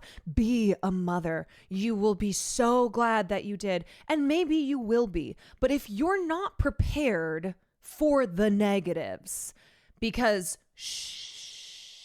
don't listen to any of that. Okay? Don't listen. It's the most amazing thing in the world. All right? It's truly a gift. If you're not prepared for it, then you're not being set up in the best way possible.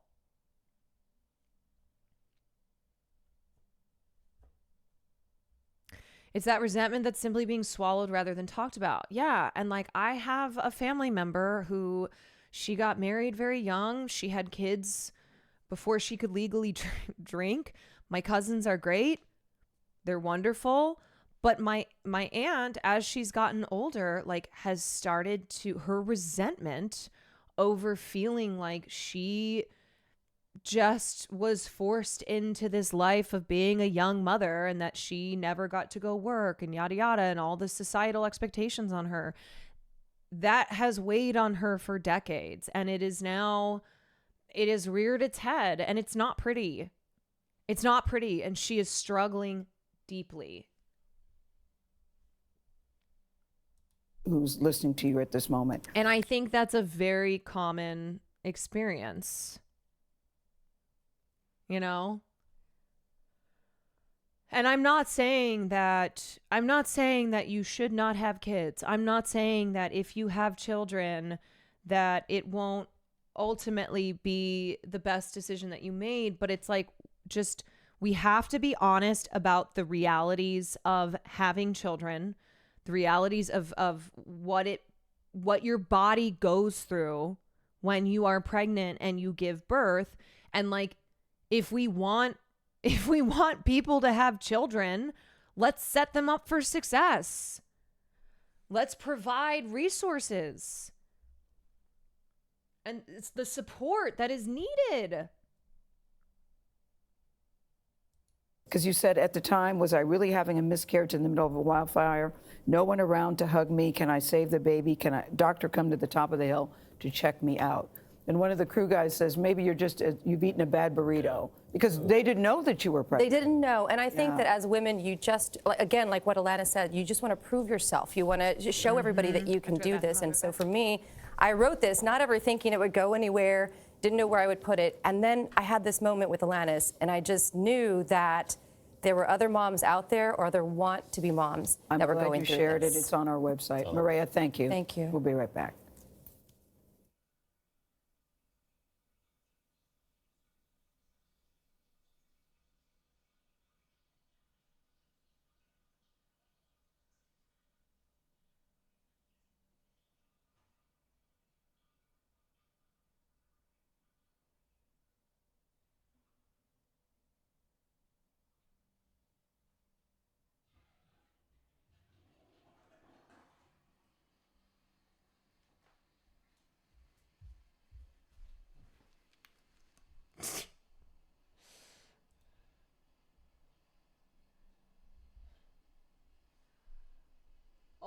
I'm. All right. And then here's a. We have another major Yeah, this is from 9 days ago. Behind the sharp decline in mothers' mental health. story about health in this country, mental health. A new study says there has been a sharp decline in the mental health But why male models? of mothers, and it's the mothers themselves who are reporting this. Meg Oliver now on what's behind it. What's on your to-do list? Oh man, grocery shop, laundry, do my kids' clothes fit for the summer? 41-year-old Jessica Klein is raising 3 young children in Verona, New Jersey. With a new job outside the home, her brain is on constant overdrive. What's a typical day like for you, juggling everything? It's a lot. I just started working full-time 2 months ago, and so it's like a new normal. It's just like never ending. Plus, I'm trying to think of myself, like where do I fit in? Over the past few years, the weight of parenting has never felt. If you have not watched the movie Tully with my mother, Charlize Theron, watch it. Heavier for some.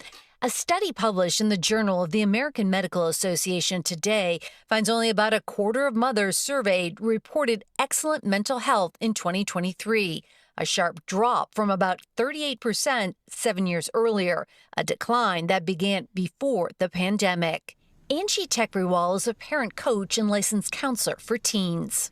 Just like we're seeing a decline with teenagers, there's a decline with moms as well because they're worried and stressed out about their kids' mental health. Any advice for moms? Taking time for yourself. I would say too that it's a combination of external factors that can lead to a decline in mental health, but also like opening up about mental health issues. Like something you'll hear from boomers all the time is like, well, all the kids these days all just have mental health problems. Everyone's got anxiety. Everyone's got depression, blah, blah, blah. Where, okay, environmental factors, external factors can lead to, those worsening can lead to a decline in mental health. But it's also when something is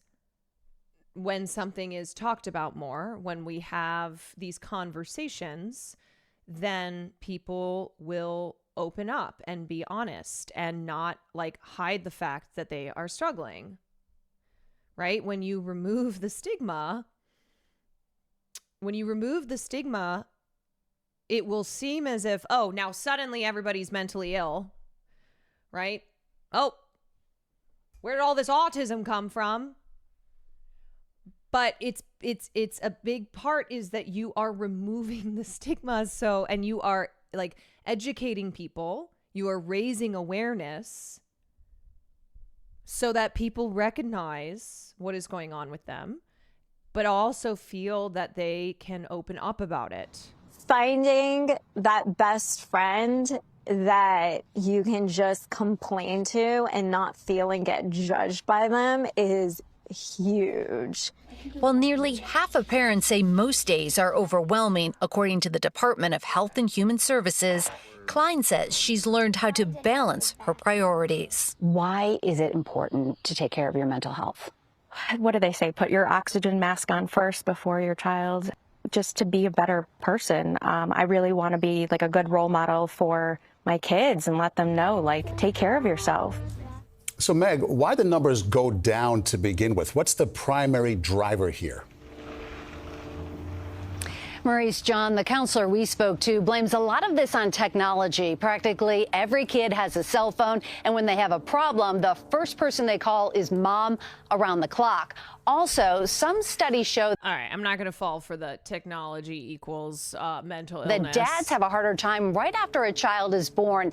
10 to 15% experience depression and anxiety. Refer back to my conversation with Taylor Lorenz over raising a child and the lack of their parenting skills and the see, this is still, it's like, oh my God, man.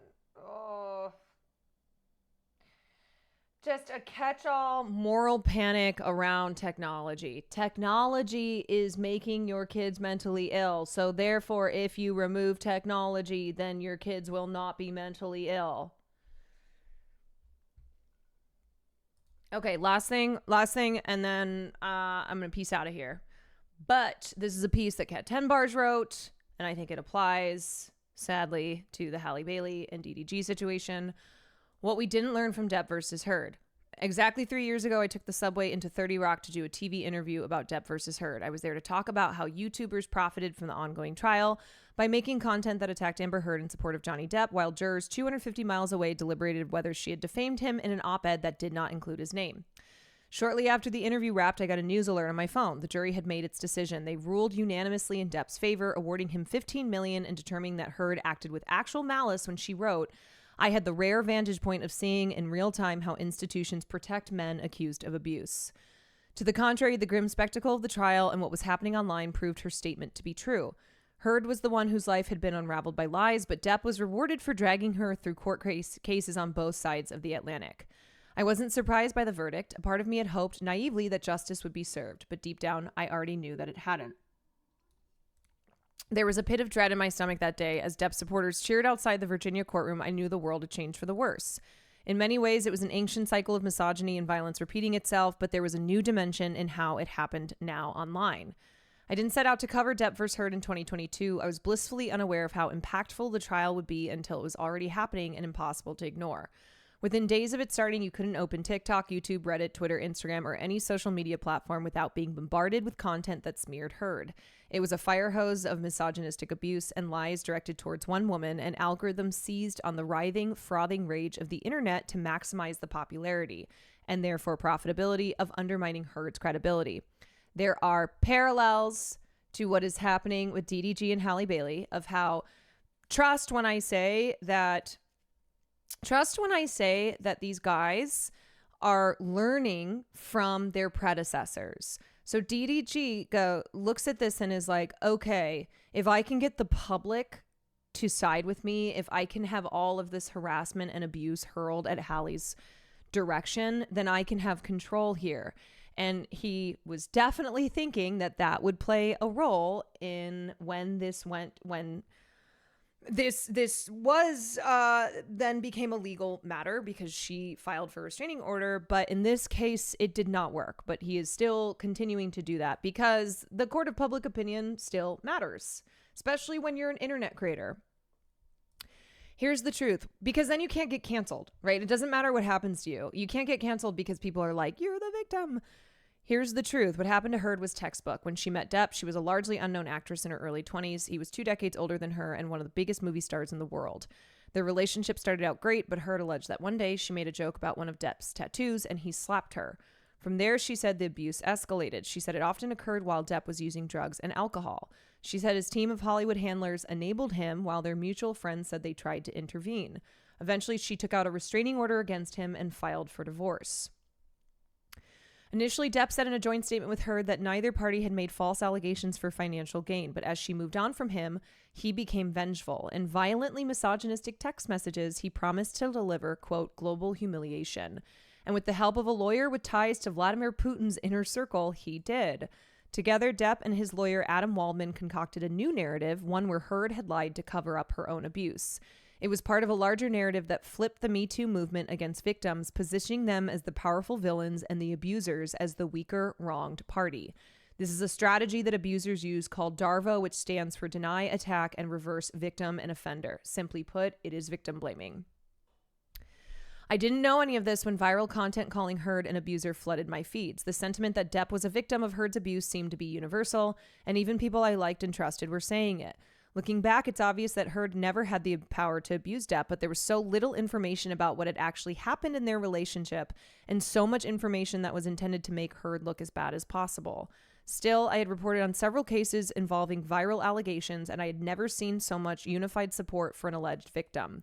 It made me suspicious, and I decided to dig deeper. How I wish that some legitimate news organizations had done this before the trial, back when the Justice for Johnny Depp campaign was ramping up on social media in men's rights circles that had previously been part of Gamergate and Comicsgate campaigns. Unfortunately, mainstream news has largely abdicated its responsibility in informing the public about these types of misogynistic campaigns. From my own experience, I think the industry tends to minimize the significance of attacks against women and gender-based violence victims. and it is loath to come to conclusions about how institutions like the legal system and the court of public opinion can get it wrong. Talking about this in a way that's actually productive is considered too opinionated. That's one reason why I wanted to go independent so badly, so I wouldn't have to neuter my language and aid abusers in their Darvo campaigns in the process. During Depp vs. Heard, if you just consume news and social media, you would only get Depp's revisionist history, but I will never forget the night I learned the truth. I was sitting at my desk in my old apartment and it was late. My neon pink string lights gave my laptop screen a rosy hue. While searching for information, I stumbled across the judge's decision in the previous UK trial about Heard's allegations. Depp had lost that one. I read the 129-page document in one sitting. Heard testified to 14 incidents of abuse, and the judge found that there was enough evidence for 12 of them. As I read through the horrifying details, there was a single moment when I realized the extent of what was happening. I believed Heard, and so did the judge in the UK. That meant that she was being gaslit and abused again, this time by the entire internet. In a second, my entire worldview shifted. I broke down and sobbed. Believing Heard changed my life, first for the worse, but over time for the better. I chose to speak out about the disinformation, Darvo, and misogyny that had defined the case and its eventual verdict, knowing that I would be punished for doing so. To this day, searching my name on YouTube retrieves pages of videos slandering me for daring to believe Heard. And other journalists were surprised by how I argued in Heard's defense. Some of them admired me, some of them judged me, but I've never been more confident in knowing that something was the right thing to do. I wish more people had learned the same lessons from Depp vs. Heard, because the dread I felt on June 1st, 2022 has come to fruition over and over again. More women have been shredded in this online Darvo machine. It's happening to Megan Thee Stallion because Tory Lanez shot her. It's happening to Cassie because she accused Diddy of domestic and sexual abuse.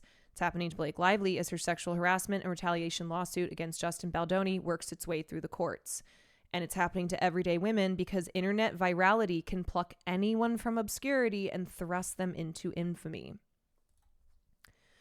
Depp's decade-long campaign against Heard has become a well-worn playbook for other men, an accelerant for far-right politics, and a warning to victims of what they will endure in coming forward.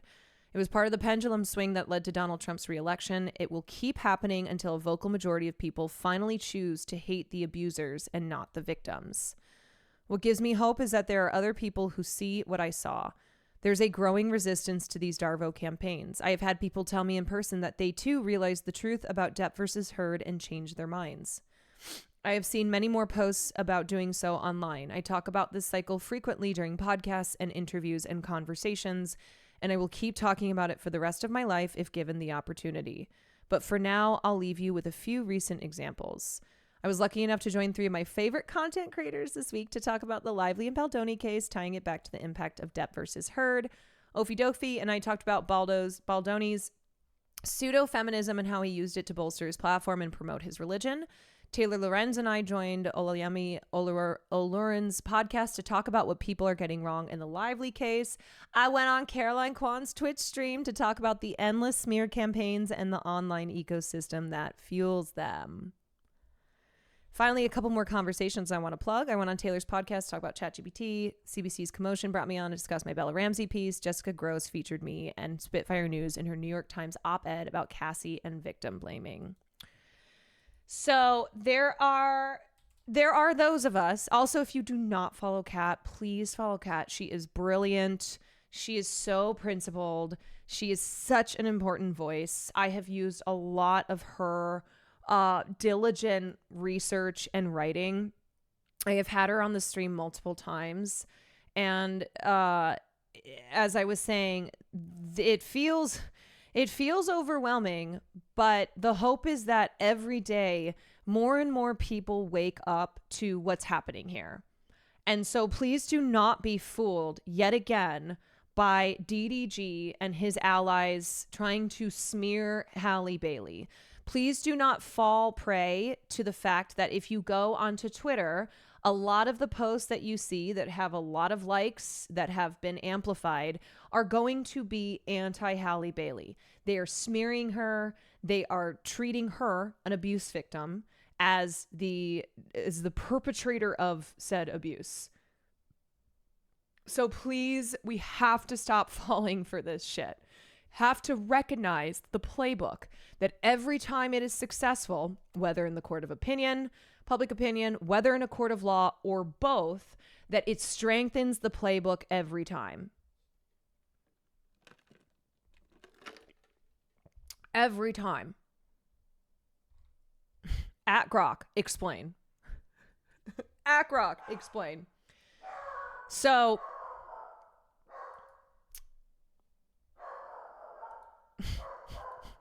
Farley.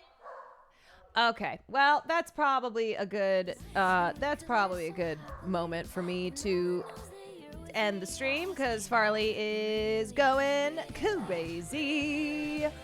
So, y'all, thank you so much for joining me. Thank you for joining me. I hope that oh my God. I hope you enjoyed your time here. I hope you learned something here.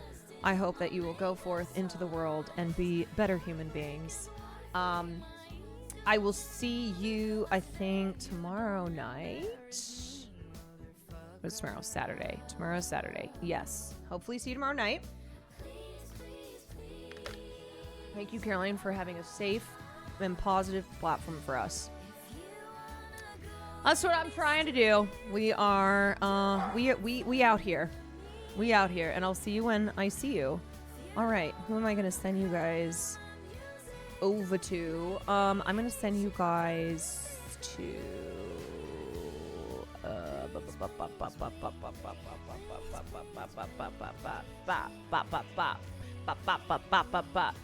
How about... who haven't I rated?